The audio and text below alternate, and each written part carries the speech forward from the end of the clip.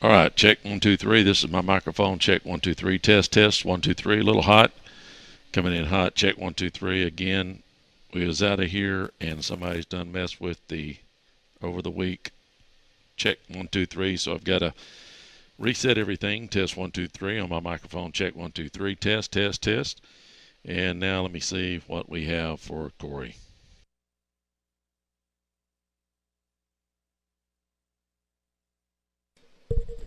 Check 1 2 3. Test test. Check 1 2 3. Test. Check 1 2 3. Test 1 2 3. Check 1 2 3. Test. Testing 1 2 3. Hey, I have a. Let me see.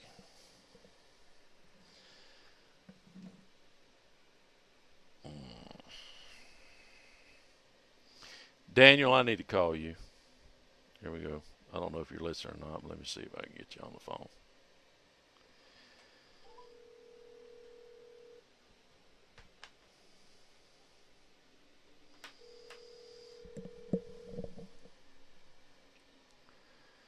Oh, help me, Jesus. Yes, sir. Hey, I need. Do we have a spare broadcast headset with a microphone? I've got one that's got a short in it on the actual monitoring side, not the actual microphone, but the monitoring side. I didn't know if we had a spare at the station. So you need just wired XLR, right? Yeah, with the headset and microphone built in, XLR, and it also needs a 1/4 inch on the other end to go into Yeah. monitor. I didn't know if we had a spare. That's all I was asking. Because this thing has got a short. Now he can deal with it.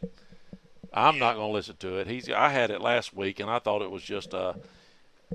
He said he's never had a problem. So evidently, what happened last week? Somebody come up, a kid or an adult came up here and was playing around on it like they owned the place. I guess I don't know what happened. Yeah. So So you need just a regular.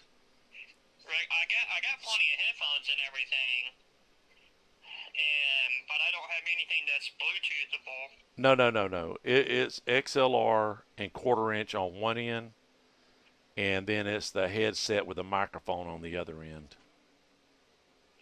So it's a broadcasting setup. So you've got. I'll take a picture. Let me take a picture of it Yeah, real yeah. quick. Send me a picture Hold on. because. I'm doing it right now while we're talking. Alrighty. So you should get that one, and then on this end I've got. Alright. And on this end I've got. You'll see I've got 1/4 inch on the top of my. What you got there is you've got your 1/4 inch for your microphone on the mixer board, and then where my hand's at, that is my monitoring box that splits, and there's a 1/4 inch. So on one end of the wire, you've got XLR and 1/4 inch to go in to. Now I could use a send on my box, but I've only got one send. I have I can. XLR female to 1/4 inch. No, no, no, no, no.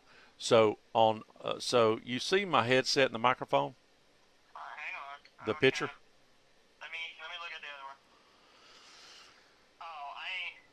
Yeah, I ain't gonna have anything like that. Yeah, I didn't know if we had a spare or something like that. So we may have to look at ordering. Yeah, we don't. All right, that's fine. I could. Well, that's okay. I will. I'll just look around on Facebook Marketplace or something, just see if we can find something. Okay. And I'll have Chris. the only other thing I could do tonight is I might. I tell you what. I might have a solution. Actually, I think I do have a solution. I might put him. I might put him on. Scott ain't gonna be here on the sideline, so I may let him hold the handheld and use his. He can just use his headset. It don't have no short or anything, so we might go with that tonight. We'll double check it. I'll check it. All right. I'll get Chris to order another one for you. I don't know if he can do that. They're pretty daggum expensive. Well, We're talking about $1,000. So unless you can find one used. I'm pretty sure. All right, that's okay. Look, I'll let me figure it out. I gotta look. I gotta. Are you on YouTube yet? Yeah, I've got it there. Just hang on a minute. We're gonna get a lot of feedback because I've got you on speaker, so you're gonna hear. It's Yeah, gonna be I hear you on YouTube. okay. All right, let me go. I'll call you in a minute. All right.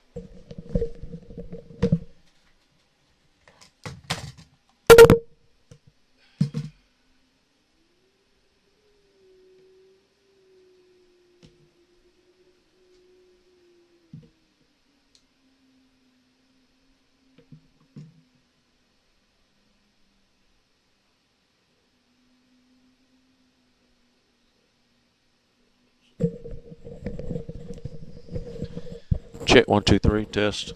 All right, let's see here. I got this. I don't have him though. Check 1 2 3 test test. Oh, do I got to turn that on? What's that? Hold on here.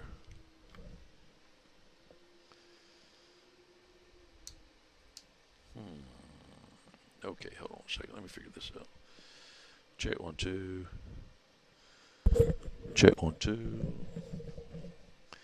All right, he's okay. This is a monitor. Why is that not working? Check check. Okay, let's see. Check check. Oh, check check check check check. Check 1 2. Check 1 2. Check.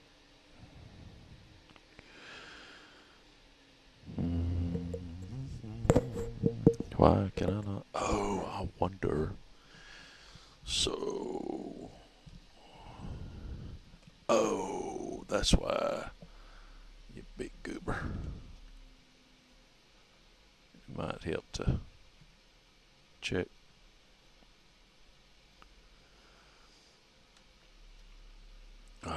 Check, check, check. Why is that going on?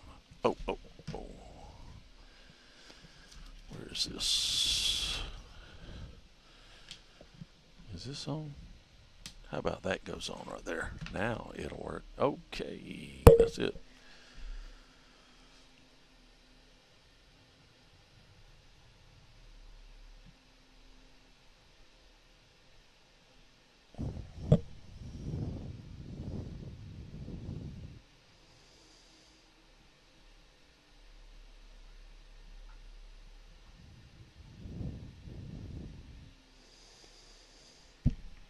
All right, check 1 2 3 test.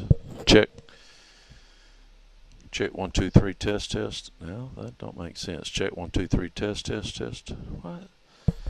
Hold on a second. Test. Let's see. We got that goes there. What is going on here? Check 1 2. Okay, there's a sensitivity button there. Boy, that is.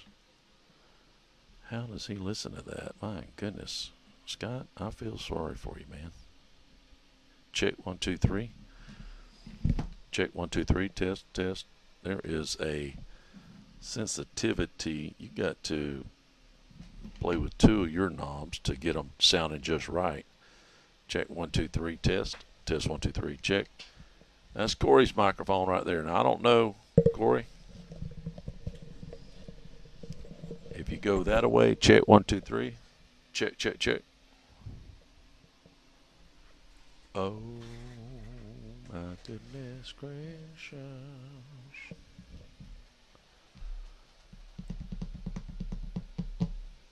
I got bad news.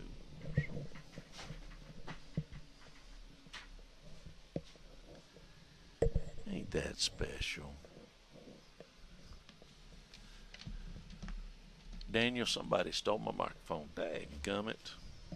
They come up here and stole my microphone. I mean, that's sort of my fault. I didn't think nobody would steal a microphone, but they stole my wireless microphone. Ain't that just special?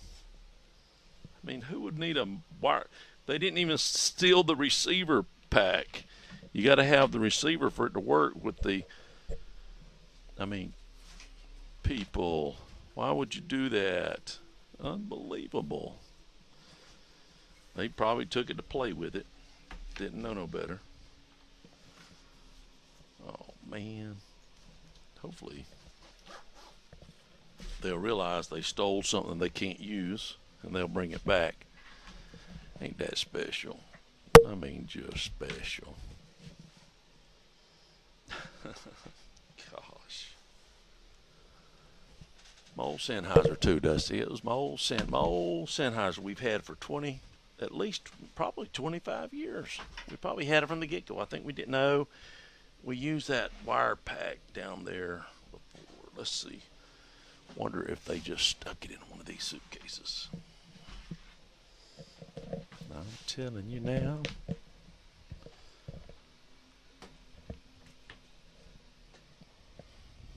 Nope. Nope.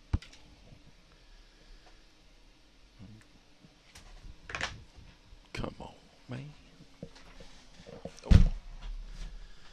Can't cry over spilt milk at this point.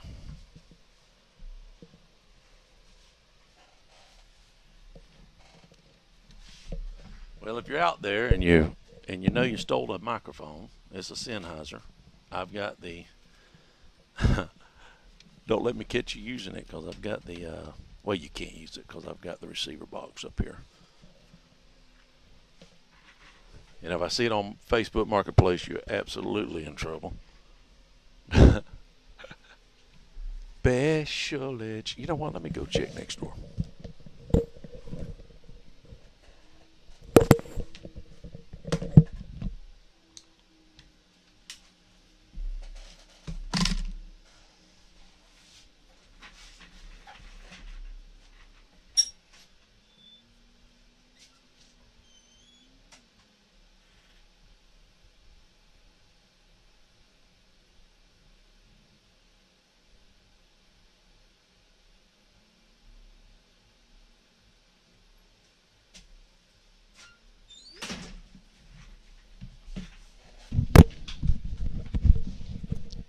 Well, bona fide somebody put it over on in the next box and left the power button on.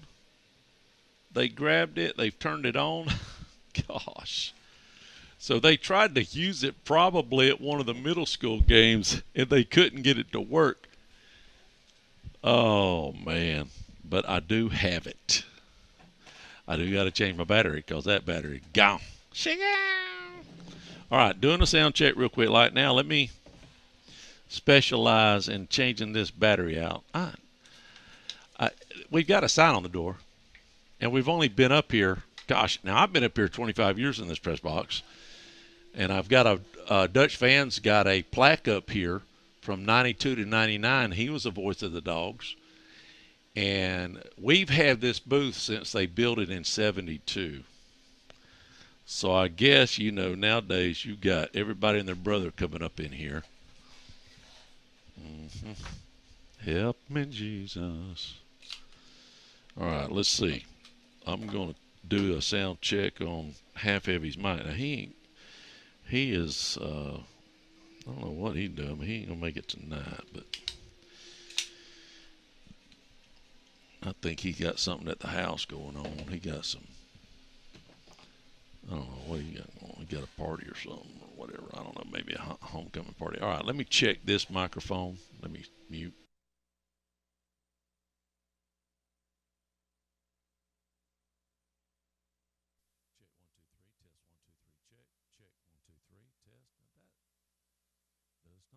Sense to me. Check 1, 2, 3. Oh.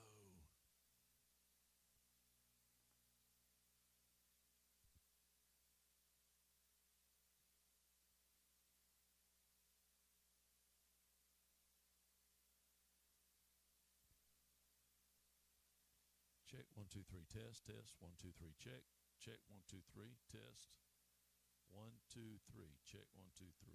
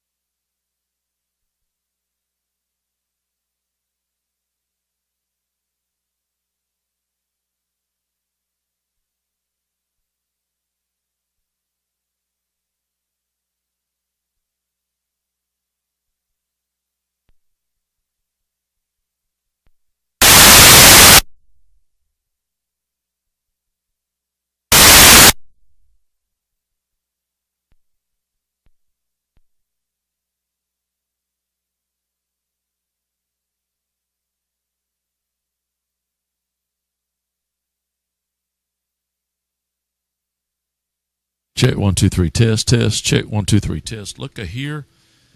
We have got music. We have got music. Check 1 2 3 on the sidelines. Look here. Check 1 2 3 test 1 2 3. Microphone working pretty good. All right. Sounds good. Sounds good. Check 1 2 3.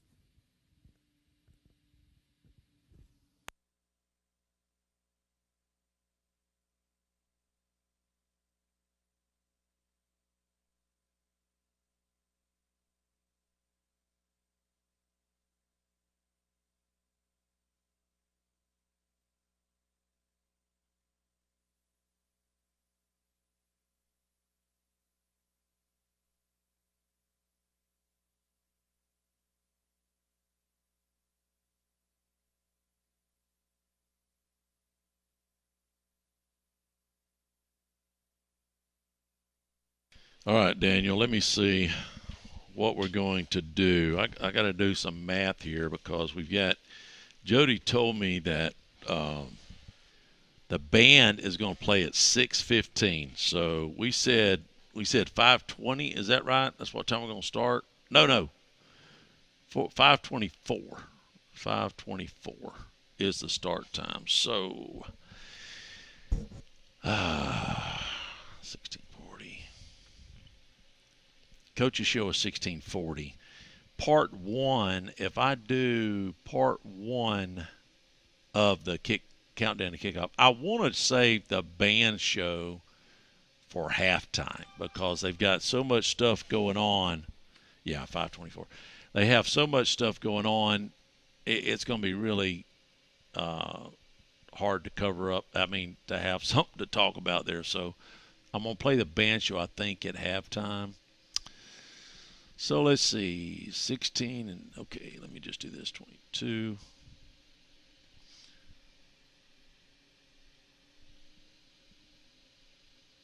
Okay, that's a minute.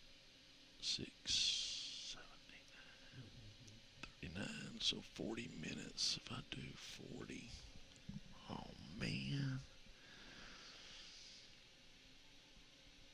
Ah, shoot. That is not going to work out good.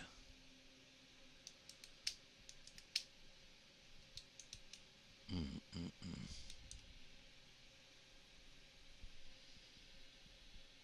13, 16, 22, 2, 3,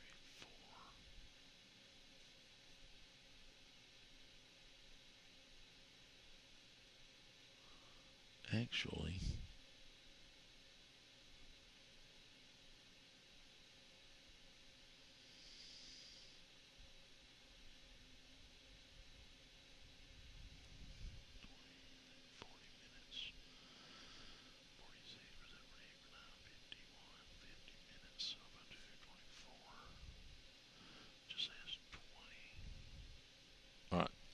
I'm going to play the band show twice. That's all there is to it.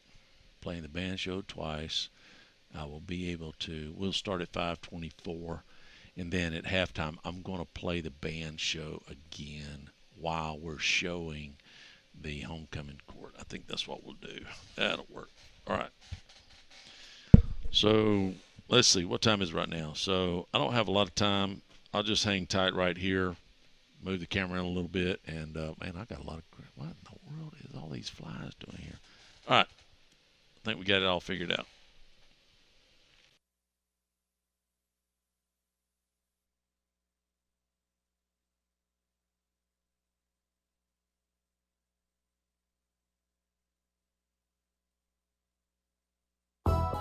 Snow in Northwest Florida, it can happen.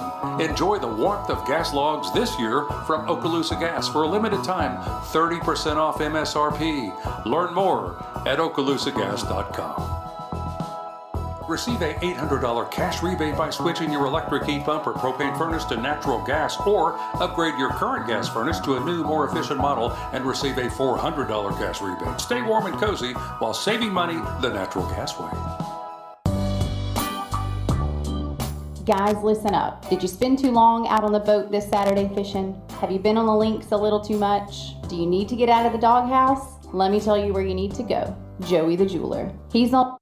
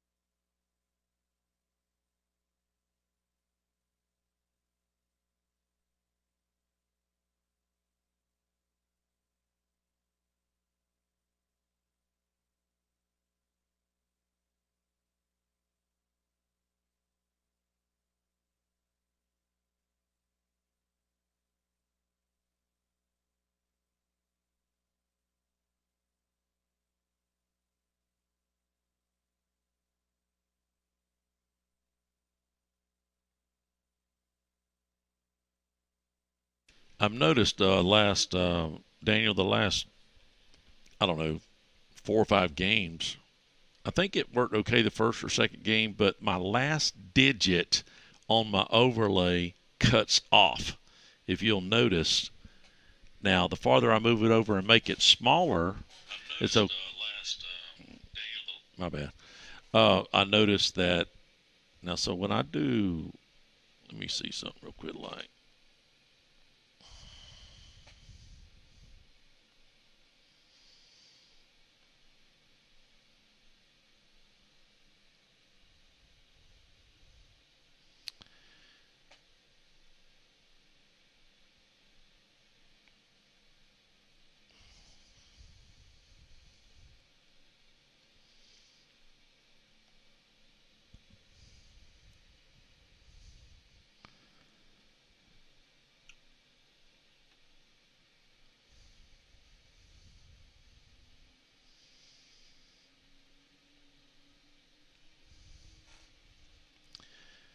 so those pop up okay, but it's when I add numbers, I think, to that.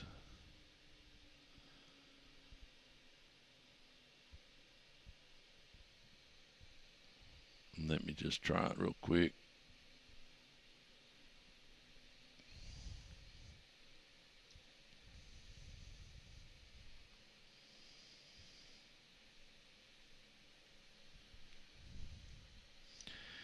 That is really strange. I don't think it's. That's weird.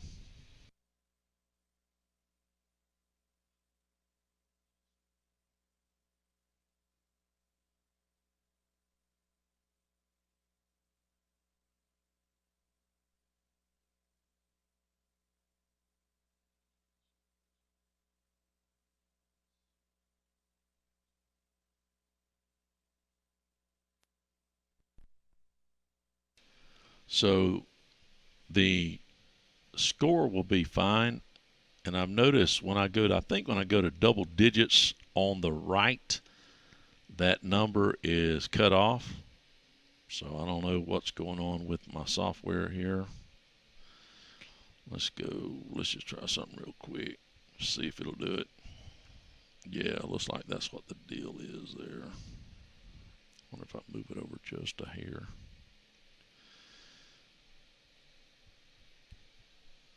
No, I don't understand.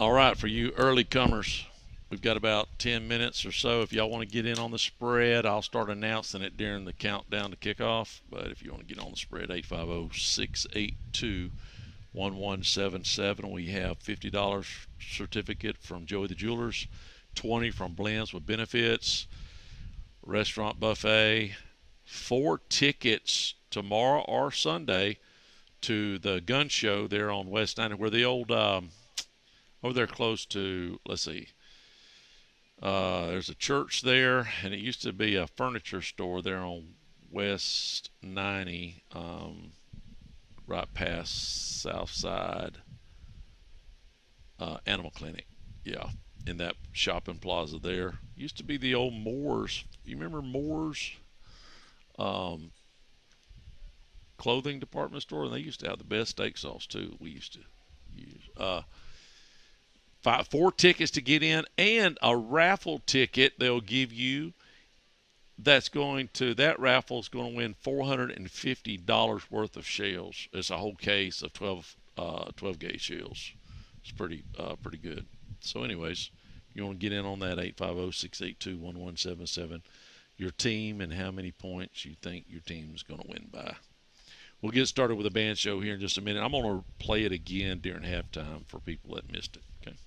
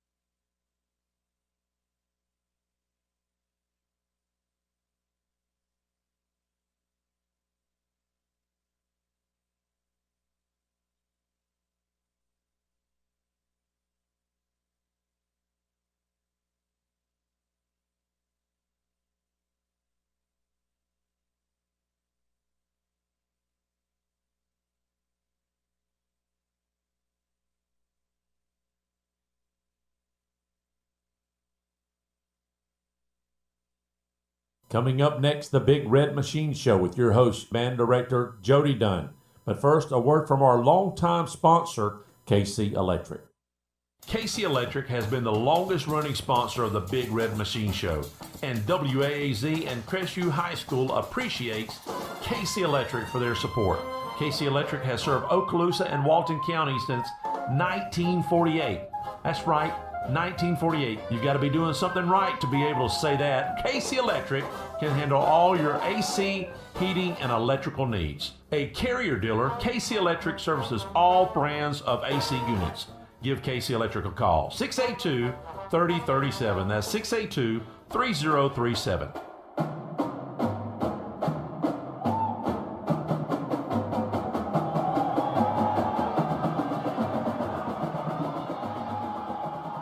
Good evening, everybody. Welcome to another episode of the Big Red Machine Show here on the Good Country, WAAZ FM 104.7, brought to you by our longtime sponsor, KC Electric.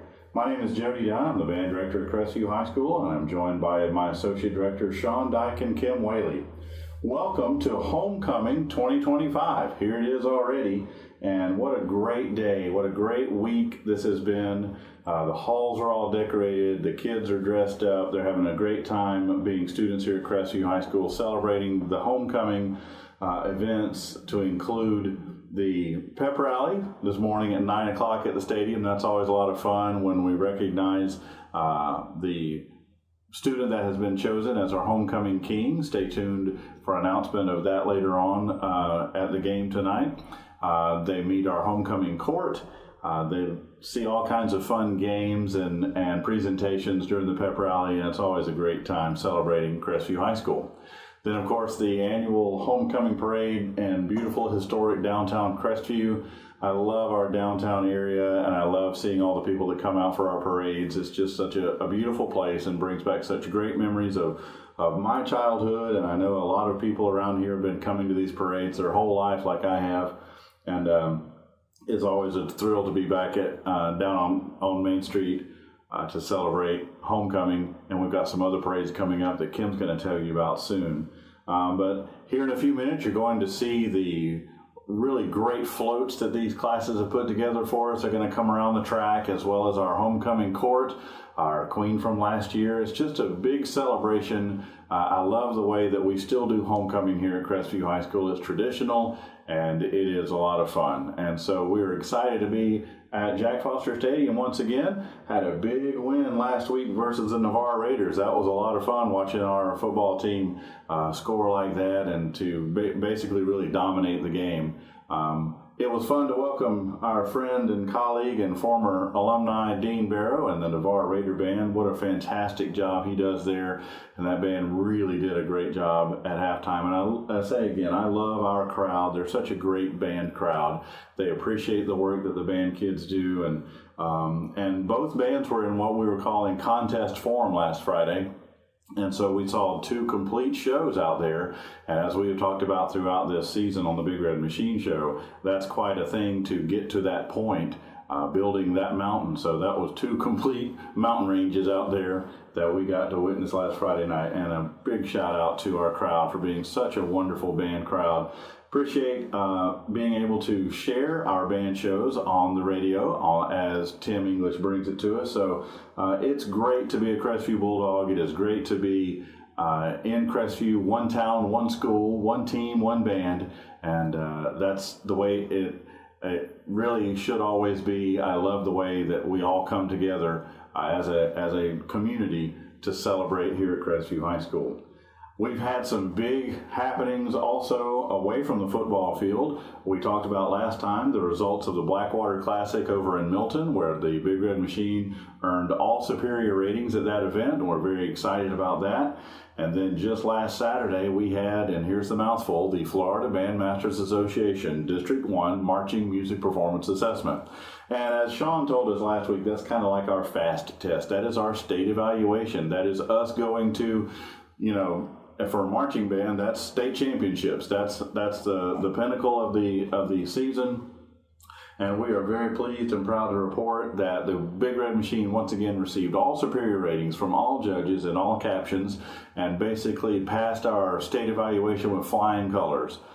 We could not have received a higher score, and that score will be submitted through the Florida School of Music Association and then be submitted to our principal as well as our superintendent as our report card for this semester. So very, very proud of the students of the Big Red Machine. And I also wanted to say this. Okaloosa County is a very, very special county for band, and I would like to announce that all of the bands in Okaloosa County, all of the high school bands in Okaloosa County who participated in our MPA last Saturday at Fort Walton Beach made straight superior ratings. That is an outstanding accomplishment, and it is not something that happens very often, and it's not something that should be gone unnoticed. And I know that Mr. Chambers, our superintendent, has taken notice of that and has something planned to make sure that everyone understands just how special that is. And so congratulations to all of the band members of Okaloosa County Bands. It's a really great place to be in the band. So here tonight, Homecoming 2025, we want to welcome all of our alumni, all of our folks that have really come home for this celebration, and we're looking for a great win tonight versus the Escambia Gators, always a tough team, and it should be a great game. So we wish the very best to Coach Grant and his coaching staff and all the players for another big win here on Homecoming 2025. Well, let's take a break right now and listen from our longtime sponsor, Casey Electric. Casey Electric has been the longest running sponsor of the Big Red Machine Show, and WAAZ and Crestview High School appreciates Casey Electric for their support. Casey Electric has served Okaloosa and Walton County since 1948. That's right, 1948. You've got to be doing something right to be able to say that. Casey Electric can handle all your AC, heating, and electrical needs. A Carrier dealer, Casey Electric services all brands of AC units. Give Casey Electric a call. 682-3037. That's 682-3037.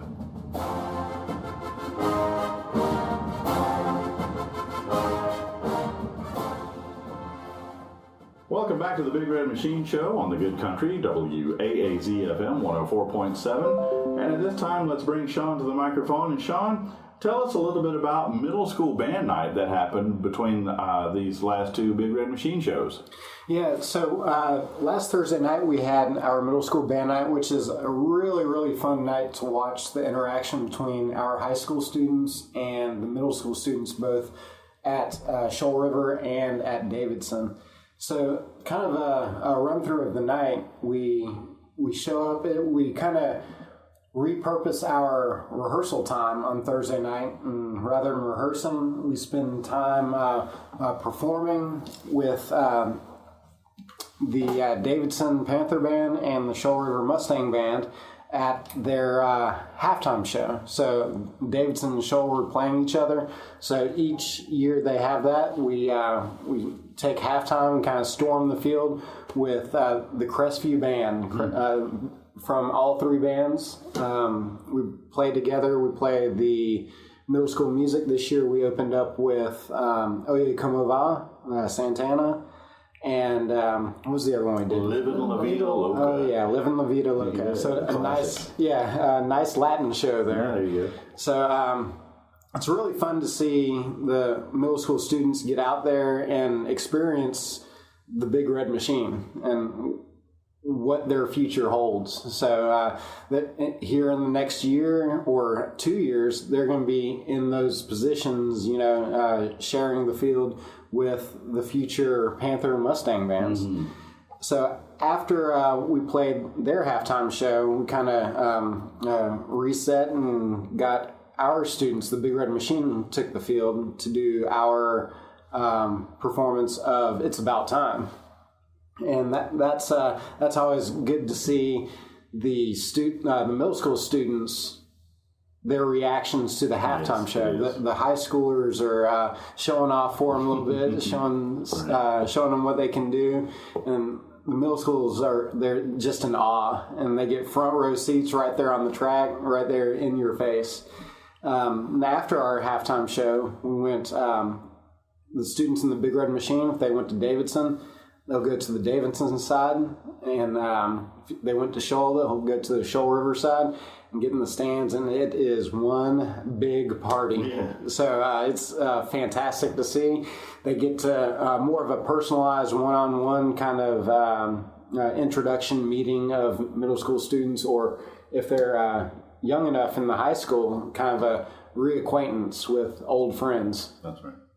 It's a lot of fun to see all those students out there, and I love being able to see the Crestview band, all of us there. And again, that goes back to what we were talking about earlier, how we all come together as one community. Yes. And it's a great thing to see the Crestview community of band students out there. And it's so unique because, well, as we know, not every county does right. high school football, and man, seeing those 500 students out on the field, it's rare to see that. And it's special. We do it here and at the Christmas parade, Miss Whaley we'll talk a little bit more about. Right. Well, and a special shout out and thanks to our middle school band directors, Gabby Torty and Matthew Morderhone at Davidson, Noemi Ruiz and Elizabeth McAllister at Shoal River. They do just a fantastic job with our middle school band students, and we couldn't do what we do without them doing what they do at such a high level. So thanks, Sean, for bringing that to our attention and give us a little recap about middle school band night. Thank you. Let's hear from Kim Whaley right now. Kim's going to tell us a little bit about some upcoming performances, both by the Big Red Machine and by some other groups here at Crestview High School. Welcome back, Kim. Oh, good to be here. Glad to be here. All right, so the first thing we have coming up post-football season is the Veterans Parade, which will be on Tuesday, November 11th at 9 a.m. in downtown Crestview. And then our chamber musicians, which we've talked about on this program often, they're going to be putting on their first nighttime recital on December the 5th at 6:30. It'll be in our auditorium here. It's free of charge, and we'll be doing all Christmas music, so that should be a lot of fun. And then the next day, Saturday, December the 6th, we'll be marching in the Christmas parade downtown at 5:30, and as Sean spoke, we'll be combining the bands again, so we'll have all the middle schools and us all together for one big giant band. And then on December the 11th, it's a Thursday night, we'll be doing our Christmas concert with our big full concert bands, and that'll be at 6:30 in our auditorium, also free of charge. So we'd love to see a lot of people come out and support them. Thank you, Kim. And yeah, believe it or not, I mean, we've gone from summertime in the hot sun to here we are talking Jingle about bells. Yeah, talking about jingle bells. That's right. As a matter of fact, the classes are already preparing that music. It's kind of fun to hear some Christmas music this time of year, but got to get them ready for those upcoming concerts. And again, we invite all of you to attend those that you can. And thanks, Kim, for bringing those to our attention. We're going to wrap it up here on the Big Red Machine Show for another day. Invite you to come go with us as we follow the Bulldogs throughout the end of the season and on to any postseason that might happen. We'll see how that goes as we get there. But tonight we again wish Coach Grant and all of his coaches and players the very best for another big win here on Jack Foster Stadium here for Homecoming 2025. So until next week, please remember that stand by for the Coaches Show, followed by all the game action with Tim, Dusty, Scott, and the crew on WAAZ-FM 104.7. And here it is, remember, once a Bulldog, always a Bulldog, and Go Dogs!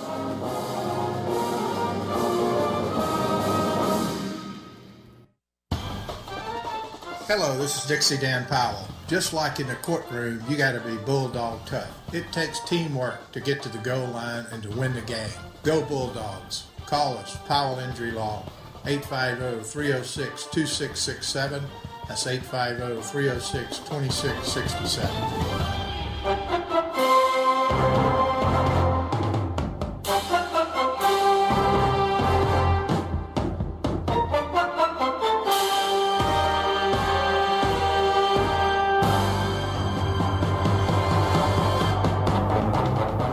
We are sitting here with Coach Thomas Grant. It sure is glad to have Thomas back. Coach, you was a little under the weather last week, but came out and, wow, what a game. I was telling you earlier, I think the last running clock we had, you had a couple your first year when we made that little run, right? Yes, sir.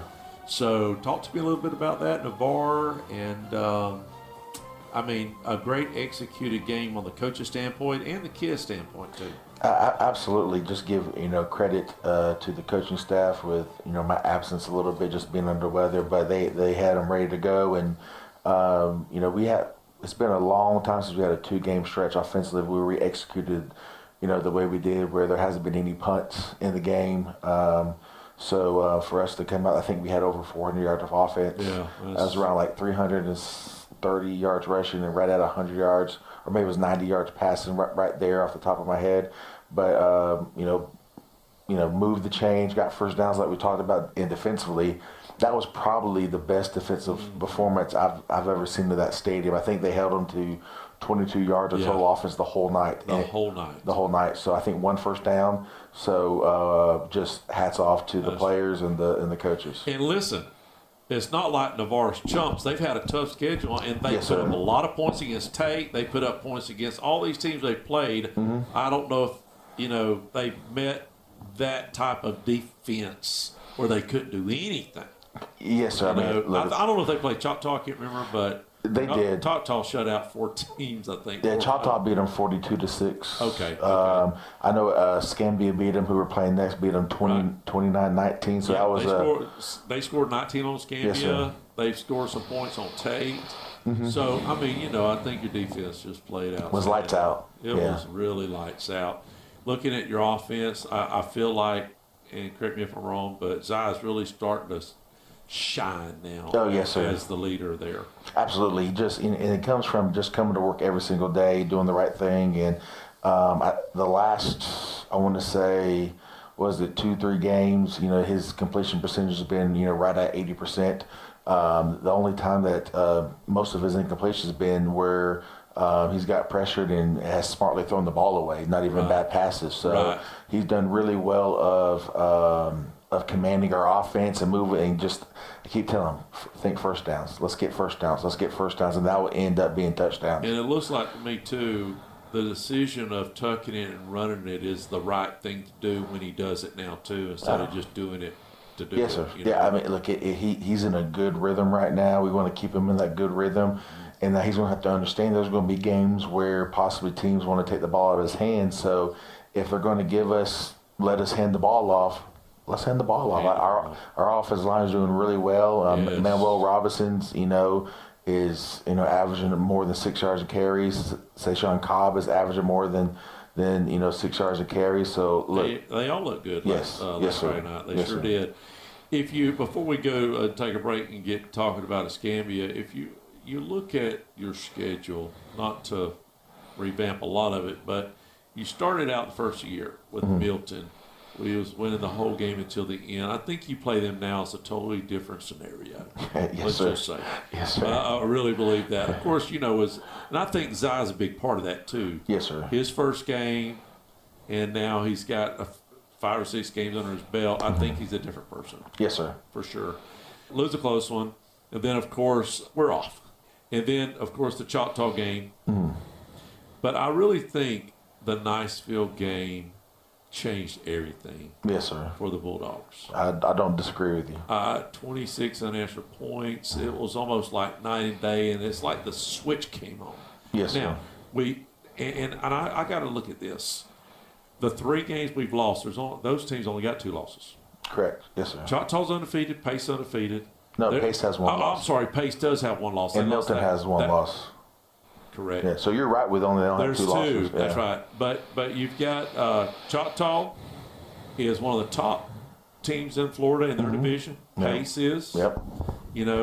So the last, and then so you look at the Pine Forest, Navarre, and Niceville game and how we've developed, and even the Pace game, the first half, we're there, 14-8.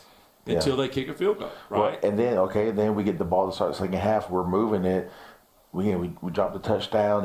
We get that. It's either 14-17 or 16-17 going for 2. So, look, I mean. So we was really close, and now it's just blossomed these last 2 games where we're hitting all cylinders right now. Yes, sir. Right? Homecoming, and we've talked about this. We really don't care as coaches we care, but we don't. It's all about the game. Yes, sir. But all the activities and everything, keeping your kids focused and all that, how do you do it?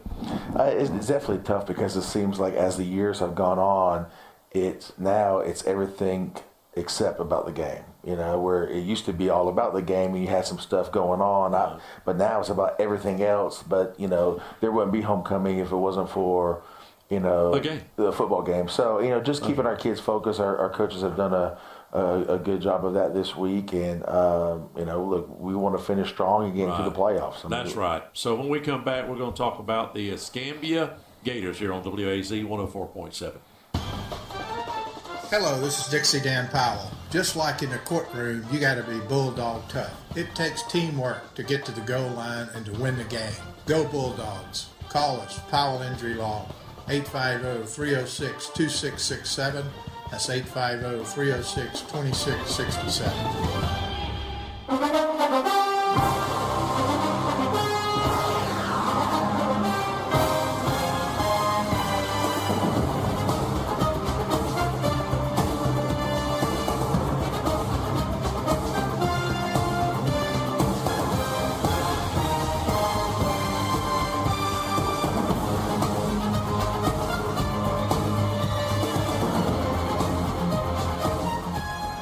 We are back here sitting with Coach Thomas Grant. Coach, this whole week we've been preparing for the Escambia who comes in. I think they come in 3-4.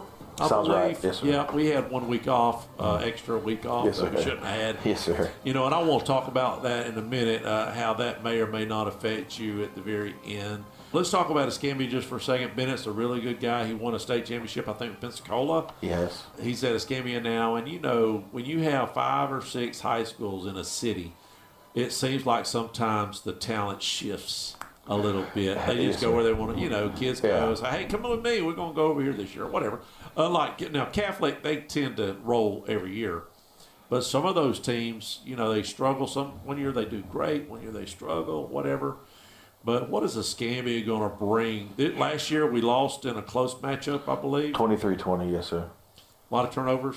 We had 5 turnovers that game. So and then they had a goal line stand on where we didn't get it in on the 1.5 yard line. So and we fought back and just couldn't finish. So where are they at this year? Are they senior heavy, new team? I mean, what does it look like? I know offensively they're kind of young on the offensive line. They throw some. Oh yeah, they throw a lot. Number 4 I think is their best receiver. I don't know his name. Just number 4. Billy Dunn is their quarterback. He was there with them last year. He started the game actually last year against us, but then something happened and a backup came in and finished the game. But he does a good job throwing the football. He can run, but he's not a runner type guy. Now, I think their 2 best players on defense is their 2 inside guys, 55 and 10. Okay. Their 1 and 3 technique, especially 10, he's really, really good. They're very, very fast on defense. They play a lot of man, cover 1. They will play some cover 0. It's a big, big challenge for the offensive line to make sure that front 4 doesn't make the plays. So, number 4, Downs, has 600 yards so far in the air, but their running back, Simpson, has 600, and he's got 200 yards out of the backfield catching. I don't know if that's strange or what it is. Yes, but you've got a couple, 2 or 3 guys there that looks like they're producing for Escambia. And Escambia's had a decent schedule. I mean, they played some pretty good teams. I mean, they played Niceville. They played. Now, let me just say this. Okay, let me just interrupt just for a second. They lost to Niceville 27-6. Okay, we beat Niceville. They beat Navarre 29-19. Close game there. Correct. We just blew Navarre out. Now, how does that? And I don't. Do you go and look at that comparison of teams versus that you played each other? And how does that match up? It doesn't. Sports is what have you done for me lately? You can't. I mean, look, each game it's its own like we may match up with a team better than somebody else and vice versa. So we just have to go out there, execute, do what we're coached to do, and let the chips fall where they lie. What are we going to on offense if they're more man? What does that do for the Bulldogs? Is there any positive there for us? Well, I mean, like the one positive, we know where the box is going to be. There's no kind of guessing at where they're moving, and they're kind of, sometimes like Navarre, for instance, they weren't as big as Escambia on the D line, so they moved around a lot. So whereas Escambia, they're really big, they don't have to move around. They got pluggers, so we know where they're going to be. Just are we able to go block them? And then as far as when you play a lot of man, sometimes there's things called rub routes and things like that you can do, or double moves and stuff like that they can be susceptible to. So if we're showing 3 receivers, they're going to have 8 guys in the box? No, 4-2 box, 6-man box. Oh, okay. Yeah, so, yes, sir. So, and then if we have a sniffer, like a little fullback sniffer, they'll have a 7th guy, but he's the man on that guy. So, with motion and some like rub routes, you have to have good communication to make sure everybody's on the same page on the back end. So, because look, when you're playing that man, and one type of separation could be a big play if you don't have great communication. So we have some things that we really like the game plan, what we're going to do. Look, it comes down to we still have to block and run, we still have to run the football. We got to figure out how do we run the football, because that's what we do. Now there's going to be things we can do in the passing game to maybe get some big chunk plays, but we have to be able to block them. We have to do our option game and let our guys run with the football that they're really good at.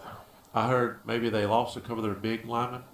I know they had a kid 400 pounds or something, didn't they? Or is he? He's one of their offensive linemen, I think. Is he playing? I don't think so. Okay, I thought he was that. But and then I know they've had one defensive end. He's been kind of banged up the past couple of weeks. I'm not sure. I don't know. Look, it just kind of just spot the ball where we're going to be ready to go. Right. We're ready to go. After Escambia tonight, we're really in the driver's seat, to be honest with you. We hold. I feel like we hold our own destiny. That's right. We're driving our own train. Yes. We're not worried about nobody else. You look at the last 2 games, Tate and Fort Walton. If we get through this game and can handle Tate, while you're sitting there on your computer, you can sort of give us an idea. But I went to Max Preps, and they've got us in the 6th slot in for our region, 6AR1. And the only other team that's in this is Pace. Now you've got some of the other teams over there on the other side of Tallahassee that's in there, but we're the only teams that's represented by Max Preps on this side of Tallahassee is Pace and Crestview. Did they updated it? Because I looked at it this morning. So they do now have Pace at 6-1. So they've updated it since I looked at it last. And how is it possible to me, Coach? Now, we've lost a little points because of strength of schedule, right? Yeah. Is that touchscreen? No, sir. No, this is public school. So they've got Tate still above us, and I'm not, whatever. So that game's going to be very important. But on Max Preps, we're above Tate. Absolutely. Yeah. So we don't know. Don't they use Max? They supposed to use Max? I thought they used Max Preps. At one point they tell us yes. No, there is no transparency when it becomes between the state of Florida and the coaches of what they tell us. And it's kind of frustrating, to say the least. Yeah, so if you look at the strength, we're in our region, we're number 5. We're above Pace, we're above Tate, we're above. I mean, Tate don't even have a strength of schedule, really, to be honest with you. I mean, if you look at Tate, they're at minus 0.28. We have them by 8 points on the strength of schedule, yet we're below them 1/10 of a point. So I don't know how this plays out. As far as the wins and losses, how many points you get? It's going to be very telling of how it plays out this year, because then I think after this year, depending on how things play out, will kind of tell us how do you schedule for the coming. Because right now, with their formula, is saying that it's better to just schedule wins and have a strength of schedule. That's it. Yeah. Because the wins right now for Tate, they ain't played nobody, just to be honest with you, Coach. The losses that they have is who is a better team.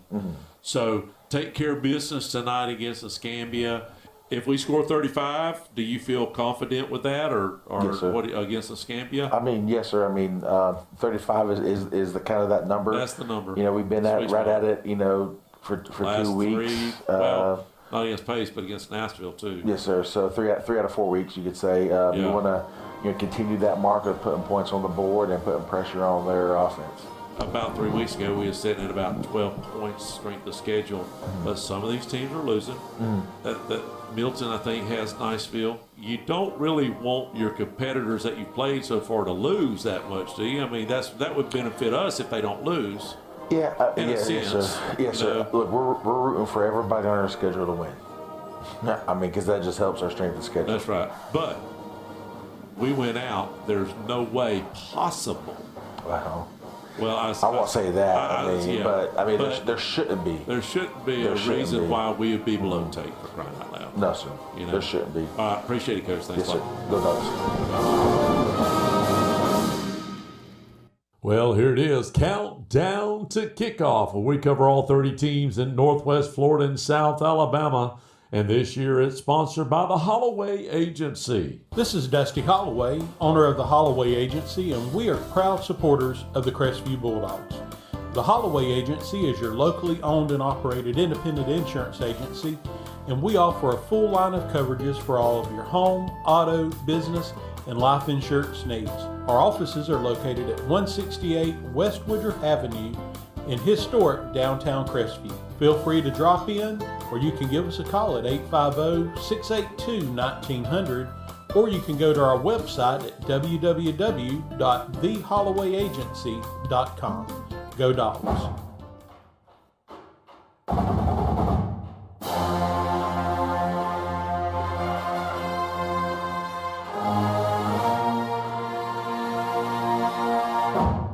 Welcome to Countdown to Kickoff. It's homecoming for the Bulldogs. We have the Escambia Gators in. If you want to get in on the spread, 850-682-1177. Appreciate the Holloway Agency for sponsoring again this year. It's week 9. Week 9. Where'd it go, Dusty? We talked about this last week. It just seemed like it's just disappearing. And we even had no real football weather yet. Not real football. We had, I thought. Tried. Listen, last week I fooled everybody. I fooled myself. The air conditioning was working so good. I kept on saying, my Lord, this is the nicest football weather we've had in a long time in October. And it was because the AC was so cold. And I guess one of our sponsors come up there and fix it. Oh, well, Hana Heating and Air, they got it working right. But anyways, 850-682-1177. It's homecoming tonight. We've got a lot of festivities. As you can see on we've got the camera. If you're looking on YouTube, you got all the floats lined up. We had a tradition for years about homecoming and floats. Do you remember what it was? Trivia question. Yeah, it was. I think it became two. There was 2 classes that won. At one float. Time, it was one. Right, which was Connor's year. 07. Yep. It was who at 08. We asked if you could guess at who won the floats all 4 years, freshman through senior year, and now we had another one. It's only been 2 so far, right? And I believe it was Chandler's. Was it Chandler senior year? Yeah. I couldn't remember if it was Madison or Chandler. What year is that? Madison graduated in 17, and Chandler graduated in 19. So 19, the class of 07 and 19 is the only classes to win it all 4 years. So that's pretty neat. We had that trivia going on for a long time, but.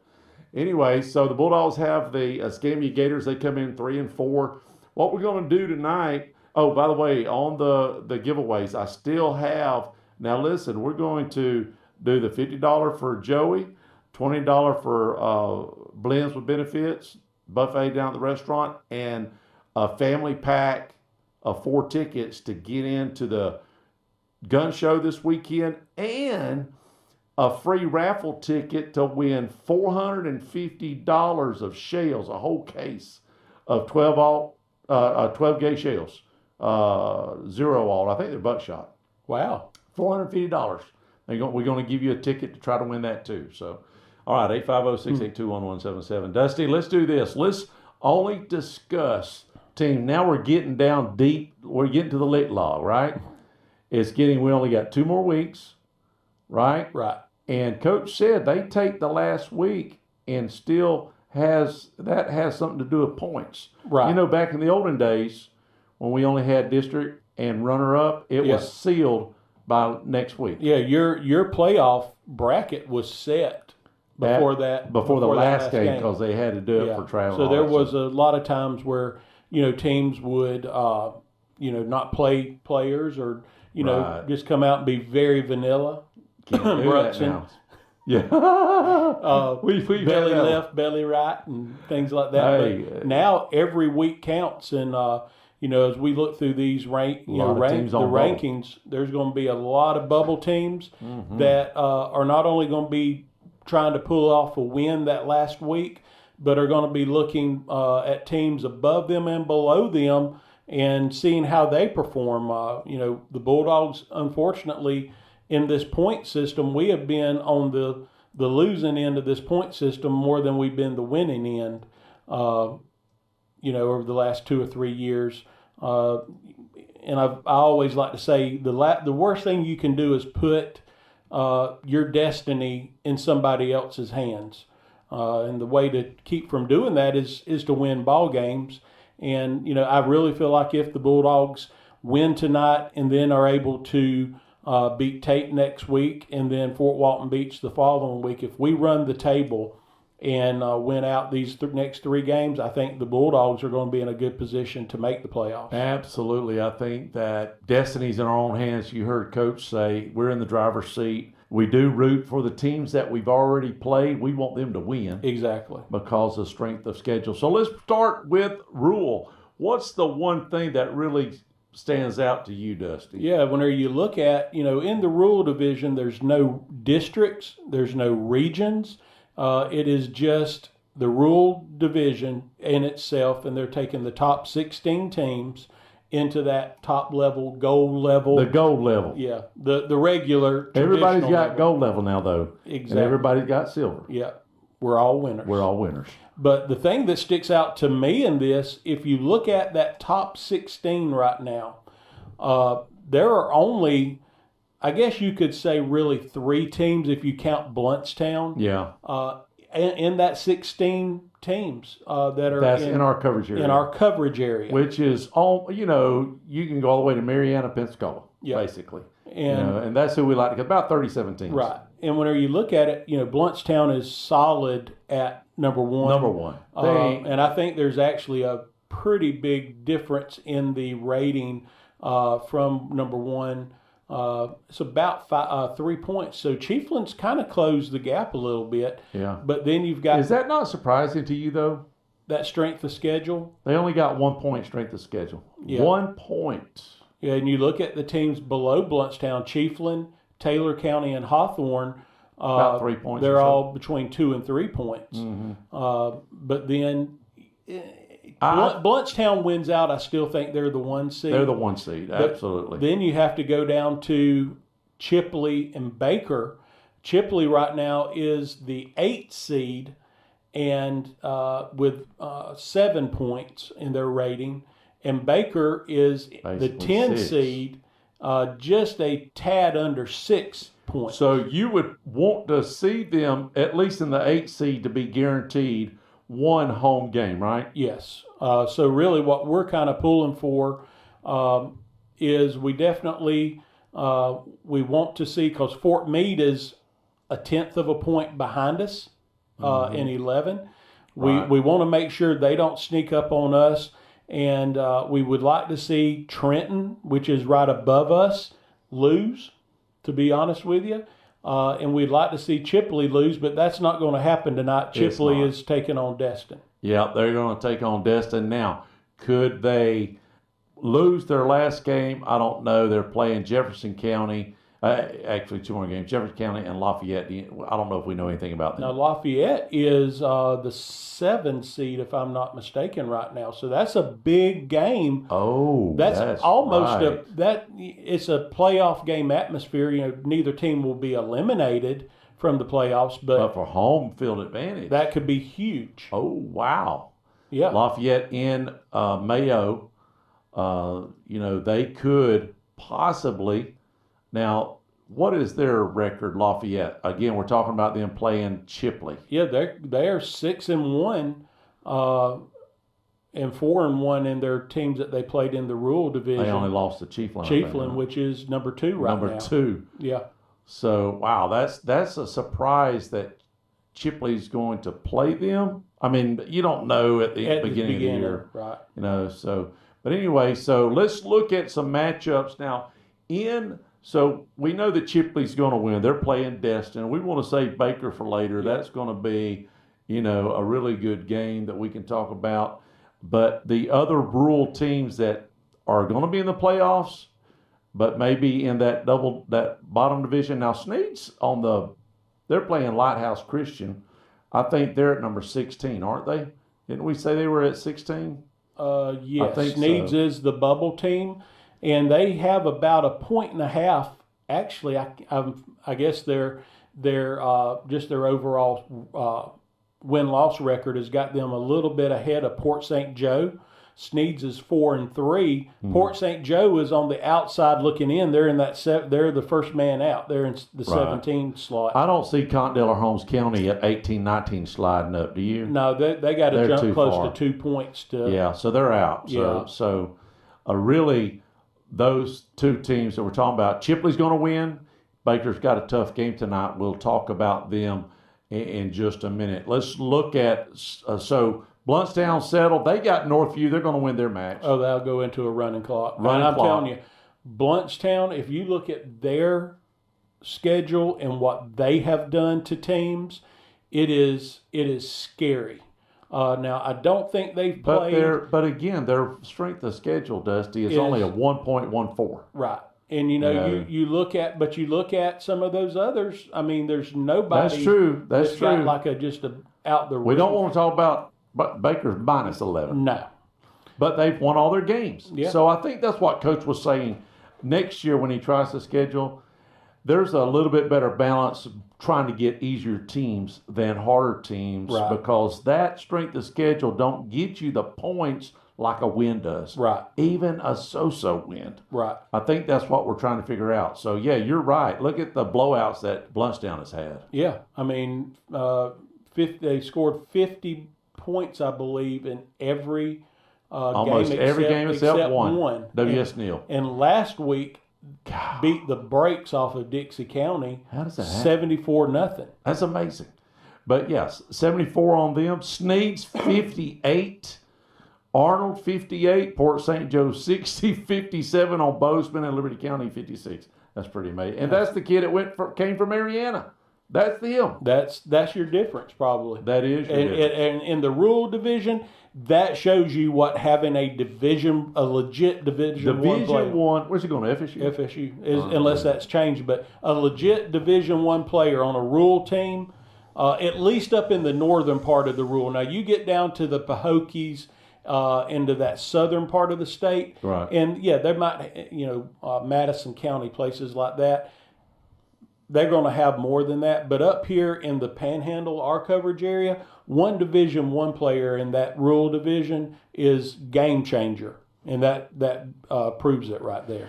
We want to save the Baker game for just a little bit later, but let's look at 2AR1. So Catholic's at 2, South Walton's at 3, Freeport's at 6, Bozeman at 7. When you look at where they're at right now, do you see any movement at all, Dusty, on these teams? Really the only movement that I see, South Walton and South Walton and Catholic play next week, I believe. Yes, they do. Yeah. Catholic's off this week. Right. So check this out. South Walton is playing Wakulla. They're 5-2. They're bad to the bone. They're ranked 5 in 3A. Wow. And then they're going to turn around and play Catholic while Catholic's rested. I don't see. Now, Walton is in the 3-hole right now. South Walton's in the 3-hole at 7.5. Mm-hmm. Let's get rid of those other two digits. Yeah. Let's say they lose to Wakulla. Now, strength of schedule will still. I don't see them losing that many points to drop to the 8-hole. No. The 8-hole, the 7-hole is Bozeman with 1.1 point. Because even though South Walton could possibly pick up a loss tonight to Wakulla, and even next week. Yeah. Now, I think at 7.5, if they lose to Wakulla, it's going to be a quote quality win, a loss. Maybe lose a point at the most. Yeah, which was still going to keep you in the 5-hole. Well, if they flip flop with Florida, they'll still be in the 4-hole. They'll be in the 4-hole, and I don't see them going to the 5-hole. Baldwin High school is 4.2. We're talking about 2A Region 1. And we have Catholic at 2, South Walton right now at 3, Freeport at 6, Bozeman at 7. And Bozeman's at 1.1. Yeah. I do not see South Walton dropping out of, unless there's a district winner that's got to be, right? And that could be District 2, Bozeman. You look, Bozeman's going to win the district. And they are. If they beat, so if they don't move in their seeding, but they would host the first round regardless. So it's North Bay, Bozeman, Rutherford, and Marietta. They're going to win that. They play North Bay next week, and they're going to beat North Bay. Yeah. Bozeman's in at probably 7. They're not going to go up. So they'll be a district winner at 7. That'll 6 knock or 7 at the worst. Yeah, I mean, biggest. that'll knock one of the top 4 out, right? No, they'll as still, far as a home game. Home game, right. The That's seeding stays the same. Right. You just kind of you'd overlook that, and Bozeman, if they pick up the district championship, would automatically host a first round game. Yeah. And looking forward a little bit to that Pensacola Catholic South Walton game next week. Just say South Walton finds a way to pull a win. I ain't gonna say an upset because they're playing good. Yeah. But say they beat Catholic. They're next not week. going to catch them. Catholic is over 5 points ahead of the third seed South Walton. Even with a loss next week, Catholic's still going to be probably 10 or better point wise. So Right. I see Catholic even next week with a loss staying as the number 2 seed. Now let's talk about this. And now that we're in the 2A, let's mix in Baker. Baker's at the 10 seed in Rural. We talked about that just a little bit. They're 8-0. They're playing Freeport tonight, Dusty. And it is at Baker. So Right. that helps. But Freeport's sitting here in the 6th spot at almost 2.5. What is that? Almost 3 points ahead of Bozeman? Yep. Just a tad under 3. Okay, say 2.8 or something like that. Yep. So if Baker can somehow pull out the win, first of all, we know that'll help Baker. Oh, without it. Baker's going to slide up, right? Yep. Would you say that? I would say that would be the case. Yeah. Would Freeport drop enough? If they look at strength of schedule of your opponents, it's not going to help them. No, it's not. Because Baker is like negative 11 -11 on strength of schedule. So if they get beat by a Baker team that's got a minus 11 point strength of schedule, do you think tonight that Baker can hang with Freeport?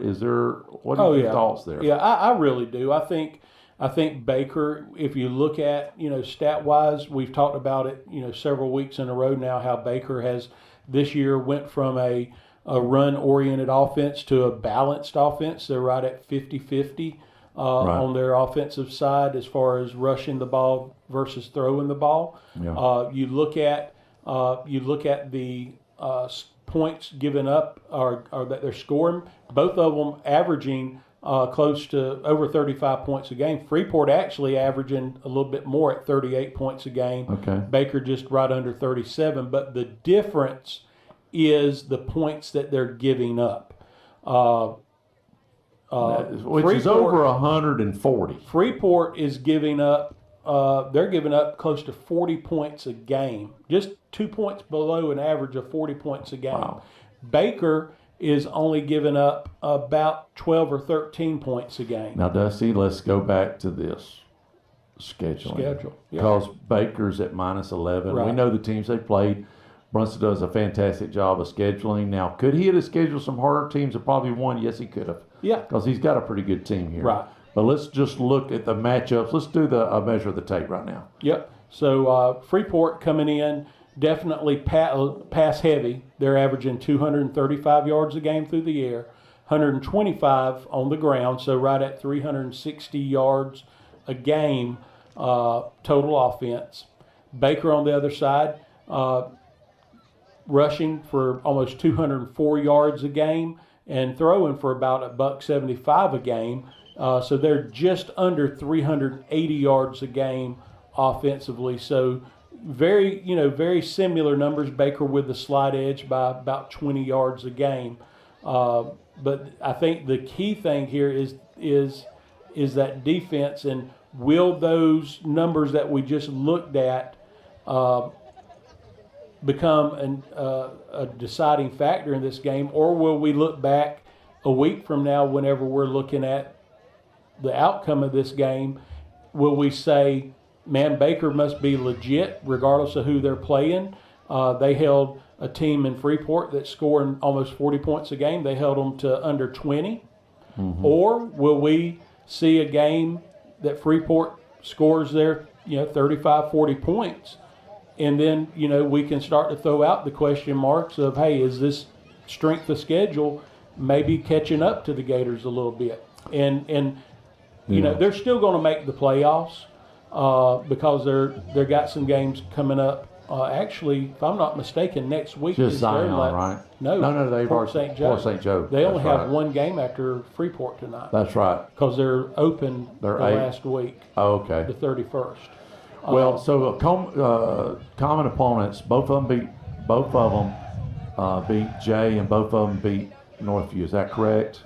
Yeah, I got that right. Yep. But what I see differently is Baker only scored 22 points, close game against Northview, right? And Freeport scored 48. I don't know if you can look at that and say anything or not. I don't know. There was about a month difference between those games, so that's true too. Injuries and just development of teams. Mm-hmm. It's but still that's a huge difference there. Yeah. So I'm going to be interested to see in the game tonight how Baker's defense steps up and. Biggest game this year, right, for them? Yeah, without a doubt. People will say Jay just because of that rivalry that it is. But, hey, Baker has got a long history with Freeport. Yeah. And you got a team now that is in that next classification with the growth of the Freeport area. So I think this will be a very big win for the Gators tonight if they can pull it off. When we come back, we'll have more football and matchups and seeing where everybody's sitting at. If you want to get in on the spread, do it now. You're watching the festivities on YouTube. If you're not there, WAZ YouTube page, just go to it. We got all your action on YouTube also. But we'll be right back after a word from our sponsors here on WAZ 104.7. This is Dusty Holloway, owner of the Holloway Agency, and we are proud supporters of the Crestview Bulldogs. The Holloway Agency is your locally owned and operated independent insurance agency, and we offer a full line of coverages for all of your home, auto, business, and life insurance needs. Our offices are located at 168 West Woodruff Avenue in historic downtown Crestview. Feel free to drop in, or you can give us a call at 850-682-1900, or you can go to our website at www. All right, we're going to break in just for a second. Sorry about that, Dusty. I know he's listening. I hit the wrong button. Get the microphone. So here we are at homecoming. I'm sorry, Dusty. I just cut him off like a bad habit. Gosh. Just put the brakes on him. So we are here at Jack Foster. We have homecoming. We have Escambia. If you've been listening, get in on the spread, 850-682-1177. We are trying to time this just right. The band's supposed to perform at 6:15, and guess what's happening? Jody's not happy. I could look over here next door. Hey, the band's out there. The band's out there, but they're still practicing. They're still practicing. They're warming up, and it's not good for the home team. It's not a good situation. We're trying to get the band on the field. They've got a beautiful rendition. I want to hear Chicago. And we've got the orange team out there, the Escambia Gators. The only good thing about that is Emmett Smith's not playing anymore, so we're good there. The Bulldogs are still out there playing around too, so I don't know. They're trying to make phone calls. Jody right now is on the phone. They're on walkie-talkies, and they're livid. Livid. I mean, I've got 350 kids that needs to get on this field. I think they're about to wrap it up. But anyways, tonight, your thoughts real quick while I broke away. We still got a little bit more matchups, but your thoughts about tonight, coming off two great games. Escambia, now their quarterback's thrown for 1,300 yards. Yeah, So, I've made the statement. I I believe last week or maybe the last 2 weeks, that I thought Tate was our biggest challenge left. I really do. After watching a little bit of Escambia, I think Escambia is our biggest challenge. One, they have a really good athletic roster. And two, like you said, the quarterback really throws it really well. Where they struggle a little bit is maybe protecting him. So look for if Crestview can get pressure on him, because he's not necessarily a scrambler. Yeah. He will run a little bit, but he's not real evasive. So if we can get pressure on him and not give him time to throw, it's going to be a big thing for the defense. And then offensively, we need to continue to do what we've done the last couple of weeks, and that is establish the run. And then the passing game comes later. Did you realize how many total offensive production we shut down on Navarre? Take a guess. All of them? No. Yeah. They had yardage, but, I was saying I thought around 50. It was 22. Yeah, when I remember telling you, I thought 50 was a little generous. But well, I was trying to help the situation. But Coach said in the coach's show he's never been a part of a defense to do that. No matter who you're playing. We've had Hammer, we've had Lawless, we've had all these sorry teams. They get 60, 70 yards. Help me. They get a few yards. What was the team? Man, it was right post Katrina. They didn't have numbers. You remember Did not have numbers. I don't know if that was Lawless. I think it was Lawless. They had City League, holes in the jersey. Mesh, no numbers. Mesh, no numbers. About 12 players. Well, that's right. It was a serious A lot situation. of credit for them to come over, to be honest. They had very faded numbers on the front, not on the back. Your daddy said they had them on the back. Okay. So, and that was one of those teams. That was Brunson there, I think. Yeah, it was Brunson. And he's a great scheduler. And the best there's ever been. The best there ever been. Here he is sitting 8-0. He's got Freeport tonight. That's going to be a tough one. It is at home, right? Yeah. So what are your thoughts about that game? We were just talking about that. Well, Freeport, if you didn't know, they got a 6'6" wide receiver that's committed to Louisville. Probably one of the better players in the area. I've heard that Brunson he played last year. They tried to put two guys on him, still couldn't shut him down. So I see a high-scoring game at Baker tonight. I think Baker finds a way, but I think the score could be a little higher than usual. Well, I know this. They are sitting in the 10 hole. To get a home game, you got to be at 8. Okay. All right, because Rural has 16 teams in that division. The rest of them place the FIT, just like this year everybody's going. They don't, I don't think we will. I'm not calling that. I'm just going to be honest with you. Okay, but I'm just saying I don't believe in that. Your bigger teams, your bigger classifications, I don't think they're going to fall for that runner-up stuff, that whatever you want to call it. So if you don't make in our region in 6A, we're just going to play for no reason. Well, make basically a little money maybe. All right, money-wise maybe. I mean, so anyways, I think for the Bulldogs, I hate that we didn't have a game 2. Walton fell out on us. They just canceled on us at the last second. That would have gave us enough points possibly to secure something. We'll see. Really that and the overtime loss to Milton. Yes. And we should have won that game. If you find a way to win that game, we went out, we're in. You're exactly right. But the Walton game really, I think, only having 9 games could be the difference. That could be the difference. But we'll see. Tonight we have Escambia Gators. They come in 3-4. Now, you had talked about the quarterback a little bit. Some of their games. Now, next week, I want you to listen to this. Pine Forest plays Pace. They're going to lose. They're going to be 2-6. Okay. If we beat Escambia, they're going to be 3-5. They play next week for the district champs. Yeah, and look, that's why we have the point system. That's correct. Because schools were complaining that you have a 3-team or a 4-team district and nobody is really competitive, and they have 2. It's not just one. Back in the day, it was 2. It was 2. It was, and now they have 2. And you got really good teams staying at the house. Right. So that is the argument for a point system. Right. That's right. And so one of those teams are going to get in. Right. They'll be probably the 8 seed or 7 seed. They'll get one home game, but that runner-up is not valid anymore. Right. You're going to grab a team over, maybe 3 counties over, that's 8-2 that didn't win the district. And it's just a double-edged sword, in my opinion.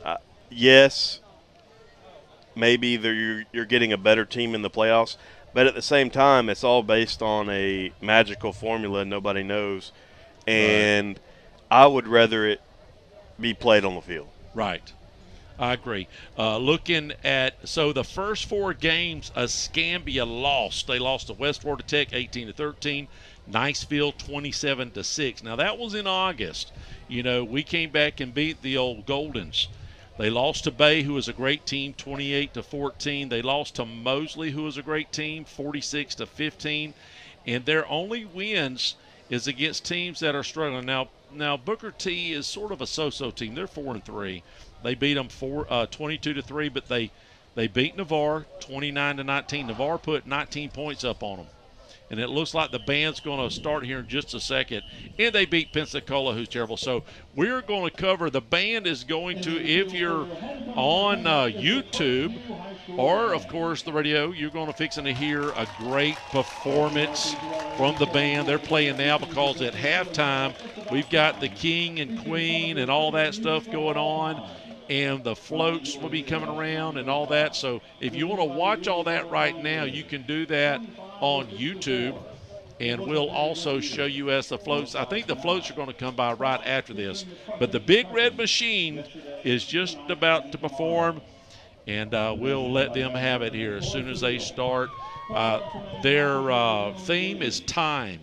I do know that they play some Chicago, I believe Earth, Wind, and Fire, just some great songs. So listen in, and we'll have a great performance here from the Big Red Machine. And then at halftime, we will be showing the homecoming court, and they're about to start. Here we go.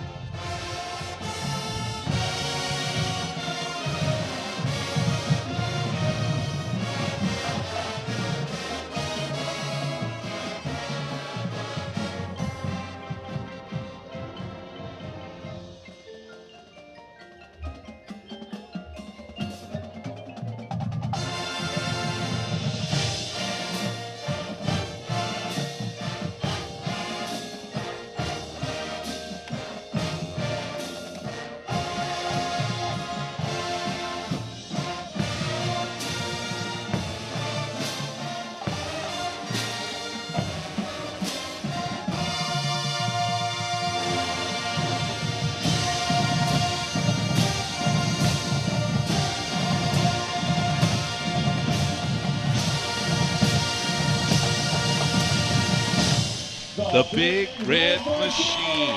What a beautiful, beautiful rendition. Again, we appreciate what a wonderful performance. Now, what we're going to do is, let's see what time it is right now. We kick off in 30 minutes. So we're going to we're going to show on YouTube the floats and the cars that come by with the contestants on them. We'll show that on YouTube, but we're going to go right back to Countdown to Kickoff Part 2 for the rest of our matchups right here. This is Dusty Holloway, owner of the Holloway Agency, and we are proud supporters of the Crestview Bulldogs. The Holloway Agency is your locally owned and operated independent insurance agency, and we offer a full line of coverages for all of your home, auto, business, and life insurance needs. Our offices are located at 168 West Woodruff Avenue in historic downtown Crestview. Feel free to drop in, or you can give us a call at 850-682-1900, or you can go to our website at www.thehollowayagency.com. Go Dogs!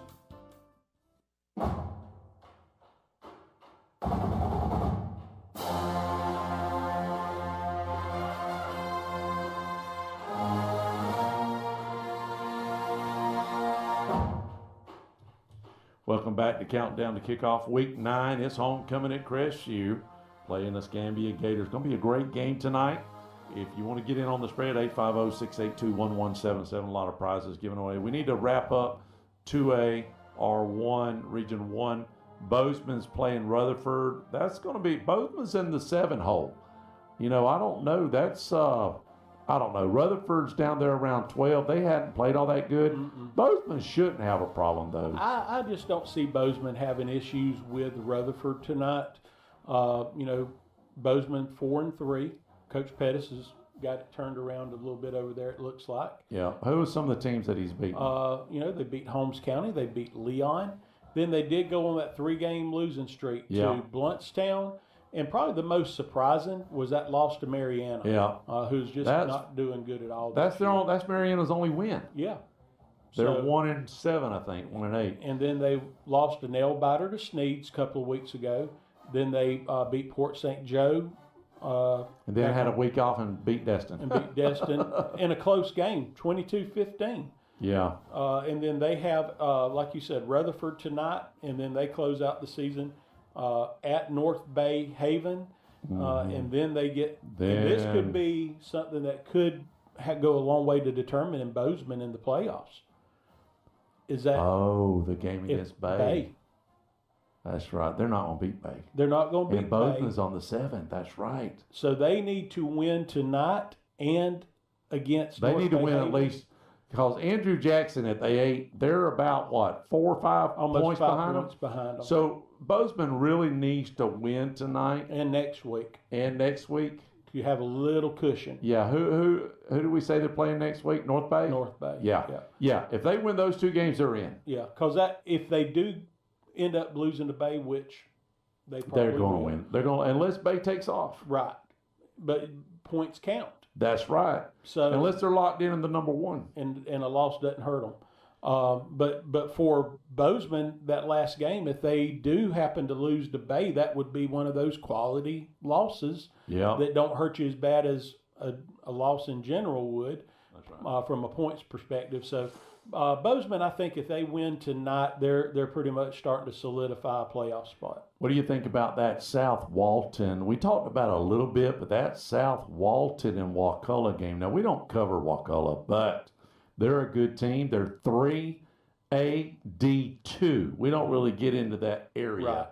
You know. But South Walton's coming in 5-2. They've played. Let's just look at their wins and go over those real quick. Like who they played. I don't think it's been a tough schedule, but let's see what they've got. Yeah, they beat Gulf Breeze. They beat Fort Walton Beach. They beat Arnold. Lost to Florida High. Then they beat Walton. Lost to Choctaw. And then last week blew out Freeport, 50-9. Wow. I wonder if what that's going to do to Freeport tonight against Baker. When you come off a loss like you just got beat like a redhead step. Yeah. I mean, just, we say that As sort they of say, tongue in cheek. as they say, you got the brakes beat off of. Brakes beat off of you. What does that do? Freeport right now's, they're wanting to stay at that 6th seed. Right. So how do they rebound from a 50-9 beat down and on the road at that? Yeah. So that's going to be interesting to see. But Wakulla, just to be honest with you, Wakulla coming in, this is going to be a really good game. Both teams are 5-2. What does the tape look like for that? They look fairly similar, but I don't know. Yeah, Wakulla's definitely putting more points on the board. They're averaging about a touchdown a game more, right at 32 points. South Walton about 24, 25 points a game. Defensively, they're both playing solid defensive ball. Maybe a slight edge to South Walton. Wakulla giving up about 14 points a game. And, Wakulla giving up about 12 points a game. So not a lot of difference there. But where the difference comes into play is the yardage. The total offensive output for Wakulla. Yeah, and Wakulla, they have one of the best quarterbacks probably in the north part of the state. Their quarterback, Owen Cleese. Owen Cleese. He's averaging over 280 yards a game passing. Right at 300. So is doing a great job. And actually, he is not scared to run the ball. He's accounting for 342 yards a game offensively. So that's 60 yards on average on the ground for the quarterback. Wow. Then you look at South Walton, their quarterback's in his own right, doing extremely well. J.D. Brown. About 200. Just under 200 yards a game. And he runs the ball a little bit. Not much. Not much, about 20 yards a game. Yeah. And then Grant Gilmore, their main receiver, about 81 yards a game for South Walton. They both played Fort Walton Beach. They both scored right at 30 points on them. So how many did they? Defensively? What did they do? On this here? Yeah.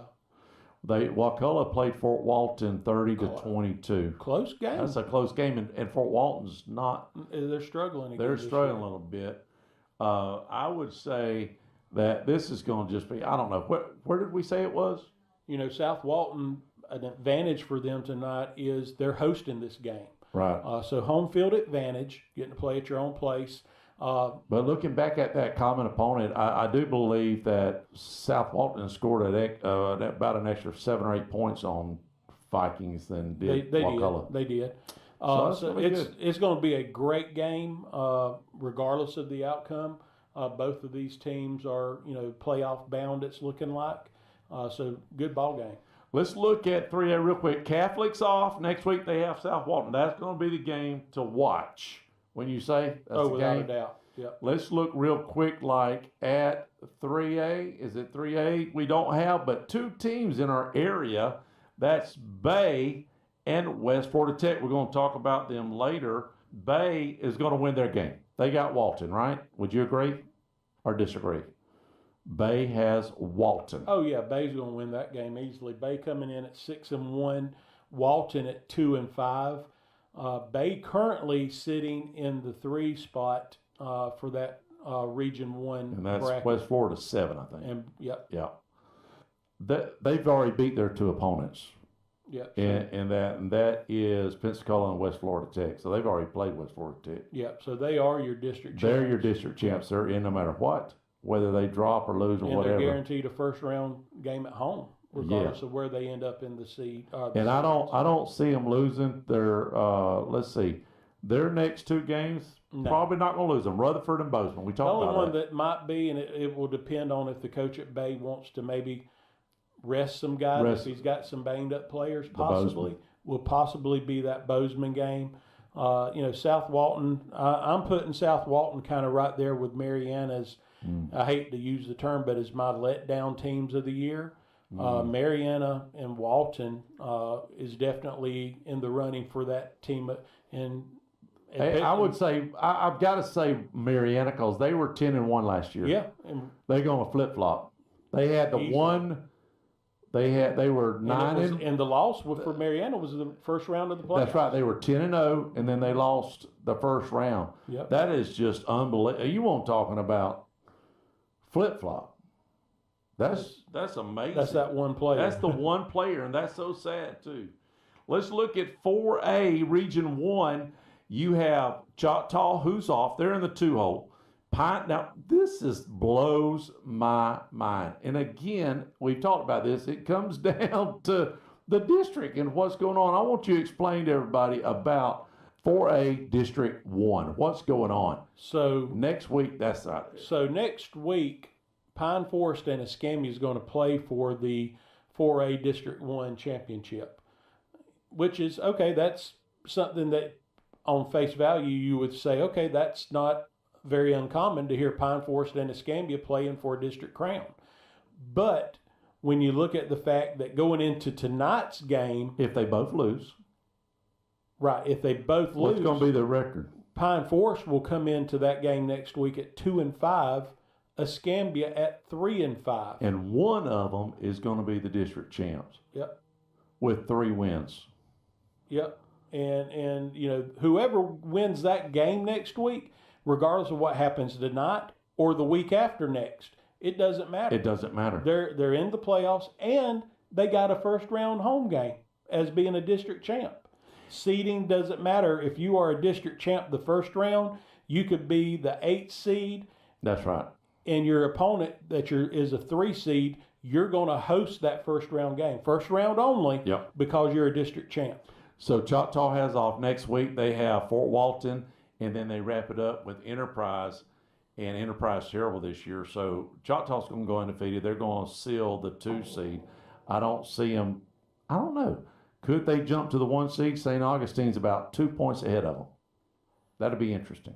They're only about, actually, Tim, they're only about a point ahead of Choctaw. Oh, you're right. Just 1 point. So if St. Augustine loses a game, Choctaw's not going to lose a game. Right. Okay? Let's just go ahead and seal that deal right now. St. Augustine, even if you call it a quality loss, they're close enough to Choctaw that could make the difference. They play Barnum Trail, Ridgeview, and Mandarin. The sad thing is, we don't know a lot about them, but any of those teams could possibly beat them. In that area, I mean, yeah, there's good quality players all around that area. So Barnum Trail 2-5 don't really. Maybe not. That you may be right about that. You know, St. Augustine, we saw them up close and personal several times. Yeah, so that we know how good they are. And then they have Ridgeview, and then Mandarin. Ridgeview, could Choctaw jump to number 1? Let's see what Ridgeview is. I thought I clicked that, Doug. There we go. 2-5. 2-5. That's terrible.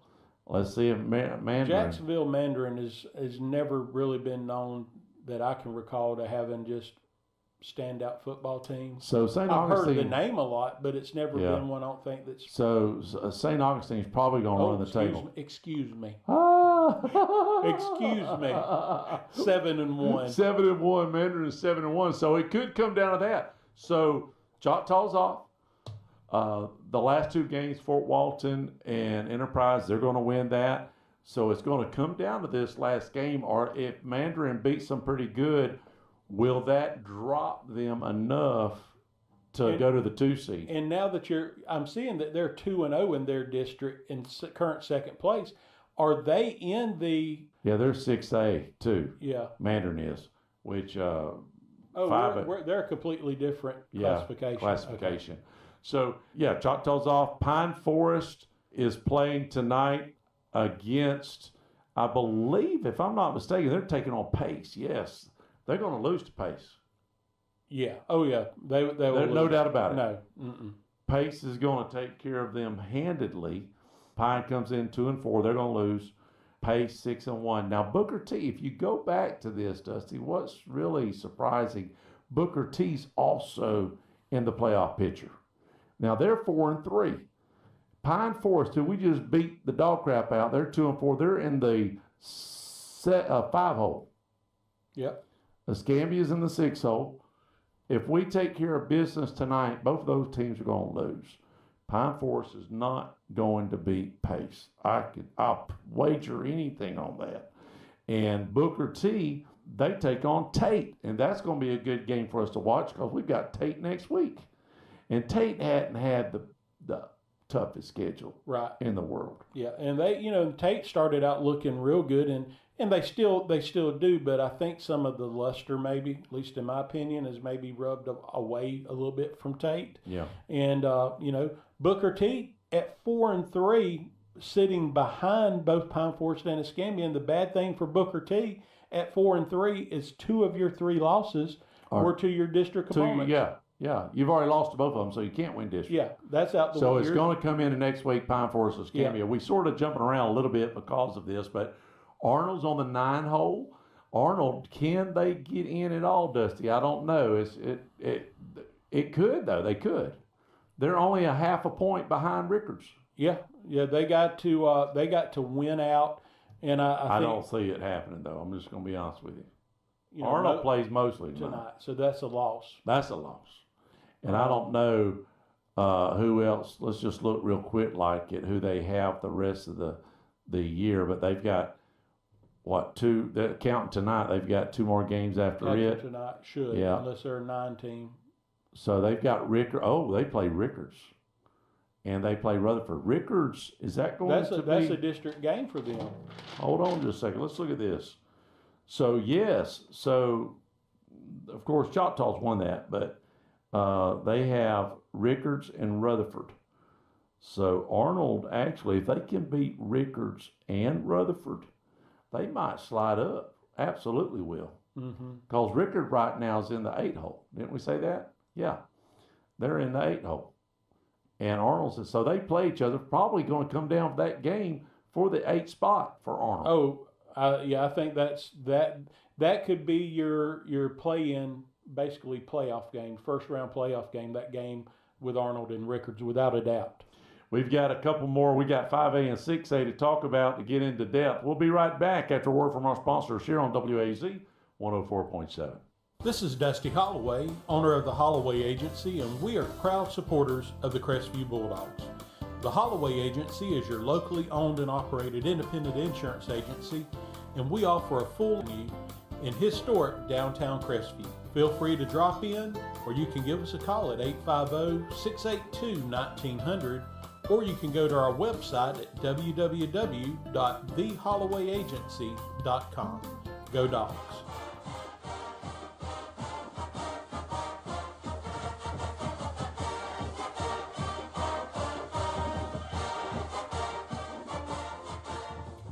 Welcome back. Countdown to kickoff. Week 9. Bulldogs taking on the Escambia Gators here at homecoming. If you want to watch all the festivities, you can do it right here on YouTube, WAZ's YouTube page. Appreciate the Holloway Agency for sponsoring us again this year. Don't forget to get in on the spread, 850-682-1177. $50 gift certificate from Joey the Jewelers. $20 from gift certificate from Blends with Benefits. Buffet down at the restaurant. And 4 tickets to get into the gun show this weekend. And a raffle ticket to have a chance to win a $450 case of ammo. So you want to get in on that. 850-682-1177. Dusty, all I need is the team. And how much you think they're going to win by. Thank you very much. All right, let's look at this. We got 5A. And boy, it could really could get tough. Now, Niceville is off. They're in the 8 hole. Next week, they have Milton and Navarre. I don't know. I don't think they're going to move on a week off. If they're in the 8 hole, they can't go up, but can they go down? I don't see it because they're 1.5 points ahead of the 9 spot. Palm Coast? Palm Coast. So they're going to sit there. All right. In 5A Rule 1, you got Mosley at the 3 spot. They're taking on Arnold. We already talked about that. They're going to beat Arnold. They're going to be 7-1. Milton's got a pretty tough game tonight. They're sitting at the 6 spot. Can Milton beat West Florida Tech tonight. That's the kicker, because the next 2 weeks, it's hold on, boys, because they got Niceville and Pace. Jeez. Wouldn't that be terrible, the great season they've had? Even if they win tonight, they really need to win tonight. I don't know how I can stress it, and I'm sure all the fans are thinking about it too, because they're going to come in. They're coming in tonight 6-1, Dusty, taking on West Florida Tech, who's 4-3. Now, the last 2 games, again, Niceville and Pace. I don't want to just say I love the Milton fans, but I just don't see them beating Niceville at Niceville and Pace at Pace. I just don't see that happening. West Florida Tech is 4-3. Yeah, and first thing Milton's got to do is they got to take care of business tonight at home. in their home game, and more than likely their last home game of the year. Like you said, right. Niceville and Pace are both going to be on the road for Milton. So 4-3 against West Florida's coming in 4-3. And who has West Florida beat, Dusty? Just looking at their schedule, have they beat any quality teams? You know, they stayed pretty much in our area. Mm-hmm. They haven't played really outside the area. Played most of their games, with the exception, I think, of Fort Walton Beach and Walton.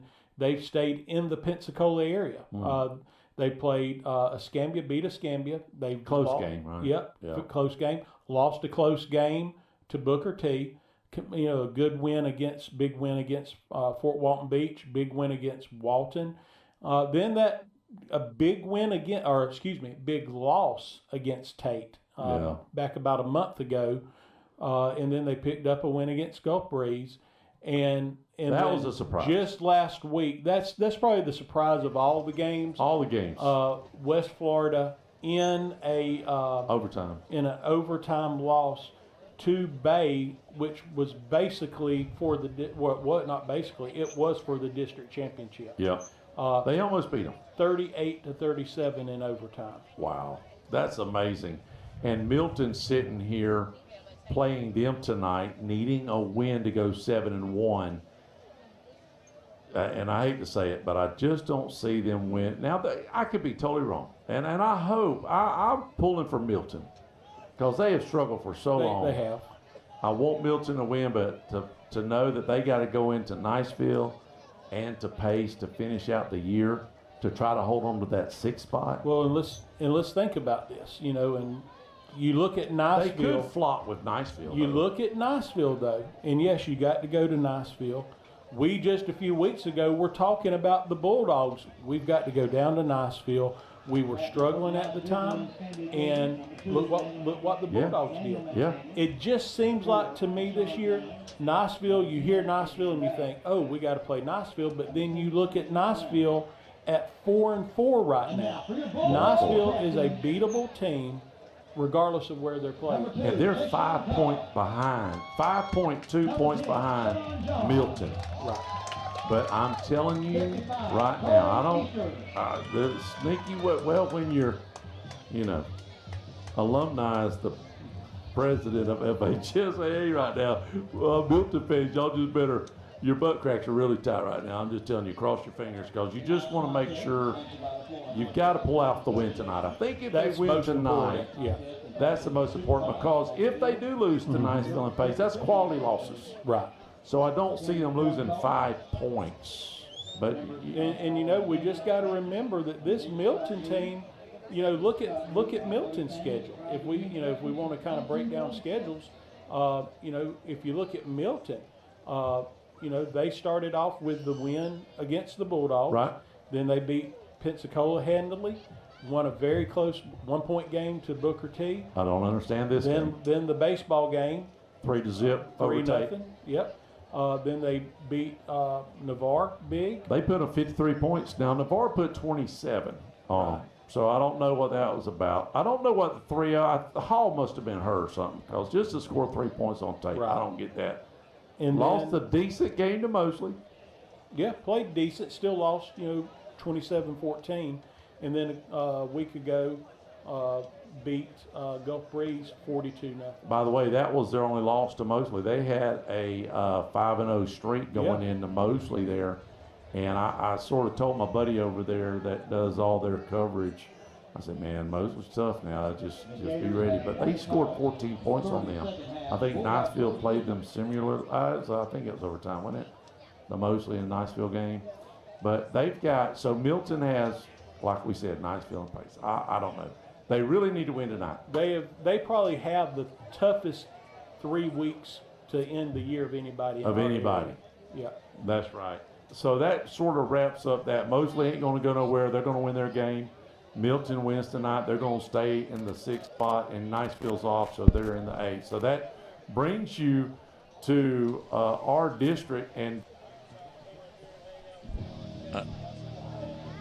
I don't think that we're going to be able to do the rest of it. We're fixing to have now the Bulldogs lost, I think, didn't they? So Half Heavy's not here. He's at the house. Got some other stuff going on, so we didn't get the actual flip. Goodness. You pay people good money. You can't even get them to show up to work. I don't understand it. What do we pay him, $500 or $600 a game? At least, not including the bonuses. And not including the bonuses. I mean, the end of year Christmas bonus. I mean, that's big time. But anyways, no, Crestview's taking on tonight. Escambia for homecoming. Last year, we fell, I think, 23-20 or 22-20. We had 5 turnovers. We was over to Escambia. Remember the bowl? We had a little technical difficulty too, by the way, if you remember that. I don't mind telling you, one of the all-time greatest cheat jobs in the history. Did I call it, though? Of high school football. I told you at that game, I said, we will not get the ball back. Was that the one? Yes, it was the one. And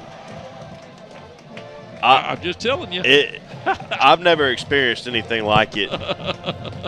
It was incredible. It was unbelievable. And that's not being a homer. That's just being it was just. Absolutely. That's correct. They called. Anyway, it doesn't even matter. It don't matter. It's been over a year. It's back. and I'm going to tell you, the juju has been for Crestview the last 2 weeks. I've never felt like being at home like the last 2 weeks. It's been absolutely incredible. I really feel like the whole year, I don't think that you can complain with the. You cannot. I think Miracle Strip's one of probably the best in the area as far as not only getting guys.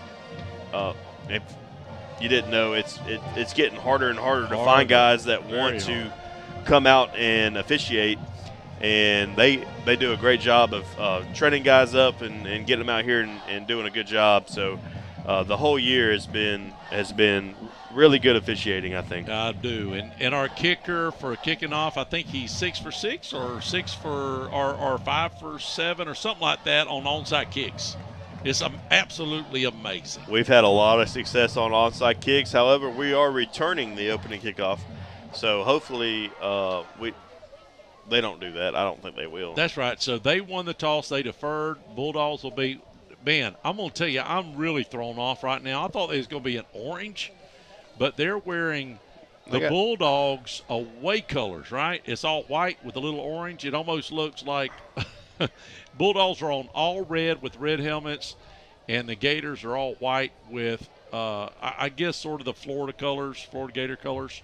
But, with bad eyesight, it looks like red helmets, but it is orange helmets. So Gators will be kicking off right to left on your radio dial, and we're about to get started here on homecoming. Bulldogs trying to go 4-3 against the Escambia Gators, and here's the kick. Yep, and Escambia puts toe on leather, and they kick it deep over the middle of the field, and it's going to take a Escambia bounce inside the 5, still trying to pick it up back there, and it's going to get wrestled down right at the goal line. So tough field position to start, maybe right at the 1 yard line for Crestview. The ball hit short of the return man, and then he was expecting a high bounce, and it kind of just skidded across the ground. I don't understand what happened there. If he didn't see the ball, it looked like you'd run up on that a little bit. Not to say you'd catch it, but at least catch it on the first bounce. Yeah, well, what happened? He was laying back for expecting a high hop, and it went low. The Sunday bounce. Yes. So the Bulldogs, one of the worst starts of the season on opening kickoff on the 1-yard line. 99 yards for pay dirt to start it off here for homecoming. Let's see what the Bulldogs can do. Tassin and Robinson start off in the backfield, standing in their own end zone. Escambia in press man coverage on the outside. Tassin going to keep it himself right up the gut and is going to get us out around the 5-yard line. 4-yard carry, 2nd down and 6 coming up for the Dogs. Bulldogs needing to just start out, and I think, like you said, we got to establish the run and then catch them sleeping and maybe pop one every now and then, no? And Tassin has really turned it around for him, a little experience, and he looks like a different quarterback. Tassin going to hand this ball off. Robinson falls forward for a gain of 2. 3rd down and 4 coming up for the Dogs. I don't know what you prefer, YouTube fans, the stuff on the top or the stuff, the score on the bottom. I was trying to do the colors. I was trying to get fancy on you, so we'll just try it out and see what it looks like. On the bottom down there, I had too much red with the team, so we'll see. Tassin with Robinson behind him. He's going to hand it to Robinson. Robinson tries to slip his way forward, pretty close to a 1st down. I think he has it out across the 11 up to the 12. Wow. 1st down and 10 for the Dogs. Great job, Eagle Eye, getting that down there. I didn't think they made it. Good eyes, man. I was like, uh-oh, we're going to have to punt. But I was thinking if we were short, knowing Grant, he'd probably go for it. Here we go. 1st down. A lot of just a single high safety so far for the Gator defense, not showing a lot of respect so far for the Crestview pass game. Crestview going to hand, actually Tassin going to keep it, and he's got the corner over here across the 20 out to the 26, but we have a flag, and it looks like they're going to get a receiver out there on the outside for holding. It's just what you don't want to do. If you're running towards, if the ball's coming to you, try to keep your hands behind your back if you can. Don't, because it'll be very obvious, and then you're exactly right. Holding on the Bulldogs on the receiver. The ball was coming his direction. I guess he panicked or whatever. So it'll bring the ball back. But the Bulldog, can I ask you a question? Mm-hmm. Is there anything going on in the stands? Because it's quiet as a church house mouse on homecoming. It's a little quiet out there. It's a little quiet. It's a little quiet, but hopefully we'll get them going just here started. in a minute. Yeah, that's right. Spot of the foul on the penalty. It backs us up to the 5. So it's going to be 1st down and about 17 from our own 5-yard line. Tassin with it, going to hand it off to Robinson. Robinson straight up the gut, out to about the 11. Going to bring up 2nd down and 10 for the Dogs. All of our buddies are, well, not all of them, but Dusty's traveling. Where's he going? To see an Auburn game tomorrow. Oh. Isn't that a good game, too, I think? Yeah. That's A&M no, maybe? that's Florida. Isn't it? Florida plays Mississippi State. Oh, okay. They're going to win. 2nd and 11. It is Texas A&M. For the Dogs. Tassin somehow gets the handoff to Robinson, and he has the corner for a 1st down and more. Finally tackled at about the 30-yard line. 1st down and 10 for the Dogs after a carry of about 17. Nice run there. Just looks very good. Now, listen, Escambia's got some great play. Do we see number 10 out there? Is number 10 their best player? 10 is their best defensive lineman, and right now he is in the game. Ooh. 3 receiver set for Crestview. You got to look for number 10. Look for Crestview to take a shot down here on the bottom. Rogers in press man coverage. He is our best receiver. And we're going to just stay on the ground. Robinson bounces it outside, gets maybe a half a yard. 2nd down and 9 coming up for the Dogs. You're exactly right. About a half a yard. And just moving left to right on your dial. After that penalty, Bulldogs were pushed back, but they picked up the 1st down. It'll be 2nd, and we'll just call it 9 or 2nd and 10. They're not really moving it. We'll just say 2nd and 10 here. Just underway, 8.5 minutes here in the first period left. Bulldogs with the ball, trying to move it down the field, and they've been successful other than the penalty. Yeah, got it all the way out to the 30. Started at our 1. Going to go play action, and Tasson's going to keep it. Tries to cut it up the middle, maybe a gain of another 1 or 2. 3rd down and 8 coming up for the Dogs. 2 more home games for the Bulldogs, but a lot of work here to try. We need a win tonight for the Bulldogs. This is, looking at the real playoffs, we've got to win out. Just the bottom line.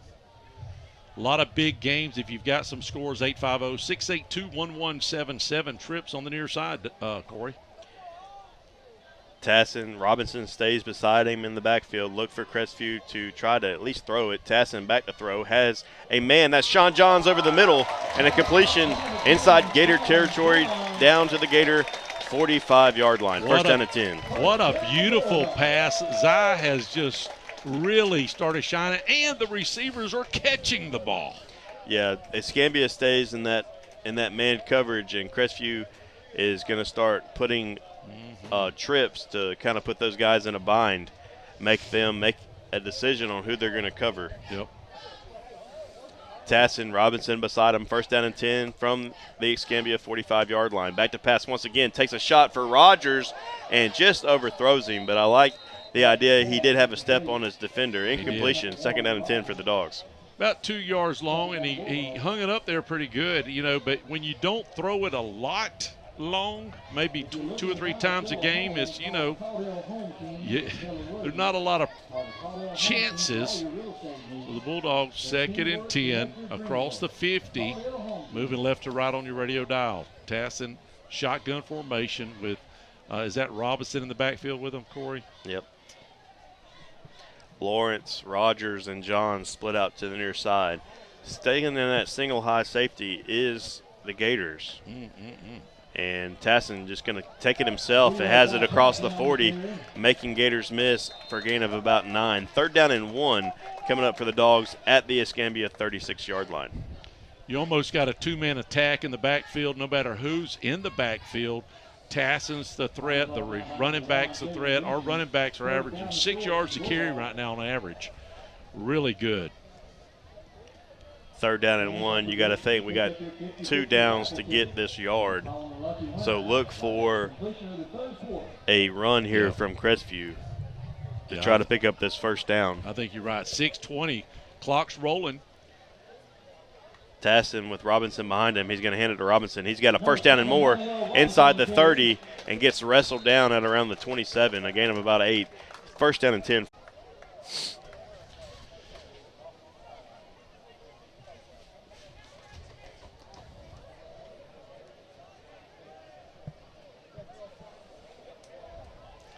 And we are back. Sorry about that. Don't know why we lost the internet. Y'all just refresh. We apologize. Bulldogs are moving down the field. Nothing really happened. A couple timeouts. We did move, about 20 yards down? Yeah, we had a pass interference in the end zone. So 1st down and 10 for the Dogs at the Gator 15-yard line, and a handoff to Robinson, and scampers in the end zone, completes the 99-yard touchdown drive, opening drive. 5:48 left to go here in the 1st quarter. The Dogs take the early 6-0 lead. And just like that, we came back online and we didn't miss it. We thanks you guys just refresh here and like whatever you got to do. But the Bulldogs up 6-0 early on. Hardman and company on for the extra point. Lawrence gets the hold down. The kick is up and it's good. 7-0 Dogs. 5:48 left to go here in the 1st. We'll be right back.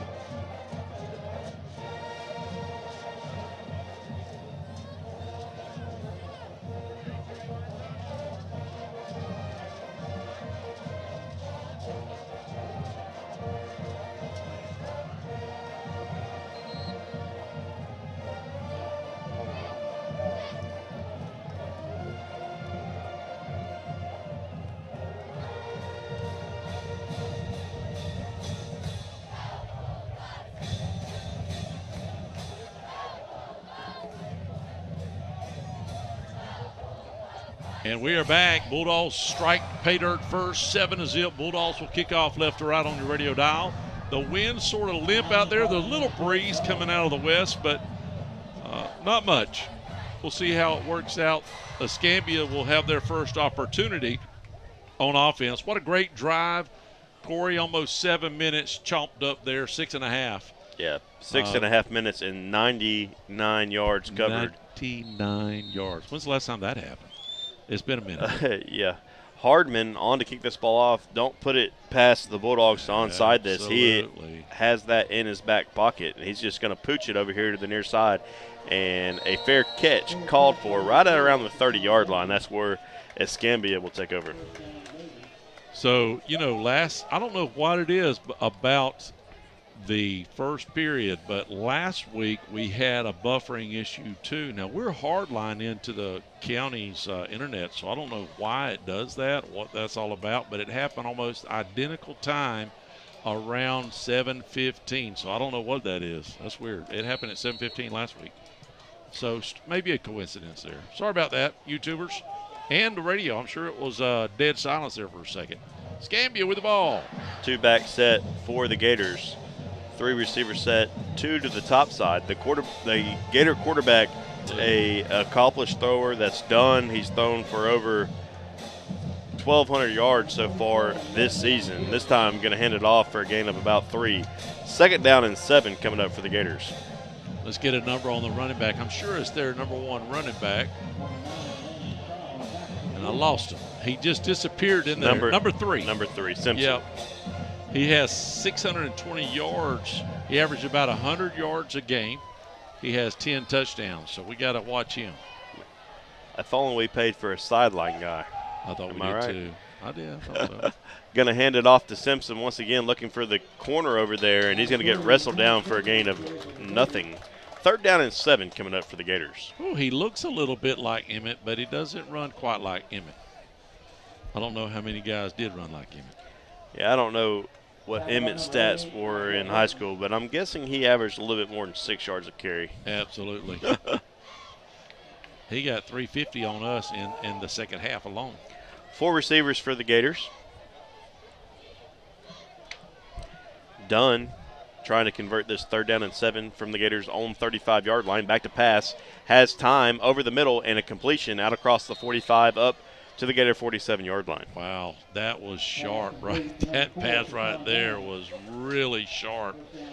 And the Bulldogs better be ready, because that right there, we've played some great defense, but I don't know if we've seen a passer quite prolific like what we may see tonight. We'll see. Bulldogs can adjust things around a little bit, maybe sneak a little extra, slide somebody back there. Yeah, he's thrown 10 touchdowns to only 4 interceptions. He's averaging almost 15 yards of completion. This time going to hand it off to Simpson. Simpson tries to dance up the middle, and he's going to dance right into a host of Bulldog tacklers. Nothing on the play. 2nd down and 10 coming up for the Gators. Gators, I don't know if that's Gators fans or Bulldogs fans, but for the longest time there was about 10 people over there. It looks like that we have maybe 100 or so, if we're lucky. We don't have to worry about their band. Their band wasn't going to come over anyways, because we have homecoming that wasn't going to be able to perform it. At halftime, you will see your court on screen.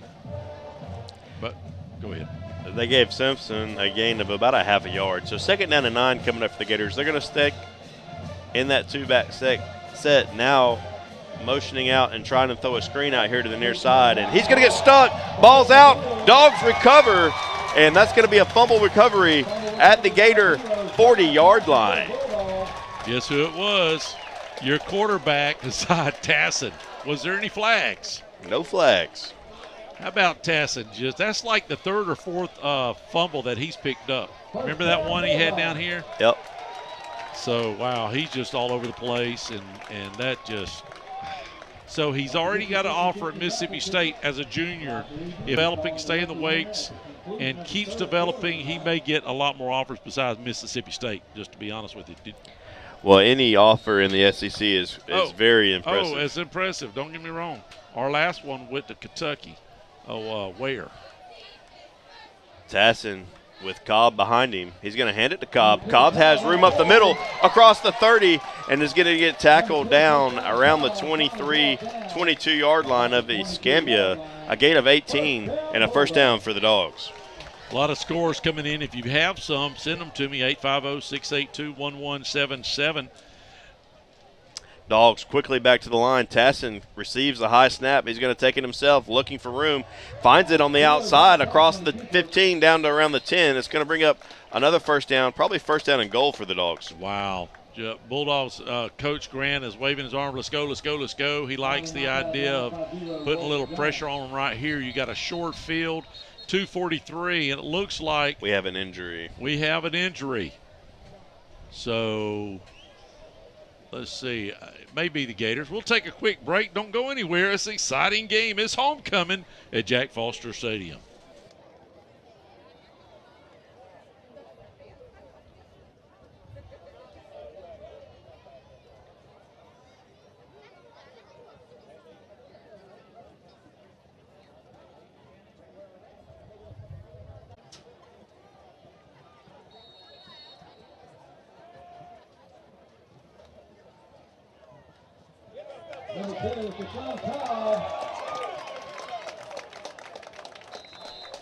And we are back. It's buffering just a little bit. Y'all hang in there with us. We do apologize. This is the first time it's ever buffered with being on the school's internet. Sorry about that. Cobb runs it all the way down to the 1-yard line. Quickly back to the line of scrimmage is Crestview. And before they can get the snap off, we are going to have a whistle. And I think there is a flag, and it's going to be a false start on the Dogs. So it's going to back us up to the 6-yard line. It's going to bring first down and goal, though, from the 6. I'm not for you folks that are on, well, radio too, because he's getting the feed from the internet. But if there's silence or if it buffers, y'all just hang tight. We'll refresh it, and you guys will have to refresh too. Y'all just hang in there with us. So first down and goal, 2:26 left to go here in the first quarter. The Dogs are up 7-0 and are threatening to extend their 7-point lead. Cobb behind Tassin. They're going to hand it to Cobb. Cobb stuffed right at the line of scrimmage, maybe a gain of a yard down to the 5. Second down and goal coming up for the Dogs. 2 minutes left here in the first period. Bulldogs threatening again, put up 14 points here in the first period. That's pretty impressive against the Escambia Gators, coming in 3-4. Pretty good record. They played some pretty tough teams. Now, they lost to Niceville, but it was a close game. Bulldogs setting up shop, trying to punch it in here. You think it's 4-down territory? Maybe. Tassin going to take it himself. Tassin dances inside, sticks his head down, gets close to the goal line, waiting for the signal. They're going to say just short at the 1. So third down and goal coming up for the Dogs at the 1-yard line. That's exactly where it's at. Third. I say we go for it twice. Quickly at the line, Tassin going to take it himself, and he's going to put his head down and get close to the goal line, waiting for the signal from the official, and they're going to mark him just short. So fourth down and goal, and definitely going for it here. Yeah, they didn't – I don't know if they give them anything on that. So now you got to try. Do you fake it and do a boot? What do you do? They're clogging up the center pretty good. Here we go. Either it's a touchdown or the Gators will start on their own 1-yard line. Tassin going to look over to the sidelines and probably going to take a timeout, and we do. With That's 59 exactly seconds left to go here in the first quarter, the Dogs are on top, 7-0. If we buffer, once again, radio fans hang tight and YouTube fans hang tight. We'll refresh it. We're just having some internet deals tonight. We'll be right back.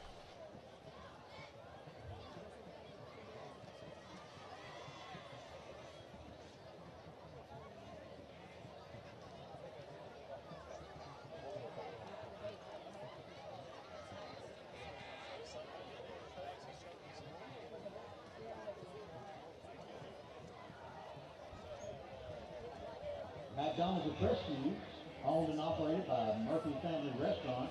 They believe in supporting our local teams and are proud to stand behind the Bulldogs as they continue to work hard, push boundaries, and represent the values of teamwork. Enjoy dining with McDonald's in 3 locations in the Crestview area. Thank you to Murphy Family Restaurant, McDonald's.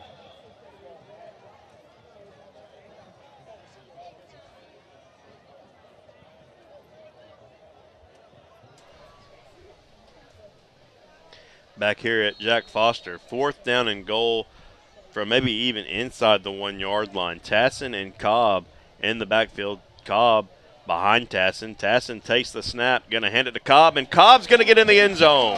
Touchdown, Dogs, and a 13-0 lead here on homecoming. Did he hit the first touchdown? Did he go in for the first one? No, Robinson did. Robinson did, okay. 13-0. Bulldogs hit pay dirt once again. And just like that, the Bulldogs are having a nice start here at homecoming. And the snap's down, holds good, kick is up, and it's good. 14-0 Dogs here with 55 seconds left to go here in the first quarter.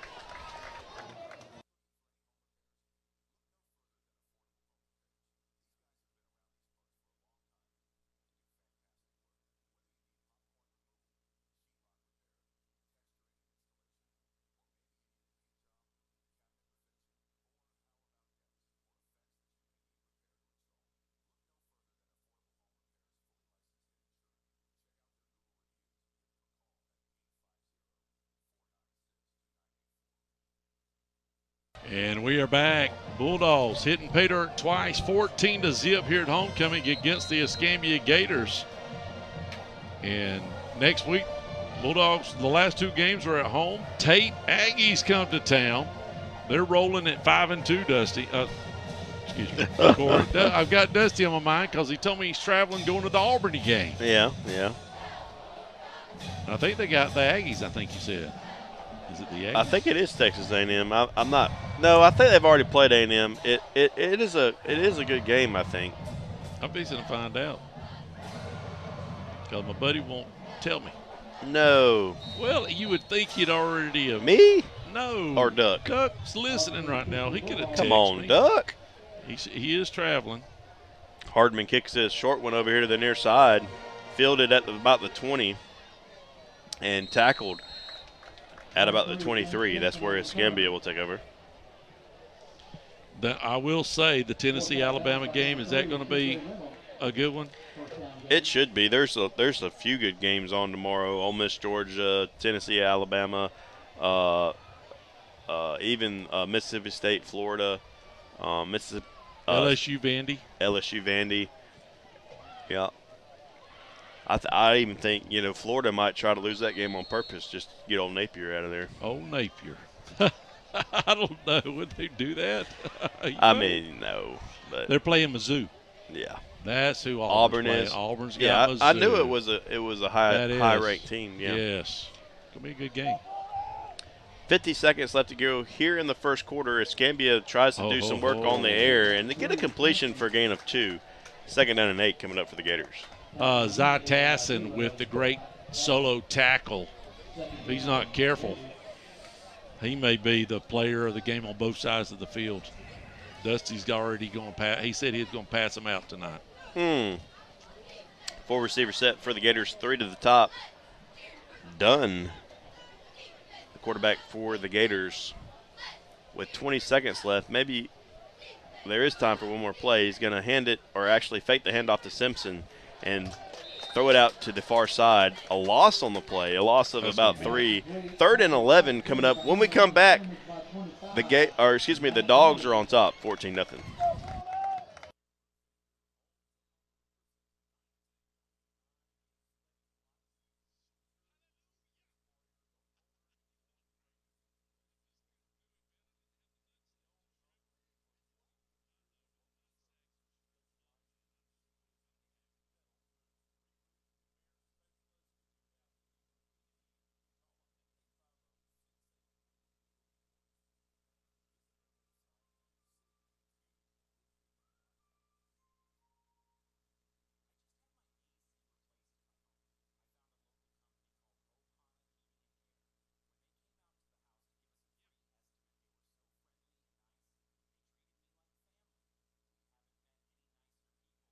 On the job in no time. By the way, we checked around and called several companies, and Ohana responded very quick with fair prices, but it was definitely the positive vibes and customer service that sold us. If you're in the need for air conditioning or heating, you need to contact Ohana Heating and Air. You won't be disappointed. Hi, I'm Shane. I'm Lacey. And we're the owners of Ohana Heating and Air. We would like to tell all of our customers, mahalo. Mahalo. I just got a phone call. Thank you, Daniel. That would have come in handy a little while back, but we're good to go now. Flipping sides. Gators moving left to right. Quarterback drops back. He's being blitzed hard. He's scrambling. He finally throws it away. Is it a completion, Corey? Right over here on the near side, it's going to be an incomplete pass. A good effort there by the Gator receiver and good defense by the Dogs. Going to bring up defense. 4th down and 10 from their own 25, and you got to think they're going to punt this ball away. You would think. And it looks like the punting unit is coming out. I'm going to tell you, the difference in this team is night and day, and it all happened second half at Niceville. It's blowing my mind right now. Blowing my mind. The Gator punter standing at his own 10-yard line. Rogers back deep to receive, standing around his own 35. We are going to have a Gator runoff, I'm assuming, for an equipment issue. Dusty finally texted me. It's Missouri. Thank you, Doug. Thank you, Dusty. We appreciate that. I mean, come on. Oh, what I was going to tell you, I can't. Let's finish the play. I was going to do something else. Ahead. Let's go ahead. Snaps a little low. The punt is away. A low punt over here to the near side. Going to take a Escambia bounce and picked up on a hop by Rogers. Rogers trying to reverse field now, but he's going to get tackled right at around the Dog 39-yard line. That's where they'll take over. What I like to do is this. It's homecoming. I do it every year. If you're listening via radio or Simple Radio app or on YouTube, tell me if you graduated here, where you're listening from, and what class you represent. We'd like to get the word out to see who's all listening. It's homecoming. You want a little nostalgia. If you're up north, those folks from Alaska, I'm sure did you graduate from Crestview? Sipping that coffee, listening to the old Bulldogs play football. Here we go. Bulldogs setting up shop pretty quick, moving right to left on your dial. Good field position. It's better than the 1-yard line. At their own 39. Tassin, looks like Robinson behind him. Going to fake it to Robinson and try to throw a little outlet pass over here to the near side and completes it out here to Lawrence. Gain of about 6. Second down and 4 coming up for the Dogs. Little gymnastic move there, flipping over his head. Went ahead and flipped twice just to get back on his feet. At halftime, if you didn't hear the band, you need to scroll back to around the 6:30. Let's see, it would well, I don't know about the time, but it was about 30 minutes before the game started, and it did not buffer. I don't even understand why it's doing that. I know.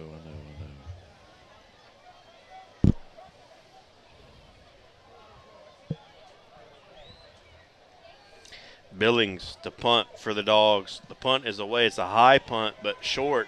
Going to land at the Gator 40 and take a Bulldog bounce all the way down to the 30, and that's where the Gators will take over. With 9:06 left to go here in the first half, the Dogs are on top, 14-0. I want to share a quick story about Brackney Funeral Home. We recently lost our grandmother, and thanks to the kind, professional, and caring staff, it just felt like being with family. She had made all of her decisions in advance, so it was a very seamless process. So thank you, Brackney Funeral Home, for treating our family like yours. If you don't know where they're located, they're at 480 East James Lee Boulevard. That's Highway 90 right across from Twin Hills Park. And their phone number is 850-683-9898. We highly recommend Brackney Funeral Home. Back here at the Jack, the Gators with it. Back on offense at their own 30. First down and 10, 9:03 left to go here in the first half. The Dogs on top, 14-0. The running back went the wrong way. The quarterback just trying to make something of it, and he's going to get tackled at the line of scrimmage. Second down and 10 coming up for the Gators. Boy, if I should have brought my internet box. I got that real fancy internet box now, and it blows and goes. If I had somebody at the house that could bring it to me, I'd set it up real quick like at halftime. I might have to make a phone call. Woo-hoo. Desi's ain't open tonight because Connor's father-in-law passed and we had to shut down. So maybe I can catch somebody at the house and we can make sure we're not having this issue. We do apologize for all the radio listeners, and if you have to refresh, we will figure something out here during halftime for sure. Man in motion for the Gators. They're going to flip it to him on a jet sweep, looking for the corner over here on the near side across the 30 up to around the 36-yard line. Gain of 5, 3rd down and 5 coming up for the Gators. Good pursuit by Gabe Galavit. How do you pronounce that? Number 8? Yep. Something like that? We got a Gator down. Gator down. Gator down, chomping a little bit. While he's down, we'll take a quick break, and we'll be right back. Hey Crestview fans, there's a new spot in town, Blends with Benefits. This place is fantastic. They are serving up lattes, smoothies, acai bowls, and even pressed sandwiches that's made local with fresh ingredients. Blends with Benefits is your neighborhood cafe located on North 85 in Crestview next to Flex Fitness. Listen up. Factory Cuts on Main Street in Crestview, Florida is the only place to go for clean cuts, a nice friendly atmosphere, open 7 days a week, and on Friday and Saturday they're open till 10 p.m. If you have any questions or would like to book, give them a call at 850-331-3834 or go to their website at factorycuts.com right here on Main Street in Crestview, Florida. Hey Bulldog fans, whether you're building new, remodeling, or just need a quick repair, Crestview Electric Company is your hometown MVP. Locally owned since 1996, they specialize in residential electrical, heating, and air conditioning, serving Crestview with dependable service and a personal touch. Call 850-682-3931 and let Christina Mathis and her team win the game for your next project. That's 850-682-3931 for Crestview Electric Company, powering homes across Northwest Florida since 1996. And we're back here at Jack Foster. The Gator player was able to make it off the field under his own power. 3rd down and 4 here for the Gators at their own 37-yard line. 2 back set. Back there with the quarterback done. 3 receivers. Back to pass is done. Under pressure, flings it out to one of his running backs in the backfield, and he's going to make a couple tacklers miss and get a 1st down out to the Gator 45-yard line. Great play there. One of their better plays with 7.5 minutes left. Escambia trying to score. 14-0 is your score right now. Bulldogs on top, but Escambia trying to punch something in here before halftime. Again, we're dealing with a little bit of internet issues. Appreciate you hanging in here with us. You may have to refresh. Hopefully not too many more times. Here we go for the Gators. Dunn takes it himself up the middle, and some hard running for a gain of 8 inside, give him 9 inside Bulldog territory down to the dog 46-yard line. 2nd down and 1 coming up for the Gators. First time that they have crossed midfield tonight. 6:45 and counting left to go here in the first half. 2nd down and 1. Dunn with 2 backs to either side of him. 3 receivers, 2 over here to the near side. Dunn takes a snap, looking to throw. Back to pass with time. Goes deep, far side, and overshoots his receiver. Incomplete. 3rd down and 1 coming up for the Gators. Dunn's pass falls incomplete. So if you've got scores, a lot of scores coming in, we'll get them at halftime. We're going to have to fill some blanks in there at halftime. You know how homecoming is. You've got the king and queen and all the court and all his king horses and all his king's men. And we'll get it. 3rd and 1 for the Gators. Definitely 2 down territory for them here. But you would like to make them at least try a 4th down. Yep. And a direct snap. And he's going to be just, and they're going to say a 1st down for the Gators right at the 1st down yardage. And we have another Gator down on the field with 6:13 left in the first half. The Dogs are still on top, 14-0. Hey, this is Dylan with Durrell's Lock and Safe. We want to let you know we can take care of all your lock and key issues related to car keys and fobs, safes, commercial, and residential locks. We've been serving Northwest Florida for 25 plus years. We are located at 1095 South 85 in Crestview, Florida. All parents and family of the Crestview Bulldog football players will receive a 10% discount throughout the whole football season, and go Dogs. Hey, I've got to introduce you to our brand new sponsor here for the Crestview Bulldogs, and that is Hub City Bingo.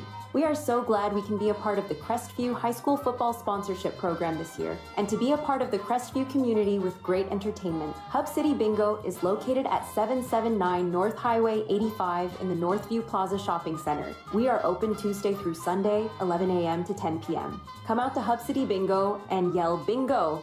Get cash, have fun, and go Dogs. Listen up, there's a $15,000 reward out for the person or family that is looking to get in any completed CJL Construction new home. CJL Construction is a local builder with homes all over Baker and Crestview. CJL Construction offers the best quality, best warranty follow-up, and you can use the $15,000 reward for all closing costs, buy your rate down, or home upgrades. See the CJL New Homes at the Till and Waters website at crestviewhomes.com. We are back, and during the timeout, they got back the hurt player. All three players has been hurt. They've run off the field, so I don't know if it's they're getting their air getting knocked out of them or cramp or whatever. Now we got water break. It's so hot outside. I feel like it's 50 degrees outside, but I'm not going to say Ohana Air has fixed the air conditioning, but we have another timeout. It's first down Escambia with 6 minutes left here in the first half. 14-0 is your score. We'll be right back. Snow in Northwest Florida, it can happen. Enjoy the warmth of gas logs this year from Okaloosa Gas for a limited time. 30% off MSRP. Learn more at okaloosagas.com. Receive a $800 cash rebate by switching your electric heat pump or propane furnace to natural gas, or upgrade your current gas furnace to a new, more efficient model and receive a $400 cash rebate. Stay warm and cozy while saving money the natural gas way. And we are back. Remember I told you to text me where you're at, what class. I've got Mike Stewart in Missouri, class of 2013. That's pretty cool. First down and 10 for the Gators at the dog, 43-yard line. Dunn going to hand this ball off, and nothing there, nothing on the play. Second down and 10 coming up for the Gators. Number 9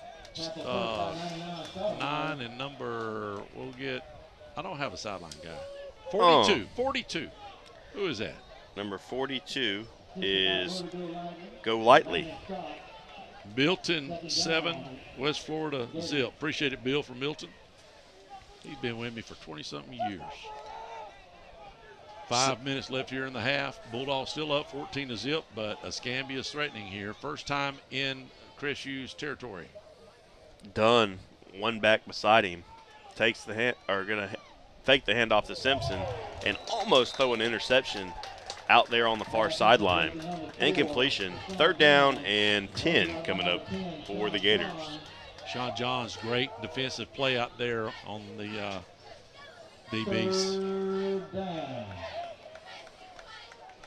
Going to have homecoming festivities at halftime, so y'all bear with us. Get your scores in, and we'll get them out for you. And where you're watching, what class, if you're alumni, what class you're with.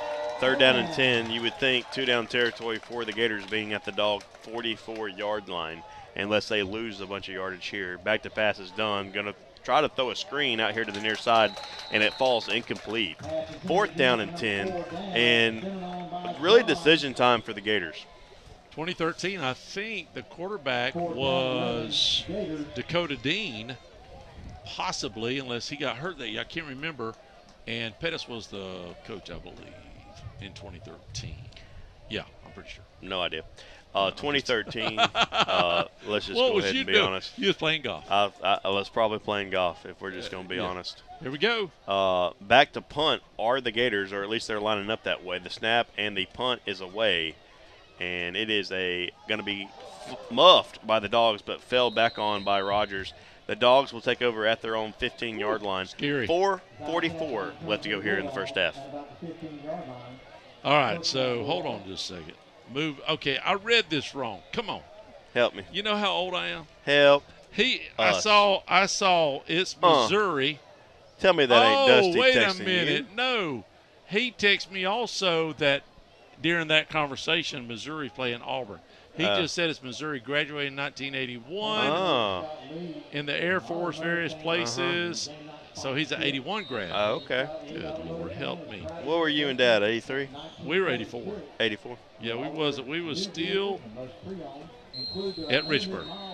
And we have a flag Or maybe what? before the snap here, and I have no idea what's going on because the PA guy is loud.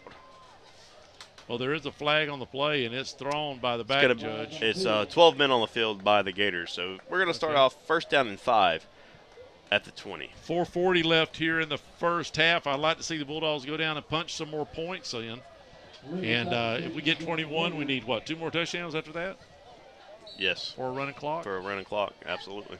I'd like to have back-to-back games with running clock. Absolutely. Scott called me at 9:30, said, I've never been at my house at 9:30 before. We're going to hand the ball off on the outside give. Robinson, I believe, gets maybe 2. Second down and 3 coming up for the Dogs. Band starting to get prepped for the homecoming court thing, majigger. My son, I've got a ride for my son. He's at the house. He's getting ready for homecoming. He's going to bring our internet box for backup. Thank you very much. 4 receiver set for the Dogs. 3 to the top. Ball is over here on the near hash. Robinson stays in the backfield with Tassin. The play clock is working tonight, Tim. How about that? Wonderful. Tassin going to take it himself, get across the 25, up to near the 30. Good enough for a first down. Gain of about 5. First down and 10 for the Dogs. If you got scores, start sending them to me. Bulldogs trying to score here with 3 minutes and 45 seconds left. Up to the line are the Dogs. Staying in a 4 receiver set. Robinson staying in the backfield beside Tassin. I smell it. I smell it. I didn't even have to look at it. Nobody even called me. Oh. Thankfully, I love you guys, and I'm back from vacation. You're back from vacation. Helen Robinson. back. That is awesome. Love it. Oh, are they? Well, we're buffering a little bit, but I think we've got it good now. That's awesome. You guys that are at Helen back, we're going to get to enjoy what you guys are enjoying there at halftime. When he opened the door, I didn't even see the door open. I just smelt it. That's some pretty good smelling stuff. You had one of your employees. We didn't even call him last week. She just showed up out of nowhere. Oh, she was awesome, though. Great job. We appreciate you guys. Great pizza, by the way. Tassin going to take it himself after the first down carry by Robinson. Going to get it up to about the 42. Second down and 7 coming up for the Dogs. Hellenbach has been supplying pizza for us off and on for at least 6 or 7 years. I remember us getting it. Lee, did Grady used to work for you? When Grady worked for me, I did it. Okay. Started in 10. Okay. So it's actually going back. It goes way back. Wow. I just didn't personally bring them up here. Time Now I flies. come get my little high school fix. 2010. They said. So we appreciate it. And you guys are on Hickory now, right? Yeah, right in the middle of town. I'm telling you, you want to get pizza, you have to go to Hellenbach. Shout out to those Hellenbach customers that are watching us on YouTube right now. Go Dogs. It's homecoming. We're going to show you all the festivities. Now, we won't have it mic'd up or have our sideline guy's gone. He gone. And, well, we don't. Hey, we probably could use it. Yeah. All right, appreciate it. Appreciate Thank it. you. Thank you very much. Yes, appreciate sir. it very much. And what a great, man. We didn't even get a chance to get up with them. They still bring the pizza.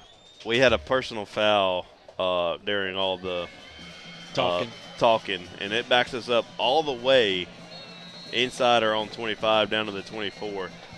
3:10 and counting. It is first down. First down and about 25. And a mile. Yeah, we got to get across midfield for a first down. I don't want to lose the ball here. That's Let's not the do dangerous it. thing. Absolutely. Let's don't do it. Yeah. Tassin going to hand it off, or actually going to keep it, and he's going to almost tuck get it. sacked and flings it out for a completion somehow. My goodness. And that's going to turn into – went from a sack to a gain of 10 up to the 35. He really – I mean, I don't know. I was just about to tell you, please tuck the ball, and he just shuffles it out. You know, he's looking constantly. He was pressured pretty hard, just scrambling all over the place. Number 13, Union, on that reception, just was kind of just around the ball, and Tassin just was fixing to get sacked and just dished it off somehow. I have no idea. If you're a receiver, you better keep heads up if you're close to the ball because you could get it at any moment. So 2nd down and 15 after that wild completion at the Dog 35-yard line. 2:08 and counting left to go here in the first half. Tassin back to pass again, going to throw it out on a little swing pass to Robinson. Robinson hurdles a man for a gain of 5, and we got a flag right at the end of the play. We'll have to clean that up. Uh-oh. I don't know. That's going to be on 52, I think. That's going to be on the Bulldogs. Let's see what they call. Doggone it. That was a nice little play, too. I think that's going backwards. Let's see what the call is. It's a personal foul against the Dogs. Yeah, I think I saw 52 come in there and did a little Robinson just jumped over a defender. Wow, by the way. You can go back on YouTube. I had it framed just right. It looked like we was watching NFL or college, and those kids do that. You know, they're waiting for something like that to happen, right? The opportunity to show their skills. With 2 minutes left here in the first half, 14-0. Bulldogs on top, but they're trying to burn the rest of the timeout, and I think 2nd and long May can do it unless Escambia decides to call a couple timeouts here. And it looks like they are going to call a timeout. Exactly what happens. We'll be right back. Don't touch the dial. We might nibble on some of this pizza. We'll be right back. Guys, listen up. Did you spend too long out on the boat this Saturday fishing? Have you been on the links a little too much? Do you need to get out of the doghouse? Let me tell you where you need to go. Joey the Jeweler. He's on Main Street right by Desi's. He's got tons of beautiful jewels to win your girl back over. And make sure to go like and share his Facebook page. He's always doing great giveaways, so you have a chance to win something free for your girl. So head on over to facebook.com/Joey the Jeweler. Or you guys could just ask Siri what the phone number is.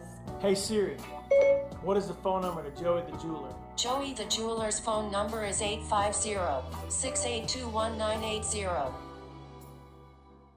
KC Electric has been the longest running sponsor of the Big Red Machine Show, and WAAZ and Crestview High School appreciates KC Electric for their support. KC Electric has served Okaloosa and Walton County since 1948.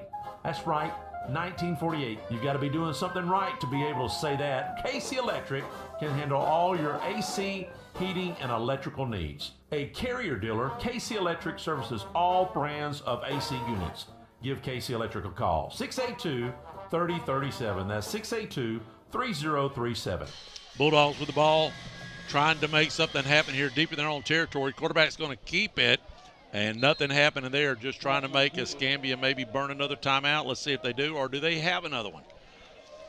With 1:35 left here in the first half, Bulldogs up 14-0.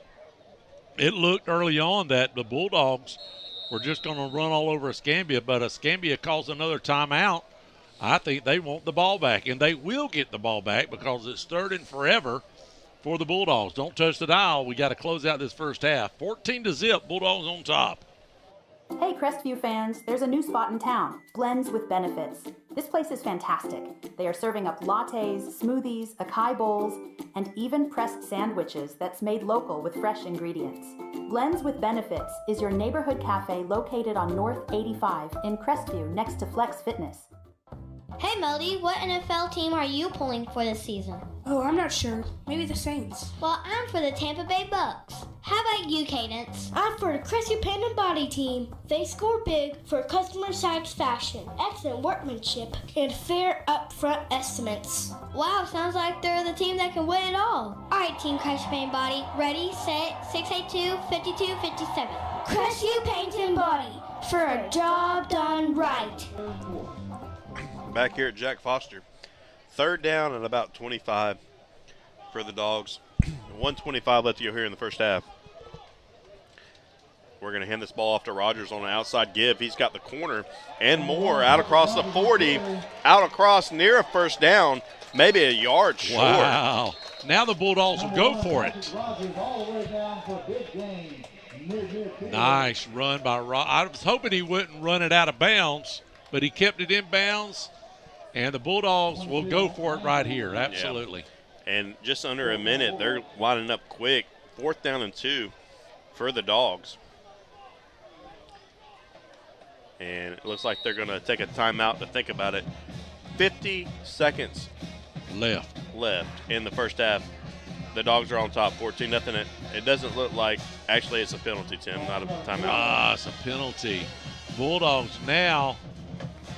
We had a chance there to get a first down. Now they're going to have to punt it, I would think. Yeah, they're going to punt. That's what they're going to do. You got to give up a situation there. I know Coach is a little upset. I don't know what happened. Did they jump? Yeah, Switch it was or something? False start, yeah. Doggone it. That's a tough one there because you feel like you was going to get a first down, have a couple chances at the end zone there at the 50-yard line, but the Bulldogs are going to set up the punt, punting right to left. Escambia will be coming back across the screen left to right. If you had a fake in your back pocket, it wouldn't be a terrible time. Snap, punts away. Nice high spiraling punt, caught at the 20. And going to be tackled at the 30. Eventually. There we go. So it's going to be 36 seconds left to go for Escambia. I mean, I don't know how we haven't seen fast movement from Escambia. They've had a couple chances. They have moved the ball down, but the Bulldogs recovered. The one time they had a chance to score, they fumbled and Zai fell on it. So, you know, I don't know. I'm not saying it couldn't happen. 36 seconds. I don't know if they can get behind us and score. That's my thing. If they do get behind us, could they stretch it? That's the question. And here we go. Yeah, I think they definitely will try to move the ball with 36 seconds left, down 14. They get the ball to start the second half, so you might see them be a little bit more conservative than maybe they would be, and the quarterback's going to take a sack for a loss of about a yard. Why stays in bounds with 25 seconds. Why don't you just kneel on it instead of letting your quarterback take a chance of getting the leg twisted or something on a stupid play? You never know. A defender could fall down. That's true. And, you know, a gimme touchdown or something like that. With 10 seconds, this will be the last play. Yeah, I don't think they snap it again.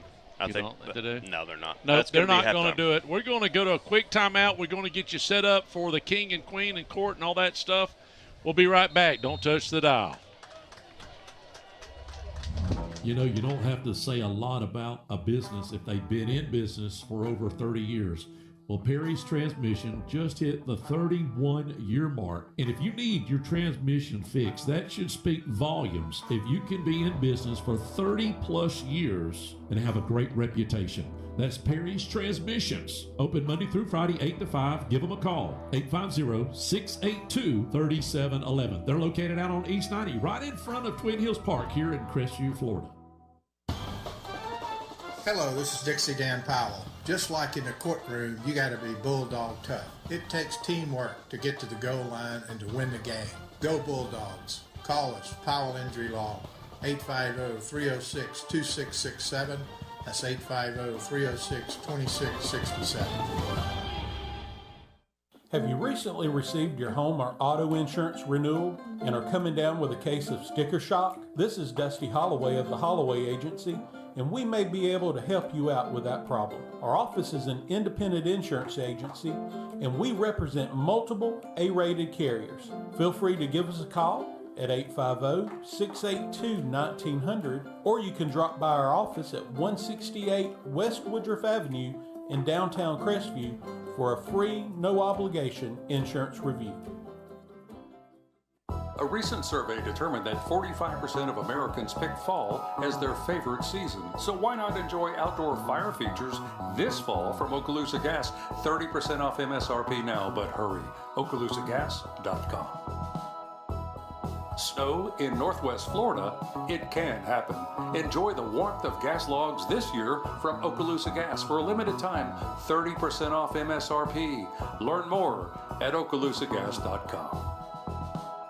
If you are Yokel Local, you can testify that there's really only one hometown pharmacy that's been around for over 40 years, and that's Moulton's Pharmacy on North 85 in Crestview. Moulton's has given service to 4 generations to my family, and I'm sure many of you can say the same. Go with a pharmacy you can trust that's been around a long time, and that's Moulton's Pharmacy in Crestview, Florida. The Big Red Machine is on the field playing the fight song for the Big Red Machine. Let's listen in.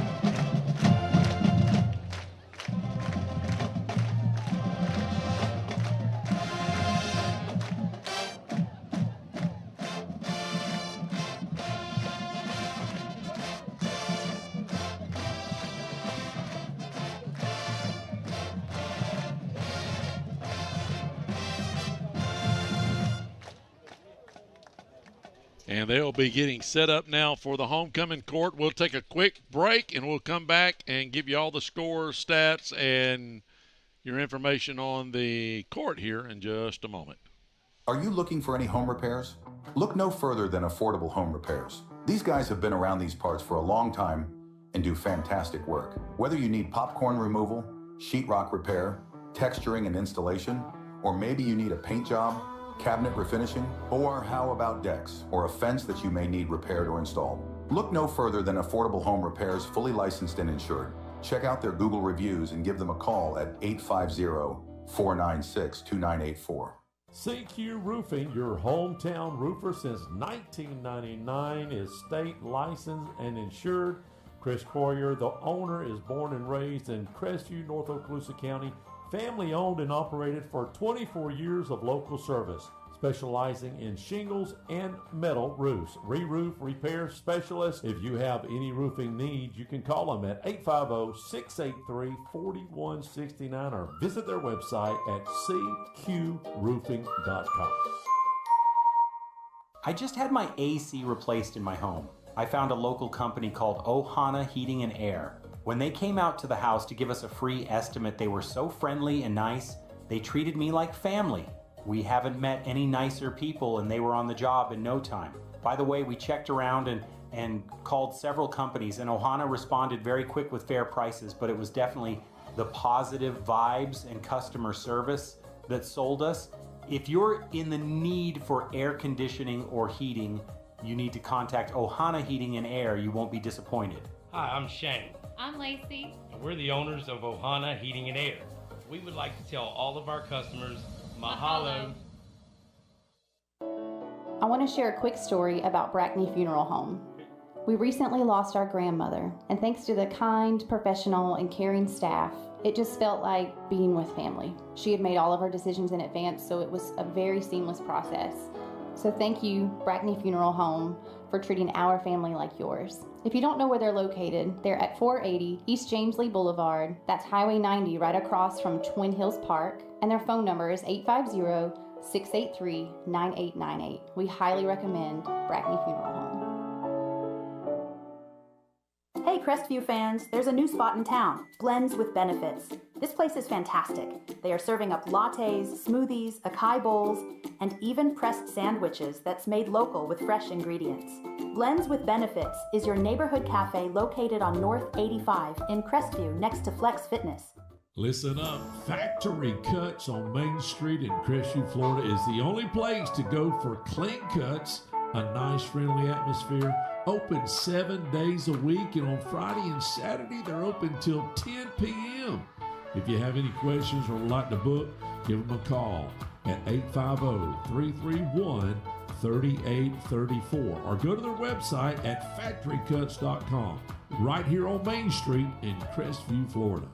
Hey Bulldog fans, whether you're building new, remodeling, or just need a quick repair, Crestview Electric Company is your hometown MVP. Locally owned since 1996, they specialize in residential electrical, heating, and air conditioning, serving Crestview with dependable service and a personal touch. Call 850-682-3931 and let Christina Mathis and her team win the game for your next project. That's 850-682-3931 for Crestview Electric Company, powering homes across Northwest Florida since 1996.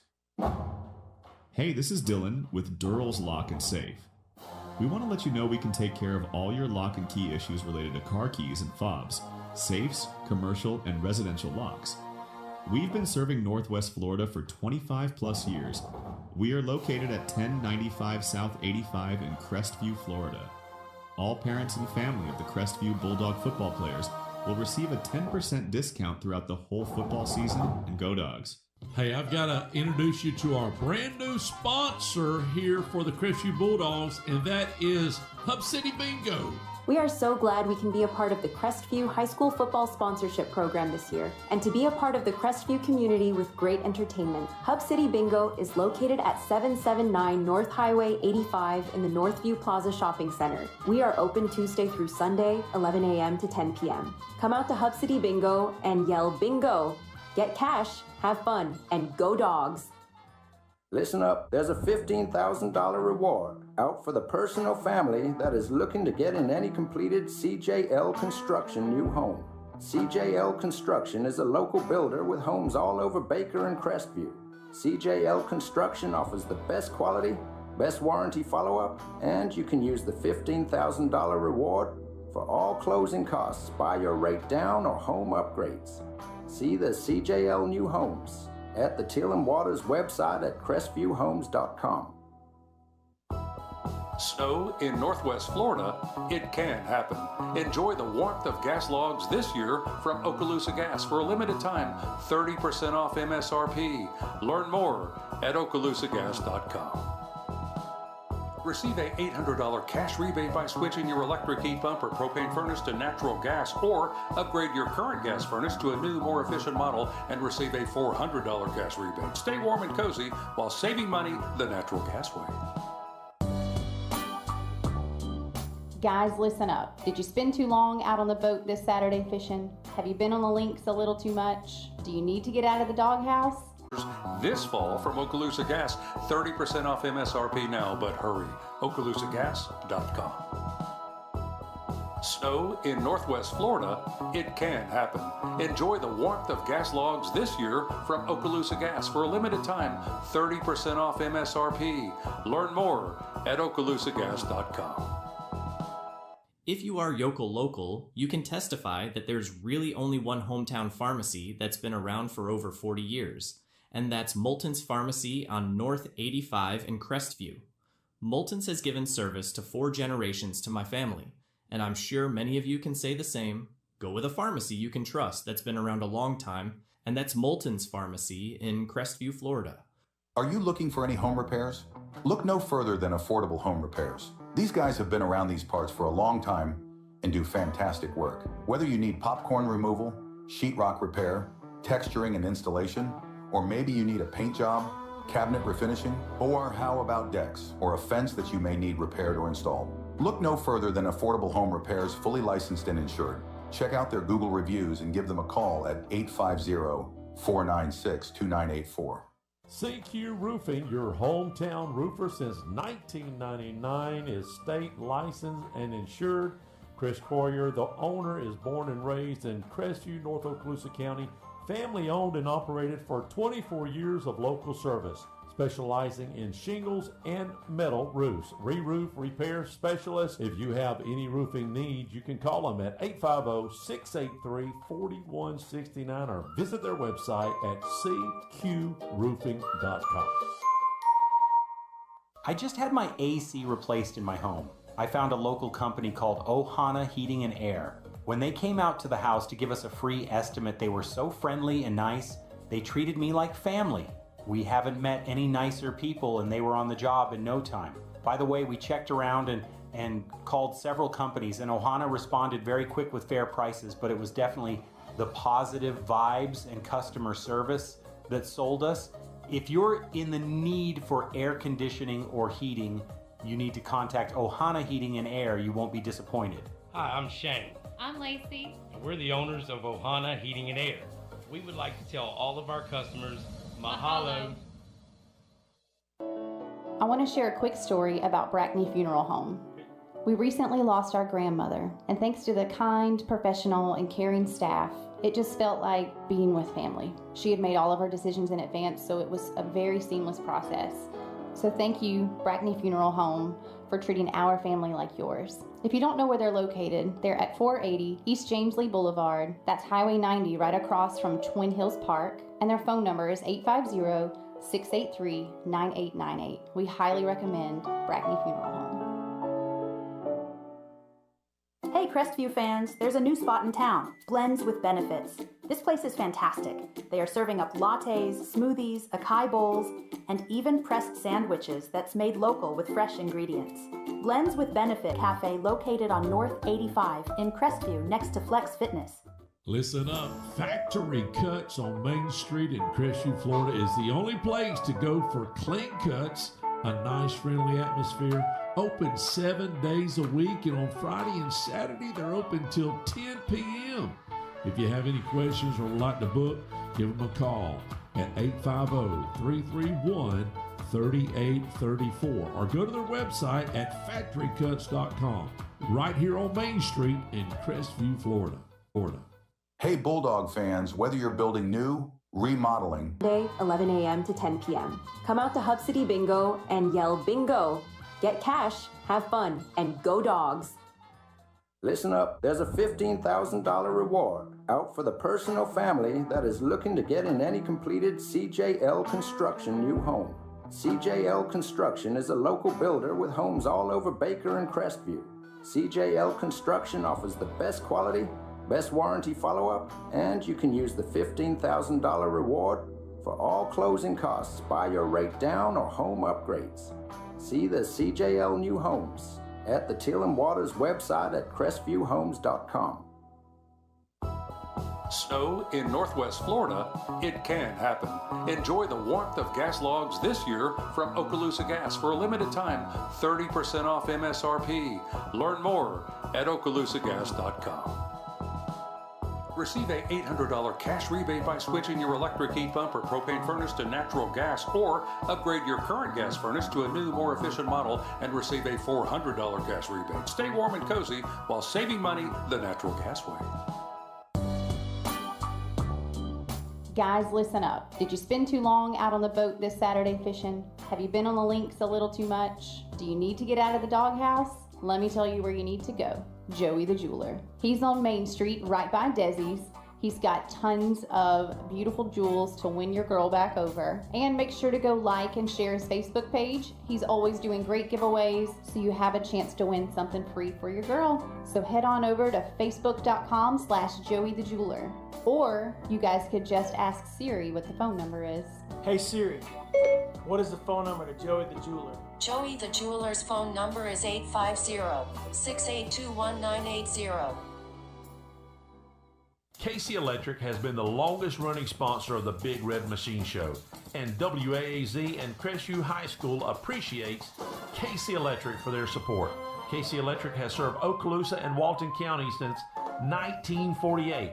That's right, 1948. You've got to be doing something right to be able to say that. KC Electric can handle all your AC, heating, and electrical needs. A Carrier dealer, KC Electric services all brands of AC units. Give KC Electric a call, 682-3037. That's 682-3037. And we are back. Faith Bridges is your winner there for your homecoming week. And again, we're buffering, and we apologize for that for all of you folks that are listening in via radio and YouTube. We'll do our very best. We do have a new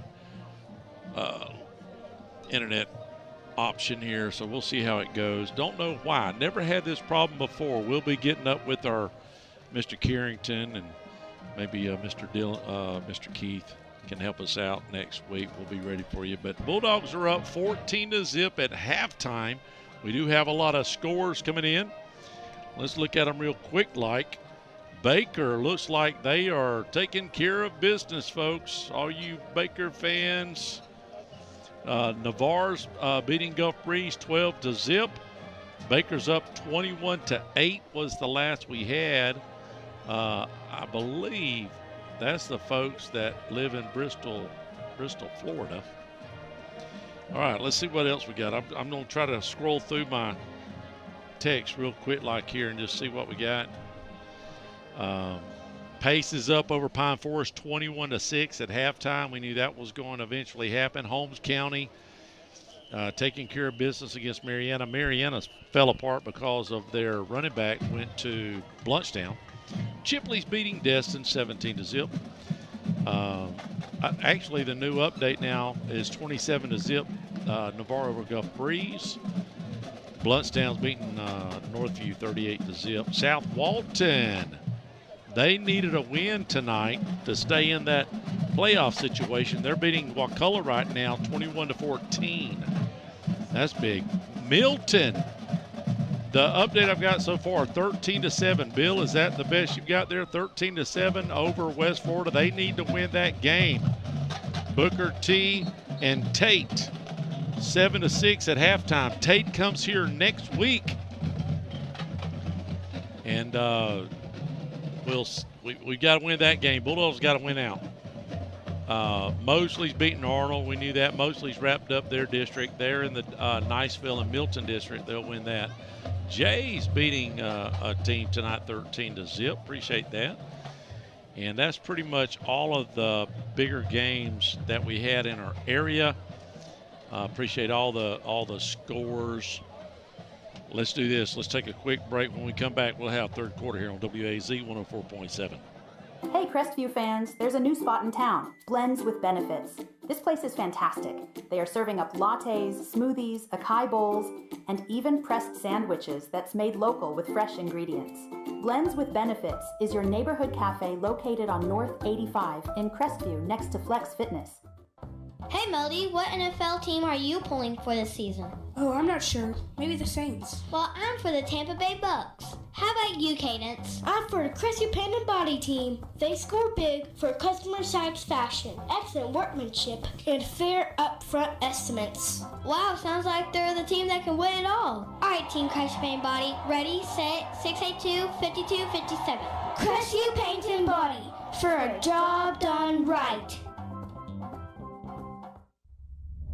You know, you don't have to say a lot about a business if they've been in business for over 30 years.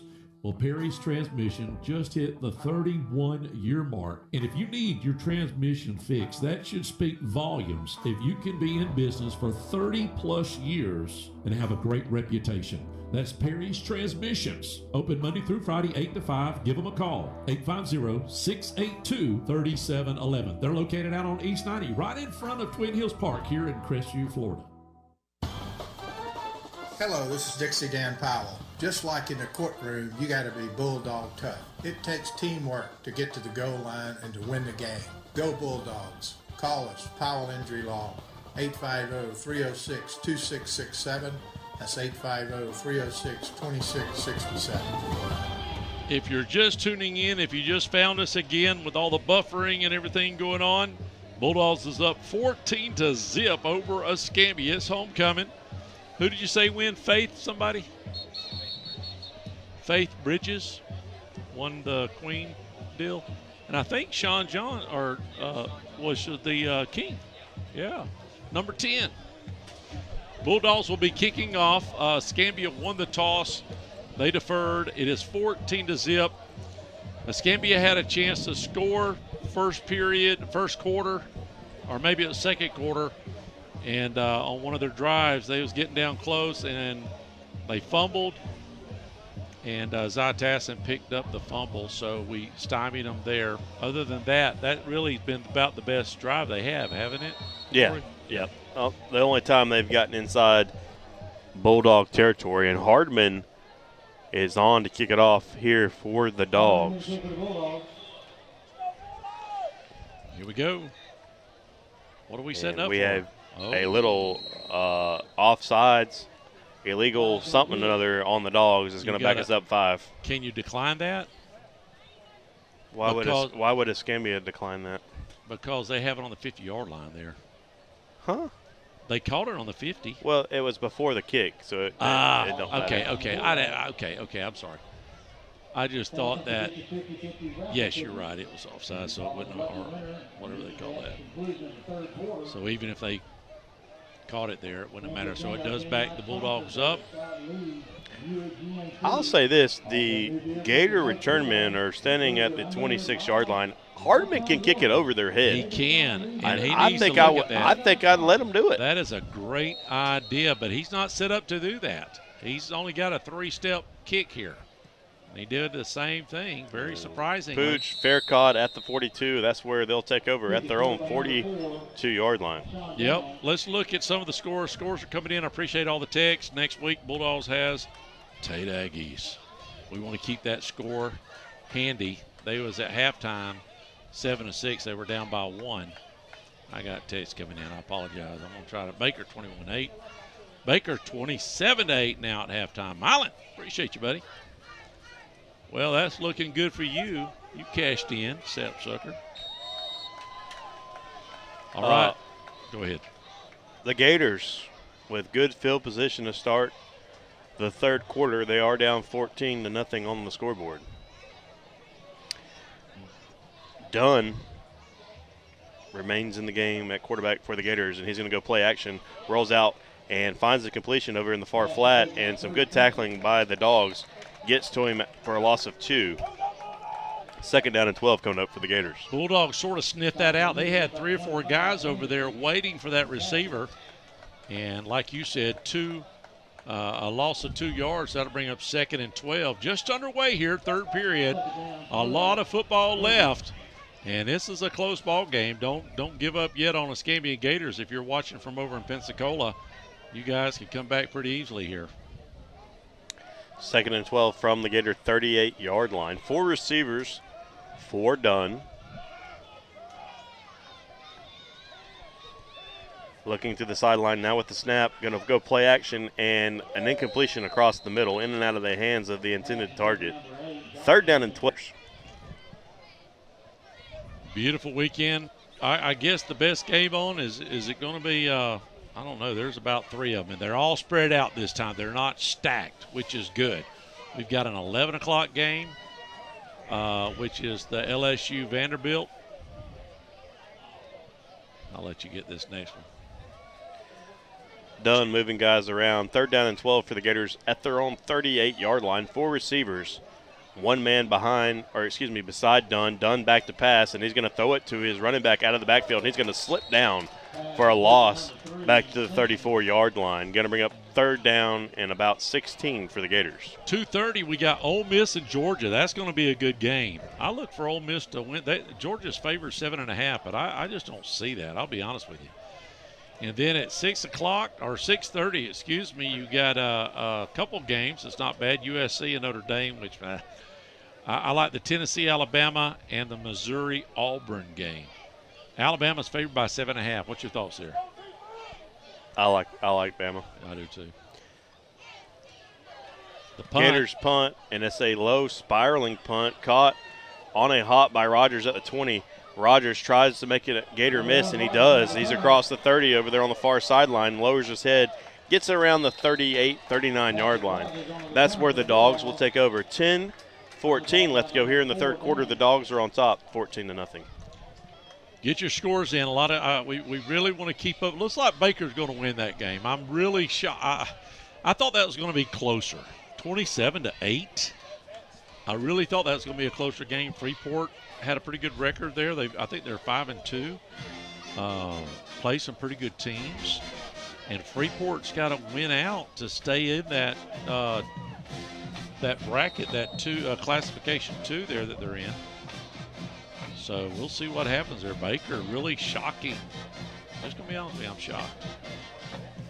3 receiver set for the Dogs. 2 over here to the near side. Cobb behind Tassin in the backfield. Tassin going to hand it to him, and he's going to try to work his way up the middle. Now bounces it out to the outside and gets maybe 3 or 4, but we have a flag in the area of offensive holding. Yeah. So if Tate loses tonight, the Bulldogs will move into the 9 spot tonight. 2 more games after this one to seal the deal for everybody. Tate's at halftime right now. The last we heard, Booker T was up 7-6. It is at Booker T. Milton's up 13-7. Milton needs to win their game too. Milton and Crestview need to win out. Just going to be straight up honest with you. Holding call will move the Dogs back to first down and 20 from their own 27-yard line, 26-yard line. First down and 10, or excuse me, first down and 20 for the Dogs after the holding call. Four receivers, three to the near. Tassin with Cobb behind him. He's going to hand it to Cobb again. Cobb up the middle with room to run across the 40, out across the 50, and is going to get tackled down finally, actually still on his feet, and finally drugged down inside the Gator 40, down to the Gator 36-yard line. I really like Cobb. He looks like a bowling ball, and he just runs you over. He's hard to bring down. Every time he touches, he picks up 5 yards, but what a run. His best run of the year for Cobb. Moving right to left. Bulldogs are in a hurry here. Got some momentum. Let's see what happens. First and 10 from the Gator 36. Four receivers, three to the far side. Cobb stays behind Tassin. They're going to go back to the well with Cobb. Cobb maybe a little gassed after that last run. Gets a yard up to the 35. Second down and 9 coming up for the Dogs. Yeah, little gas there after a 35-yard run. Just a great run there. And I think he carried the last 10 yards. He had to carry 10 guys on his back. Really a good job of running. Bulldogs now threatening here with about 8-9 minutes left here in the third period. Really need to punch it in because you don't want to let the Gators hang around to the end of the game. They have enough secret talent, fast talent, to break one and to sneak one up on you. So shotgun formation for the Bulldogs. Robinson checks in the game at running back behind Tassin. They're going to hand it to him. Robinson tries to get the corner over here on the near side and going to get run out of bounds after a gain of maybe 1. Third down and 8 coming up for the Dogs. Y'all hang tight. We've got some internet issues one more time. Buffering bad tonight. Don't know what it is. Maybe, I don't know. Have no clue. I just need to know if I'm playing make-believe. You're not yet. You're not yet. Okay. 9, third and 8 for the Dogs. Four receivers, three to the top. Robinson stays behind Tassin. 15 seconds left to go on the play clock. 8:27 to go on the game clock here in the third quarter.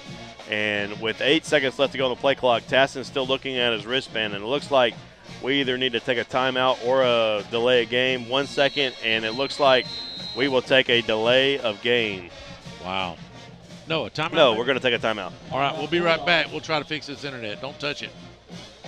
Have you recently received your home or auto insurance renewal and are coming down with a case of sticker shock? This is Dusty Holloway of the Holloway Agency, and we may be able to help you out with that problem. Our office is an independent insurance agency, and we represent multiple A-rated carriers. Feel free to give us a call at 850-682-1900, or you can drop by our office at 168 West Woodruff Avenue in downtown Crestview for a free, no-obligation insurance review. A recent survey determined that 45% of Americans pick fall as their favorite season. So why not enjoy outdoor fire features this fall from Okaloosa Gas? 30% off MSRP now, but hurry, OkaloosaGas.com. Snow in Northwest Florida, it can happen. Enjoy the warmth of gas logs this year from Okaloosa Gas for a limited time. 30% off MSRP. Learn more at OkaloosaGas.com. Back here at Jack Foster, third down and 9 for the Dogs at the Gator 35-yard line. 8:20. First down and 10 after a gain of 15. Good job of running there, keeping the heads up. He's done a great job all year keeping his head up, knowing if he can dish it off or look long or just find the hole to run. And he's really kept the Bulldogs these last 3 or 4 ball games, kept the Bulldog with the ball, moving it, not having to punt too much. Dogs back on it. First down and 10 from the Gator 18-yard line. Tassin going to hand this ball off to Robinson. Robinson lowers his head and runs over a Gator and sticks it down to around the 10. 10, yeah. 8-yard gain. Second down and 2 coming up for the Dogs. Again, we do apologize for the buffering and all the guys on the radio. If it goes dark for a minute, it won't be very long. It seems to be going in and out all night tonight. Tassin goes back to the well with Robinson. Robinson, some good patient running inside the 5, down to the 4. First down and goal for the Dogs. Get your scores in. We're not going to hang around here too long with everything going on and the internet acting up on us. So get your scores in so we can get them out before we get off the air. Tassin hands it to Robinson. Robinson looking for that goal line, spinning, and gets it down to maybe the 1. Second down and goal from the 1 for the Dogs. Bulldogs need to win out if we're going to make the playoffs, and then we need some help. So destiny's in our own hands, and we need Booker T to beat Tate tonight. So y'all root on for that. Second and goal from the 1. Tassin, Robinson behind him. Tassin going to hand it to Robinson. Robinson gets it into the end zone for the second time tonight. Touchdown, Dogs. 20-0, pending the extra point. Great run there. That should sort of seal the deal there. Hang tight on the internet. We'll try to keep it on if we can. If it don't, we'll reboot ourselves. I'm getting a little bit worn out of this stuff. I don't have no clue why it's doing that. We're going to go back for the extra point. Waiting for the snap. Down, up, and it looks like it's good from here, and it is 21-0. We'll be right back. Don't touch the dial. If you are Yokel Local, you can testify that there's really only one hometown pharmacy that's been around for over 40 years, and that's Moulton's Pharmacy on North 85 in Crestview. Moulton's has given service to 4 generations to my family, and I'm sure many of you can say the same. Go with a pharmacy you can trust that's been around a long time, and that's Moulton's Pharmacy in Crestview, Florida. Are you looking for any home repairs? Look no further than Affordable Home Repairs. These guys have been around these parts for a long time and do fantastic work. Whether you need popcorn removal, sheetrock repair, texturing and installation, or maybe you need a paint job, cabinet refinishing, or how about decks or a fence that you may need repaired or installed? Look no further than Affordable Home Repairs, fully licensed and insured. Check out their Google reviews and give them a call at 850-496-2984. Back here at Jack Foster, the Dogs score to extend the lead 21-0. 6:57 left to go here in the third quarter. Hardman on to kick this ball back to the Gators, we think. We have seen a bunch of onside kicks here lately the last couple weeks. I don't see one happening here, but we'll see. And the kick is away. It's a short kick over here to the near side, caught around the 25. The Gators are going to get this ball up only around the 32-yard line. So some good coverage there by the kickoff team. What's your thoughts about Florida and Mississippi State and what's going on there with Florida? I think that, Mississippi State has lost their last 10 SEC games in a row. Yeah. Another thing is Napier, I would think 98.8% of the Florida Gator fan population wants to see him fired. Yeah. So I would see it very tough. I think it's ripe for Mississippi State to come in and upset Florida tomorrow, to be honest, and that would be the end of the Napier era. Dunn, play action, rolls out far side, and incompletion. Second down and 10 for the Gators. I'll tell you, for Dunn to have 1,300 yards, he's made 1 or 2 completions. The Bulldogs have really shut that down, covering his receivers very well, making him throw on the run. Bulldogs are just playing outstanding defense once again. Second down and 10 for the Gators from their own 34-yard line. Down 21-0 here. Dunn, 4 receivers, 3 to the top. 7 seconds left to go on the play clock. Still looking at the sideline. 3, 2, 1. Just gets the snap off. Now back to pass and under immediate pressure. And sacked back at the 20. Third and about 20 coming up for the Gators. First sack tonight. Bulldogs putting a lot of pressure on the quarterback. I believe that's the first sack, is it, Corey? Maybe, maybe not. But either way, great defense. They found a gap there and set them. And a good call there by the coaching staff to sniff that out. Now third and forever for the Gators. Moving left to right. 6 minutes left here in the third period. Bulldogs up 21-0. Loss of 13 on the play. Third down and 24 coming up for the Gators. 4 receivers. Men in motion now. Back to pass is done. Trying to set up the screen pass. Has a completion to Simpson. Simpson makes a couple tacklers miss. Out across the original line of scrimmage and run out of bounds. Makes it 4th down and about 8 or 9 for the Gators. See where they mark it. Yeah, Not for sure. Let's see. Let me get a number real quick. Like, I think he just – and it is. Now, if they call a timeout for him, he'll have to go out one play. I think they've got a – I'm sure they got a backup quarterback. Yeah, he – may or may not go. I don't know. Did they call a time? No, he's going to go to the huddle. So, tough cracker there. It looks like they're going to punt anyway. Yeah, I think so. So, with 5:50 left here in the third period, y'all hang on tight on that. If you're watching it, you may be buffering. Hopefully, the audio's going out okay, Daniel. And we'll get through this game and then get on the phone with technical support before the next game. Punter the Gator punter standing at its 20. Rogers back deep to receive for the Dogs. Snap, punts away. Low punt, going to land around the 35-yard line, taking it Gator bounce. Picked up by Rogers. Rogers trying to work it across the field to the near side. Looking for the corner, has it across the 45, across the 50.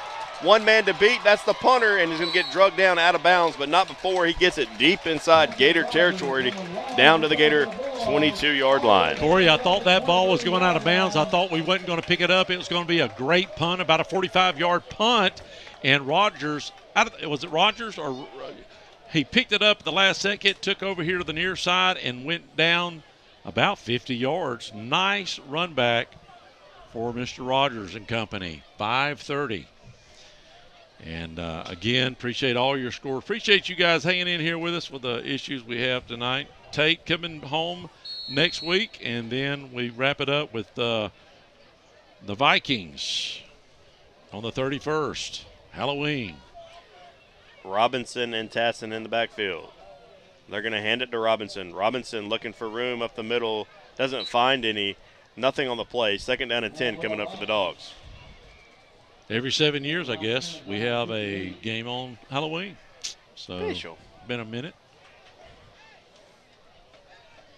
Bulldogs playing the defense, I think, is out. I don't want to say they're outplaying the offense, but the defense have really looked good the last 3 games. And we're going to jump off sides, I believe, down here on the bottom. We have the most receivers that start early of maybe any time I've ever seen. I've got a real good friend that's on the offensive side of the board here. I'm going to have to crack down on him at lunch, I guess. I'm going to have to start charging him double if he can't get these kids to stop jumping off sides on offense. 5-yard penalty, 2nd down and 15 for the Dogs. He's O-line, so, I mean, but receivers should never, right? They get the best look at it. You wouldn't think. Huh. Tassin and Robinson behind him. Tassin going to hand it off to Robinson, and this time it's going to get tackled for a loss. Loss of 3 or 4 on the play. 3rd down and long coming up for the Dogs after the big punt return. 3rd and about 17. Yeah, it'll be 4-down territory. He's not going to let that play go without at least trying to get a 1st down, even if it's 4th down. He's not in field goal range. You don't really want to punt here. And the way your defensive have been playing, guess what? It's 2-down territory. This is what it is. Mike, what's your thoughts? Santa Claus, get ready now. You getting fat and sassy for me? Tassin back to throw, looking for Rogers. Not there. Now trying to scramble. Playing some of that backyard football we talked about earlier, and just going to throw this ball away. And had a guy in the area. 4th down and 17 coming up for the Dogs. Sean Johns was there. But Mike's a big Florida fan. I'm just curious, he think this is it. What if he wins big against Mississippi State? Don't matter. Who cares? Who cares? That's what I'm saying. Who cares? We're going to punt, which I agree with. Okay. Win the field position, or you look for the fake punt. One of the two. Either way. I don't think we fake it with 17 yards. You don't think so? No. Okay. Well, the punter's standing on about the 45, so, we got a good chance of getting them back there inside the 10. Good snap. Punts away. High punt over there to the far side. Not going to be caught, and it's going to take a Gator bounce. Really landed around the 15 and finally down right at the 20. So that's where the Gators will take over. With 3:41 left to go here in the third quarter, the Dogs are on top, 21-0. CQ Roofing, your hometown roofer since 1999, is state licensed and insured. Chris Coyer, the owner, is born and raised in Crestview, North Okaloosa County. Family owned and operated for 24 years of local service, specializing in shingles and metal roofs. Re-roof repair specialist. If you have any roofing needs, you can call them at 850-683-4169 or visit their website at cqroofing.com. I just had my AC replaced in my home. I found a local company called Ohana Heating and Air. When they came out to the house to give us a free estimate, they were so friendly and nice. They treated me like family. We haven't met any nicer people, and they were on the job in no time. By the way, we checked around and called several companies, and Ohana responded very quick with fair prices, but it was definitely the positive vibes and customer service that sold us. If you're in the need for air conditioning or heating, you need to contact Ohana Heating and Air. You won't be disappointed. Hi, I'm Shane. I'm Lacey. And we're the owners of Ohana Heating and Air. We would like to tell all of our customers, mahalo. The Gators run for about 12 yards. First down and 10 for the Gators after the gain of 12. And the Gator band is here. Did they make a late appearance? A late appearance. I haven't heard them all night. I didn't even know they were there. They got here late. They know they couldn't have played at halftime, and they just showed up late because they wasn't here at the beginning of the game. So maybe that turns the game around for the old Gators. You think? We'll see. I hope not. I hope not, too. Dunn and Simpson for the Gators in the backfield. Man in motion for Escambia. They're going to hand the ball off, and he's got room on the left side of the line into Bulldog territory down to around the Bulldog 41-yard line. Gain of about 20 on the play. First down and 10 for Escambia. Well, two big plays for the Gators, and this is they're looking pretty good right here. They maybe figure something out. I don't know, but they're moving the ball, and they're now inside Crestview's territory.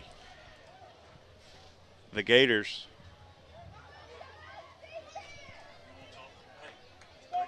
first down and 10 from the Bulldog 41-yard line. 3 minutes and counting left to go here in the third quarter. They're going to hand the ball off, and it's another good gain for Escambia and another first down for Escambia. Another gain of 12 inside the 30 down to the Dog 26-yard line. First down and 10 for the Gators. I had a student want to know if they could, if we had a charger, a C charger. Sorry about that, folks. I thought it was an absolute emergency. They're beating and banging on the door. I apologize about that. Sorry about that, Corey. I'm so sorry. First down and 10 for the Gators. And another handoff and another nice run for the Gators. And a gain of about 9 all the way down to the Dog 19. Second down and 1 coming up for the Gators. What is this? Just they found something that works, or are we gassed on defense, or what's your thoughts? I don't know. They're making something happen. Making something happen. Yeah, we got a whistle. We got a whistle before the snap. And it's going to be a timeout by the Dogs. Timeout by the Dogs. We'll maybe giving them a breather. We'll be right back. I want to share a quick story about Brackney Funeral Home. We recently lost our grandmother, and thanks to the kind, professional, and caring staff, it just felt like being with family. She had made all of her decisions in advance, so it was a very seamless process. So thank you, Brackney Funeral Home, for treating our family like yours. If you don't know where they're located, they're at 480 East James Lee Boulevard. That's Highway 90 right across from Twin Hills Park. And their phone number is 850-683-9898. We highly recommend Brackney Funeral Home.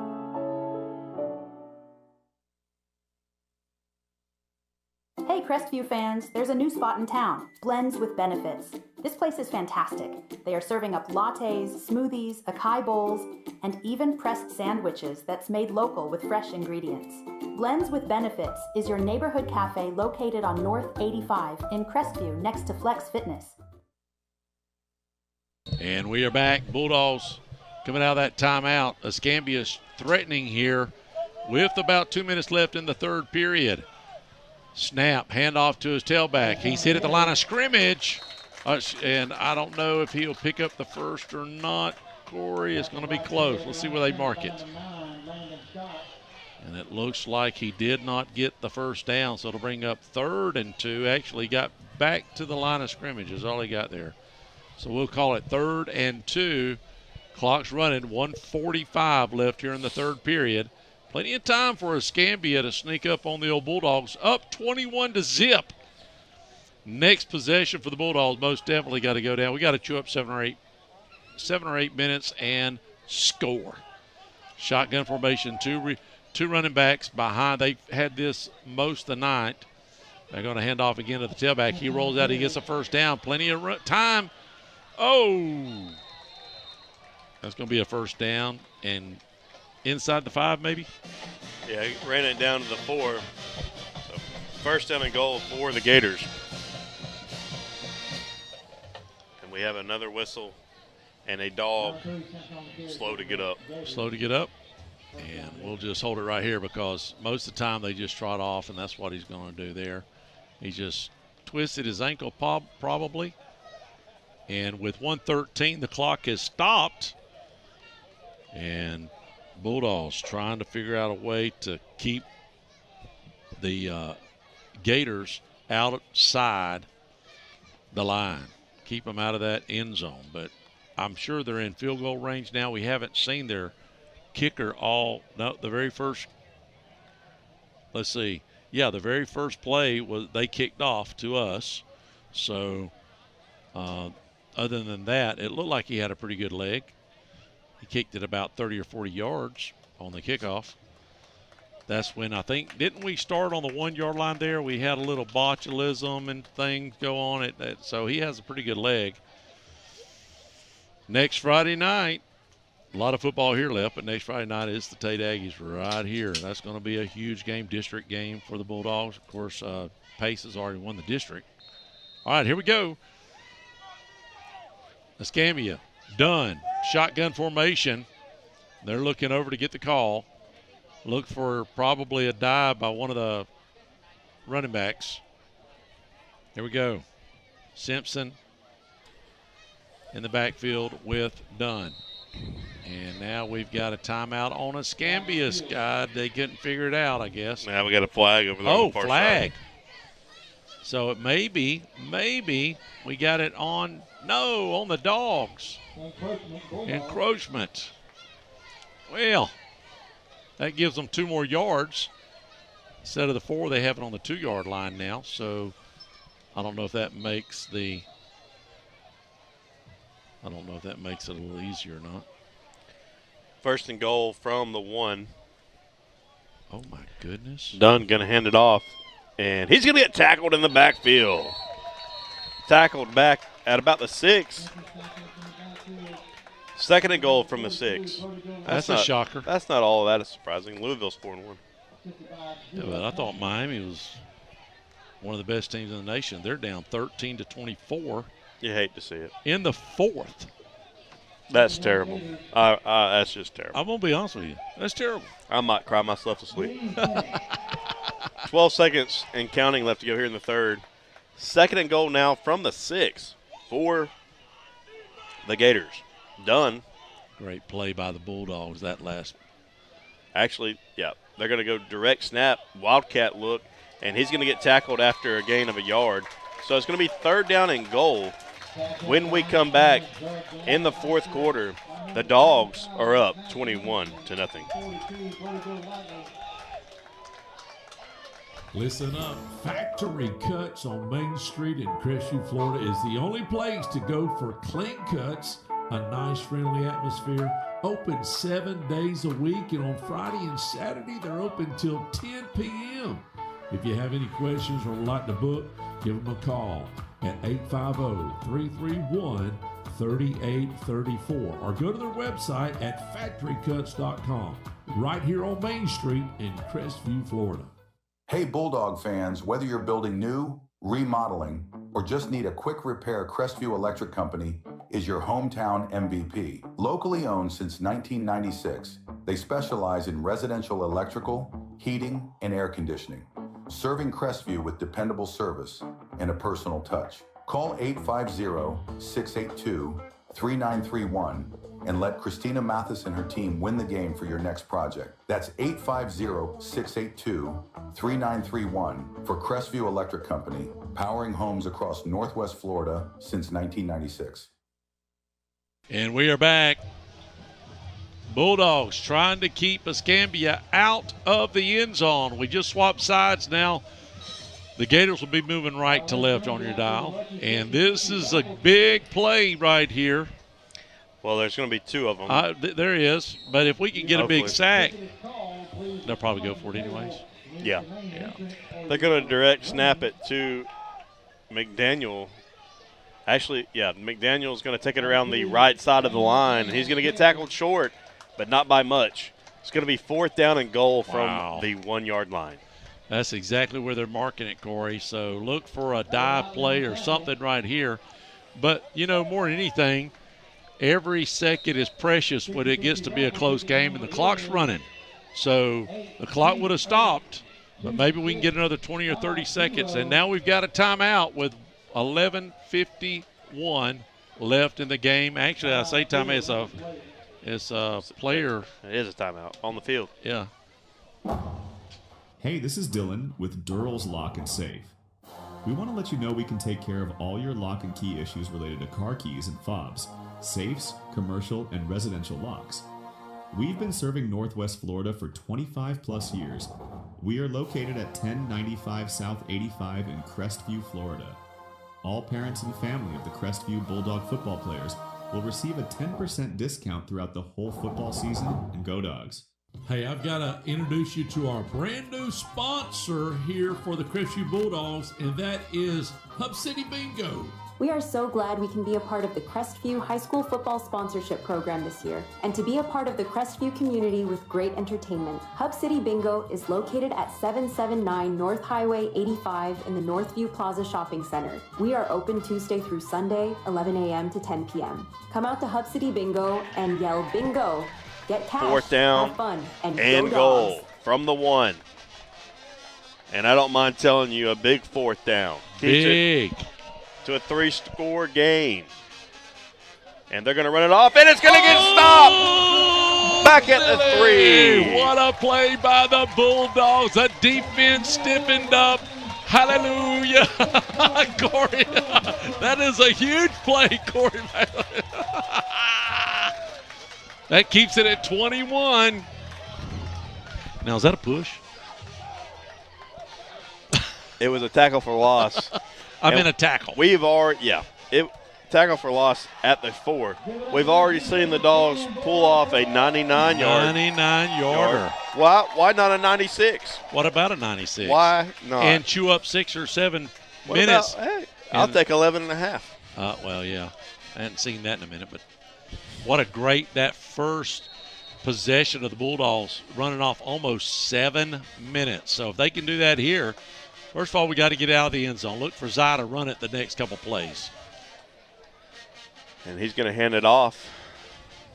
And we're going to find maybe 2 yards up the middle. 2nd down and 8 coming up for the Dogs. Just a little bleeding or breathing room. And letting the clock just milk. Let that 30 – okay, so from here on out, you don't snap it but with 2 seconds left on the clock. Just let it ride. Let it milk. They're milking the kitty cat right now. 20 seconds left on the play clock, and you do not snap it until it gets down to about inside 5. So they're setting up shop now. Plenty of time. Cobb behind Tassin in the backfield. 3 receiver set, 2 to the near side. They're going to hand it to Cobb. Cobb has a little room up the middle, out across the 15, and has it good enough for a first down. A gain of around 8 on the play. 1st down and 10 for the Dogs. I haven't seen that Harvard run in a long time. He does not give up on the first hit. How many years did we go through playing with running backs go down the first time they get hit? A lot. He got hit 5 or 6, 7 times. Every time he touches the ball, he does not hardly go down at all. It takes 2 or 3 guys on him. Great job of running by Cobb. Moving left to right. 10 minutes left of the game. Bulldogs up 21-zip. Tassin going to hand it to Cobb again. Cobb that time going to get tackled, and a late flag in the area of holding, maybe a face mask on the tackle. I saw some hands flying around. Let's see what they call. As it stands, a gain of 1. It's holding. They just motioned. The Bulldogs motioned, and it is holding on the old Bulldogs. So move it back with 10 minutes left of the game. If we can just get to midfield somehow, run off 3 or 4 minutes on the clock, we just got to prevent a quick hit, a big play, a long pass for a touchdown. We don't need to let them get back in it. 21-zip. Been all Bulldogs. And great defensive stand right there for the Bulldogs. Give it just a second. We're back.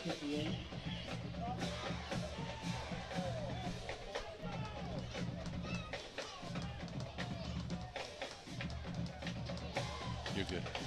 3rd and about 15 for the Dogs. 8:28 and counting left to go here in the football game. They have a 21-0 lead, but backed up inside their own 15-yard line. Tasson has a completion out to Lawrence. Lawrence makes 2 guys miss and has a first down out across the 35 up to around the Dog 38-yard line. No flags, no flags. That play will stand. A lot of times when we have a big play, you got to just look for yellow. Didn't happen that time. Sorry for the buffering one more time. But it wasn't very long, so y'all should be caught up pretty good. We'll get it through you this game. 8 minutes left in the ball game. Bulldogs score one more time. It should zip it up until next week. Shotgun formation. Tasson. Receivers out here on the near side. He keeps the ball to the near side. He's looking down the field. He's got a man, and it is caught. Just a quick cross route. Yeah, I got Rogers for a gain of 5 up to the Dog 44-yard line. 2nd down and 5 coming up for the Dogs. 7:25 and counting left to go here in the football game.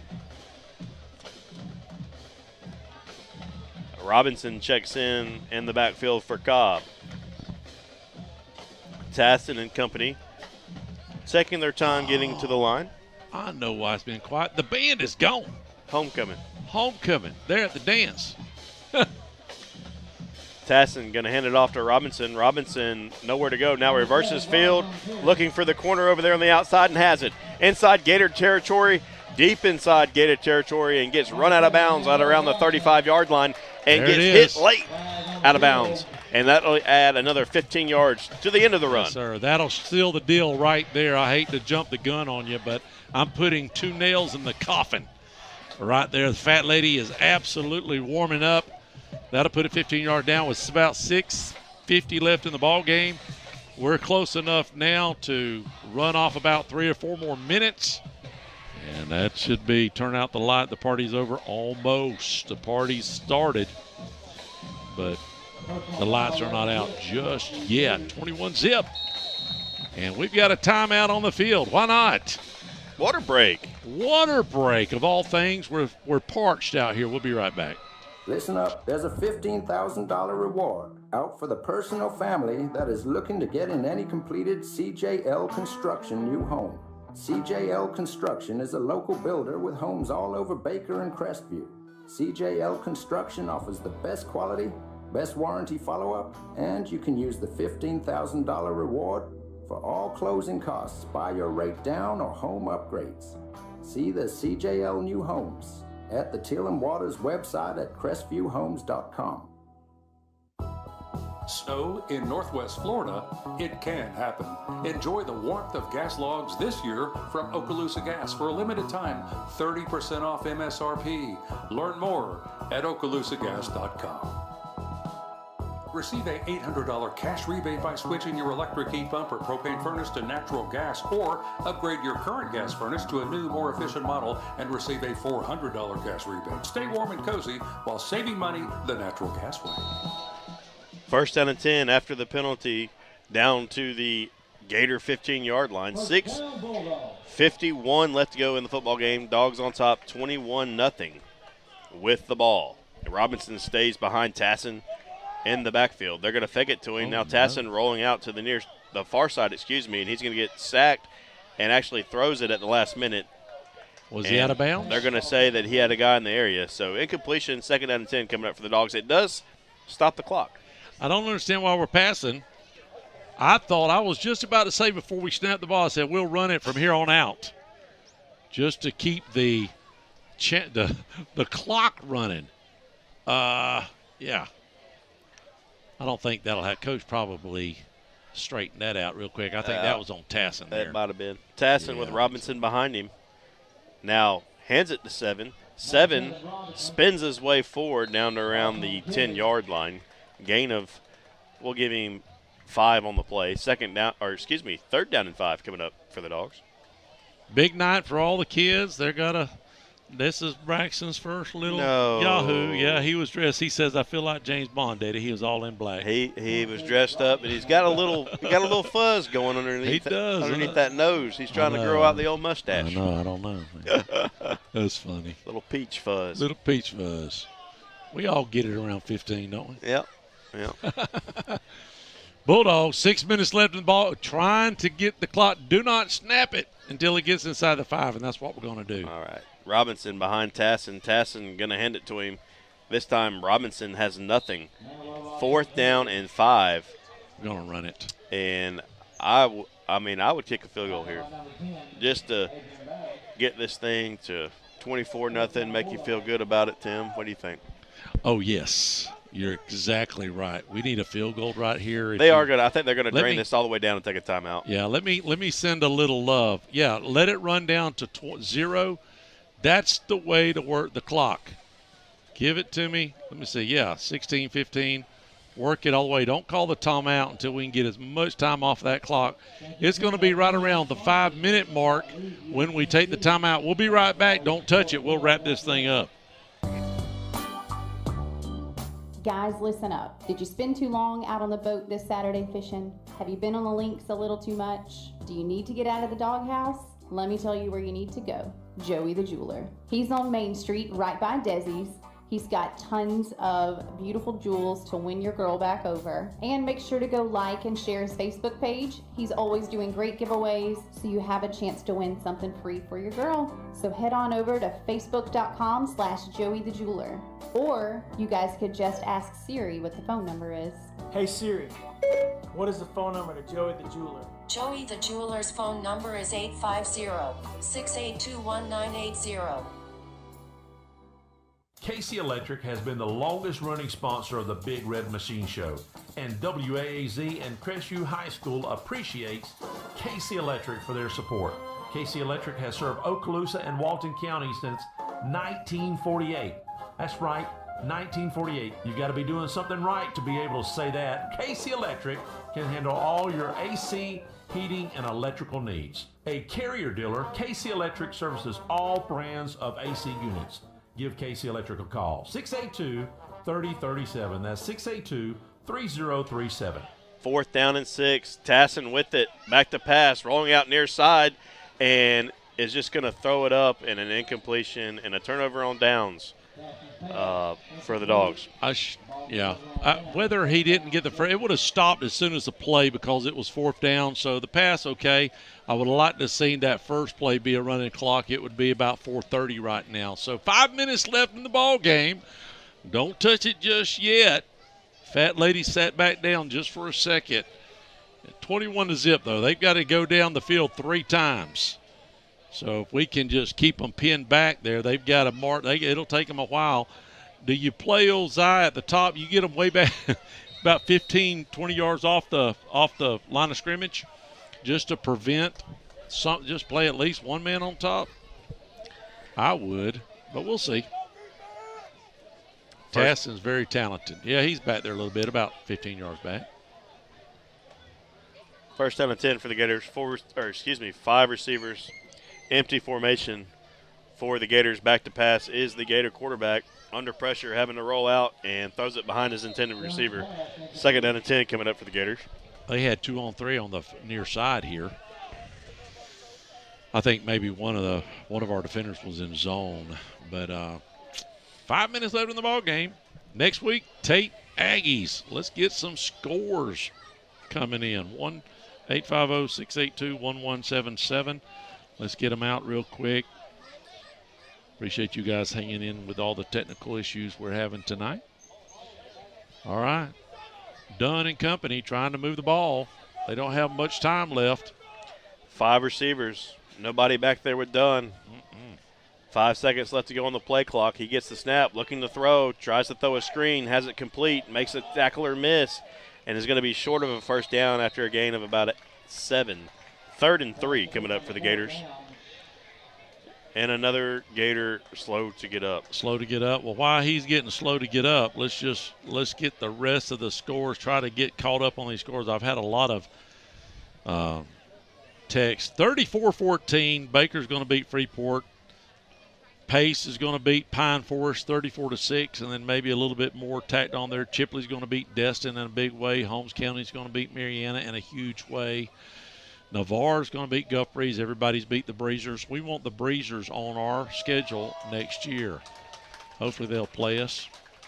Navarre's up 34-0. They'll get a win tonight. How about that? Milton still in a close one with West Florida Tech. Hey, Doug, Bill from Milton, you guys text me to make sure I'm giving you the right score. Let me see. I'm just looking. Yeah, that's the last one that I've got was 13-7. Let me know. Somebody, please. Tate is in a tight one with Booker T, 21-14. We need Booker T to win that game. South Walton's going to beat Wakulla. They needed to win that game to stay in their situation. And Bay is tied up with Walton, one of the best teams and the worst teams tied up. Wow, that's amazing. Can't ever figure that out. Go ahead. 3rd and 3 for the Gators at their own 19-yard line. 4 receivers this time, 3 to the near side. That's Simpson beside Dunn in the Gator backfield. 4:19 left to go. And they're going to run a speed option to the far side, and he's going to get pretty close to a first down. I think he got it. We'll have to wait to see where they mark it. They're going to call a timeout to measure. That guy came in late. Nope, they're going to move it. They're going to move it. First down for Escambia. 4 minutes left in the ball game. Woo! You want to talk about stressed out? When your internet keeps on going in and out, that's a stressor. That's almost as bad as playing a 1-point ball game. Hoping you can pull it out. Escambia has it their own 22. Clock's running inside of 3:55 left to play. Dogs on top, 21-0. Dunn back to pass for the Gators. And he's going deep, far side, and has a completion up near midfield. First down and 10 for the Gators. A gain of about 30 on the play. Yeah, right at midfield. It's going to be marked right around the 50-yard line, actually. So still some time on the clock for Escambia to try to punch it in. 3:45. I don't know if they'll be able to do it 2 more times, though. Bulldogs have got to come out on there. Now, we'll see an onside opportunity for Escambia. So we got to be prepared for that if they score. If they score. 5 receivers for the Gators. 3 over here to the near side. Dunn and company ready to receive the snap, and he's back to pass, and he's got a free rusher and just gets the ball away. Incomplete pass. He was hit hard that time, and he's a little slow to get up. He is. He's been hit 2 or 3 times tonight pretty hard. Bulldogs coming in hot and heavy, and he has taken a beating, and he has no. Now, he's had a few long passes there, but nothing like what he's produced. Most of his games he averages about 300 yards a game in the air, and he is maybe at 100 if he's lucky tonight. So the Bulldogs have really had a great game plan tonight to hold him at bay. Dunn comes up. They have about 3:40 left here in the ball game, trying to put some points up on the board. Bulldogs up 21-0. He's being pressured. Little screen pass opens up again.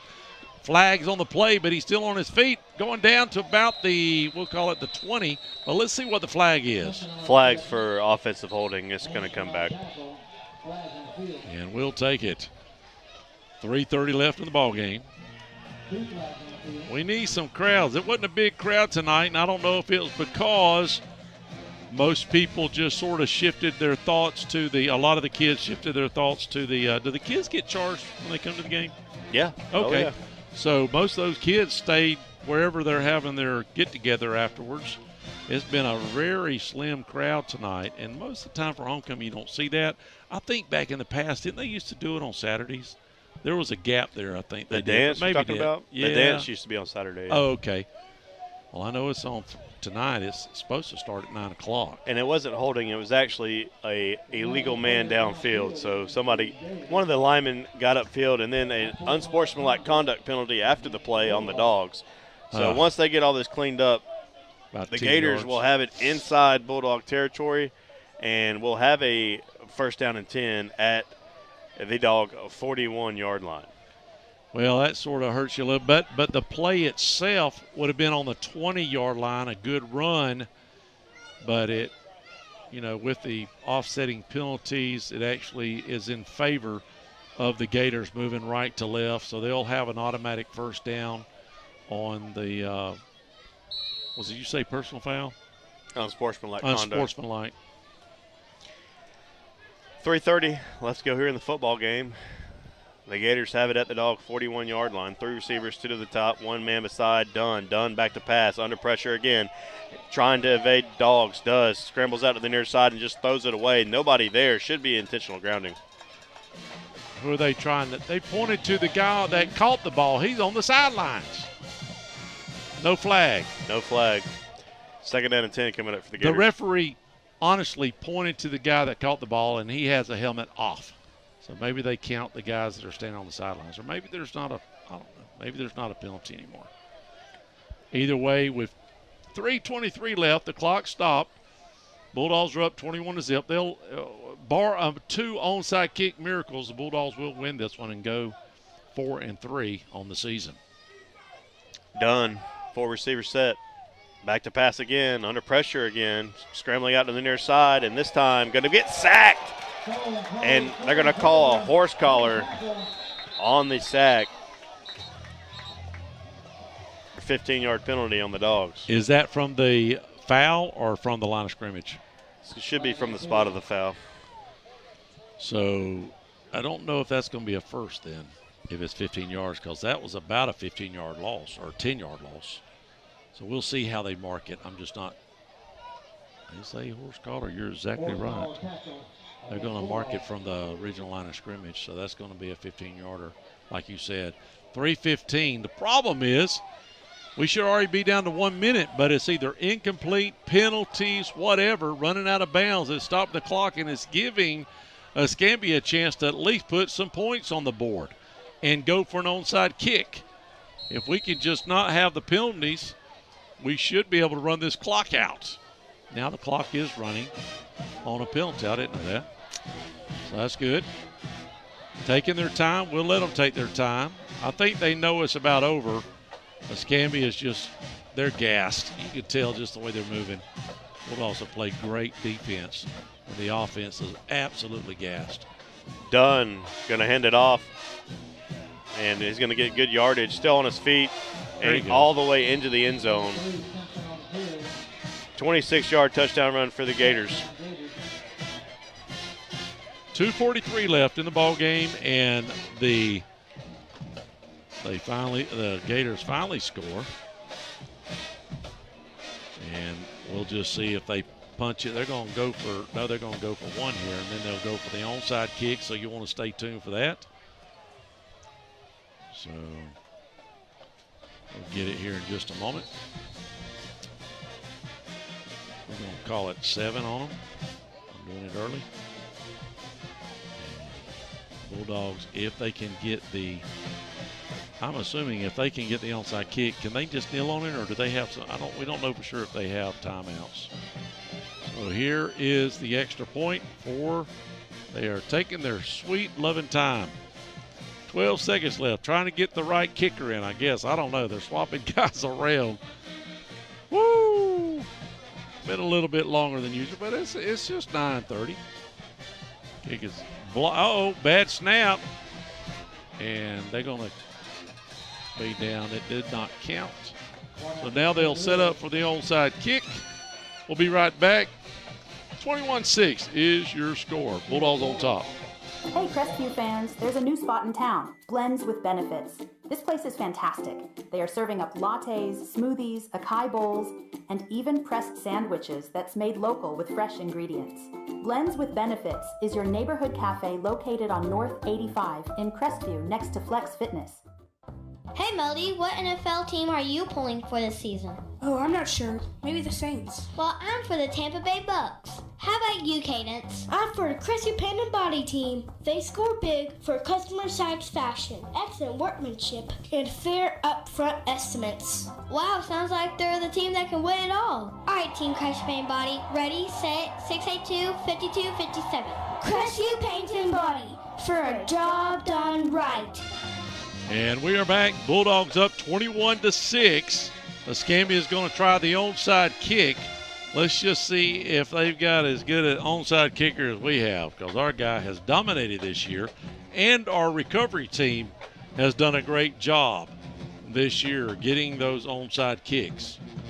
So we'll see how they set up, see which side of the field. Looks like they're heavy on the top side, if I'm looking at it correctly. I don't know.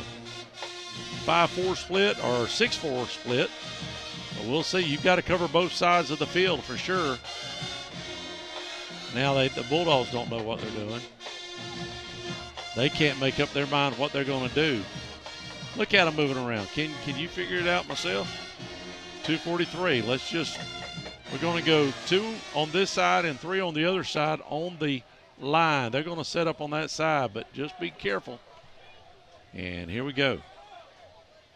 Escambia trying for the onside kick. Watch them turn around this way if you're not careful. Nope, they're going to do it. Oh, yeah, we recovered. A great job of knocking that ball down and getting the recovery. That is number 55. Give him a shout out. 55 is not on the roster, Tim. Not on the roster. Well, it's just one of those deals. They might have moved some jerseys around. I've got one from last week. 55 is Easter. That's right. He wasn't on the original roster. Turan Easter, whatever you call it. So that should do it. 2:42 left here in the ball game. Bulldogs. Now, if the Bulldogs just move it, do you think Escambia is going to try to call a timeout if they have timeouts? Would they do that? Yeah, if they got them. Okay. Let's see what they do. Not going to give up hope just yet. 21-6, Bulldogs. Shotgun formation. Do we got a new quarterback or no? Can't Lawrence. Tell. Lawrence is going to skip through there, pick up a couple yards, maybe 3 or 4 yards on the play. Are we getting a timeout or no? Let's don't snap it now until it gets to 1 or 2. Let's get out of here. I think we can get out of here. If we don't get a first down, we may have to punt, but it'll just be a few seconds on the clock. Bulldogs will win this ball game 21-6. Appreciate all of our sponsors. We have 2 more home games. Next week is a district game against Tate. They have to win, and we have to win. We're both right. Tate right now is in the 9 hole. We're in the 10 hole. Both of us need to try to get to the 8 hole. One of us need to get to the 8 hole. You've got Ovita and Fletcher, I believe, around the bend that is in the 7 and 8 position. They have to lose, and either Crestview or Tate trying to get in that 8 spot will. But the one good thing, they're going to be here next week, and the way the Bulldogs have been playing, the way we've turned the corner has been great. Wow, Freeport's making a comeback. 41-20. They're going to win that game. Holmes County is going to win their game. Shotgun formation. Bulldogs just going to wait to the last second to snap it. And quarterback's going to keep it and run it around the end and try to just eat up some time. It'll be 4th down. We'll snap it one more time and maybe punt it. Navarro's going to win their game. Bradford's going to win their game. Let's see. Who did y'all text me? Oh, that's because of Leon. That's why. We're not really worried about that. I don't have an update. It's still 13-7. Milton trying to survive West Florida Tech. and West Florida Tech, and Escambia did take a timeout. We'll do all this now so we can get out of here. Look at here, tie ball game. Tate and Booker T, 21-21. So if Tate loses, we will jump them next week. And then, of course, Tate most definitely has to win out. Bulldogs just keep doing what they're doing. South Walton's going to beat Wakulla. Bay and Walton were tied. The last text that I received. Was that dirty? No, it wasn't dirty. Jay is going to win a ball game. Mosley killed Arnold. And that's about most of your Pace is going to win their game against Pine Forest. Pine Forest and Escambia both will lose. They'll play for the district championship for 3A next week. And this should be one of the final plays here. I guess we're going to, I don't know, we're going to do something. And that will be, we're down, the ball's down. What are they going to call it? We're down. Fourth down anyway. Fourth down, 50 seconds left in the ball game. Escambia will get it back one more time, run a couple plays, and we'll wrap it up here. Appreciate everybody hanging in with all this buffering going on. Looks like we haven't buffered since really too bad since halftime. Again, you like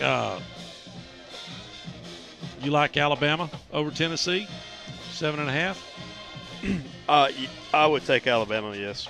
All right, let's see who's winning the spread. 21-6 right now. Do my math. Is that 15 or 16? What is that? 15. 15 right now, if they don't score no more. I do not have a 15. I have a Bill. Did you? Hold on just a second. I'm looking at Bill. Gators hand the ball off. Still on his feet. Finally tackled down after a gain of 4. 40 seconds and counting. Bill did fit. I didn't see it, but he got it in at 6:59. He did. Oh, my goodness. Bill won it. I'm looking right at it. Bill from Milton. Bill from Milton right there, 6:59. Can you confer? Yep. Bill, you won it, buddy. Gators I didn't see. Pass completion over the middle, across the 30, down inside the 20, tackled around the 16. 13 seconds left. The clock will stop momentarily. Bill, I can't give it to you just yet. If they score here, I can't give it to you. If they score, oh my goodness. They wouldn't do Bill for Milton like that, would they? Oh, Bill, hang on, buddy. 10 seconds and counting, and another timeout by the Gators. With 9 seconds left, they're going to make sure Bill from Milton doesn't come out with this. They are going to ruin Bill's chance to win right here. Okay, let's say they get 6 points. That puts them at 9. Yeah. If they get I don't know what 7, it'll be 8 points. 8 points. I don't have a. I bet they go for 2 if they get it. I don't have an 8 or a 9. What about a 7 if they go for 2? I do have a 7. That's Gage Franklin. So I've got all kind of numbers, but I do not have an 8 or a 9. Normally you don't get an 8 or 9. Got a lot of double digits tonight. A lot of double digits. Nobody for Escambia, which, was smart. All right, here we go. Can they get it with 9 seconds left? It's going to be a quick wrap-up here, people. Very, very quick. Back to pass is done. And now running up the middle, he's going to get tackled. And that will be the end of the – Did they just call another timeout with 1 second left? Bill, they don't want you to win it, buddy. They are absolutely – why would they call it? They know they can't win the game. Coach Grant's a little aggravated, I'll be honest with you. I'm a little aggravated. I mean, why would you call a timeout knowing other than – are they worried about – so next week they're playing for the district championship. So just be honest with you, I don't care about next week. I care about right it being now. 9:35 at night. Actually, it's been a pretty quick game, but it seems like it's drug. It is drug out here. And Bennett wants to put some more points on the board. I reckon. I don't know why, because they're playing for the district championship next week against Pine Forest, who's lost. All they got to do is win that game, and they're going to get, unless there's some way the point system moves them up the ladder a little bit. But I just don't understand calling a timeout with 1 second knowing you're going to lose the game. So we'll see how they do here, Bill. I'm sorry, Bill. I'm trying my best to give it to you, but we'll see what they do here with 1 second. I'm going to let Corey call it. This is coming down to the wire. They got a brand-new quarterback in the game. I don't know his name. He's going to drop back and heave a desperation toss, and it's going to get knocked down by Sean Johns, and that will be the ball game. Bill wins it. Bill, I'll send you all of your information. He hit it on the head, 15 points. Appreciate you. Bulldogs win this one 21-6. Real quick. Let's just make sure nothing has changed. Baker won. Navarre won. West Florida Tech is now up over Milton. I knew that was going to be a close game. I hate it for you, Doug, and the Milton fans. You guys need to win that ball game. We're not going to be able to finish it out. They start at 7:30 over there. Stupid idea, by the way. Tate, we're not going to be able to find that one either because they start at 7:30. They're tied in the fourth quarter, 21-21. Those are the only two games we really care about. South Walton's going to win. Bay and Walton's tied up. How that is, I don't know. Jay might win their ball game and Mosley. I appreciate it. Final score here, 21-6. Everybody hold on just a second. Yeah, I got that. I just said that. 14. Somebody just texted me. I got you 14-13. Who did I say that was? Tate is losing the game. So that's going to come down to it. All right, appreciate it. Y'all have a great weekend.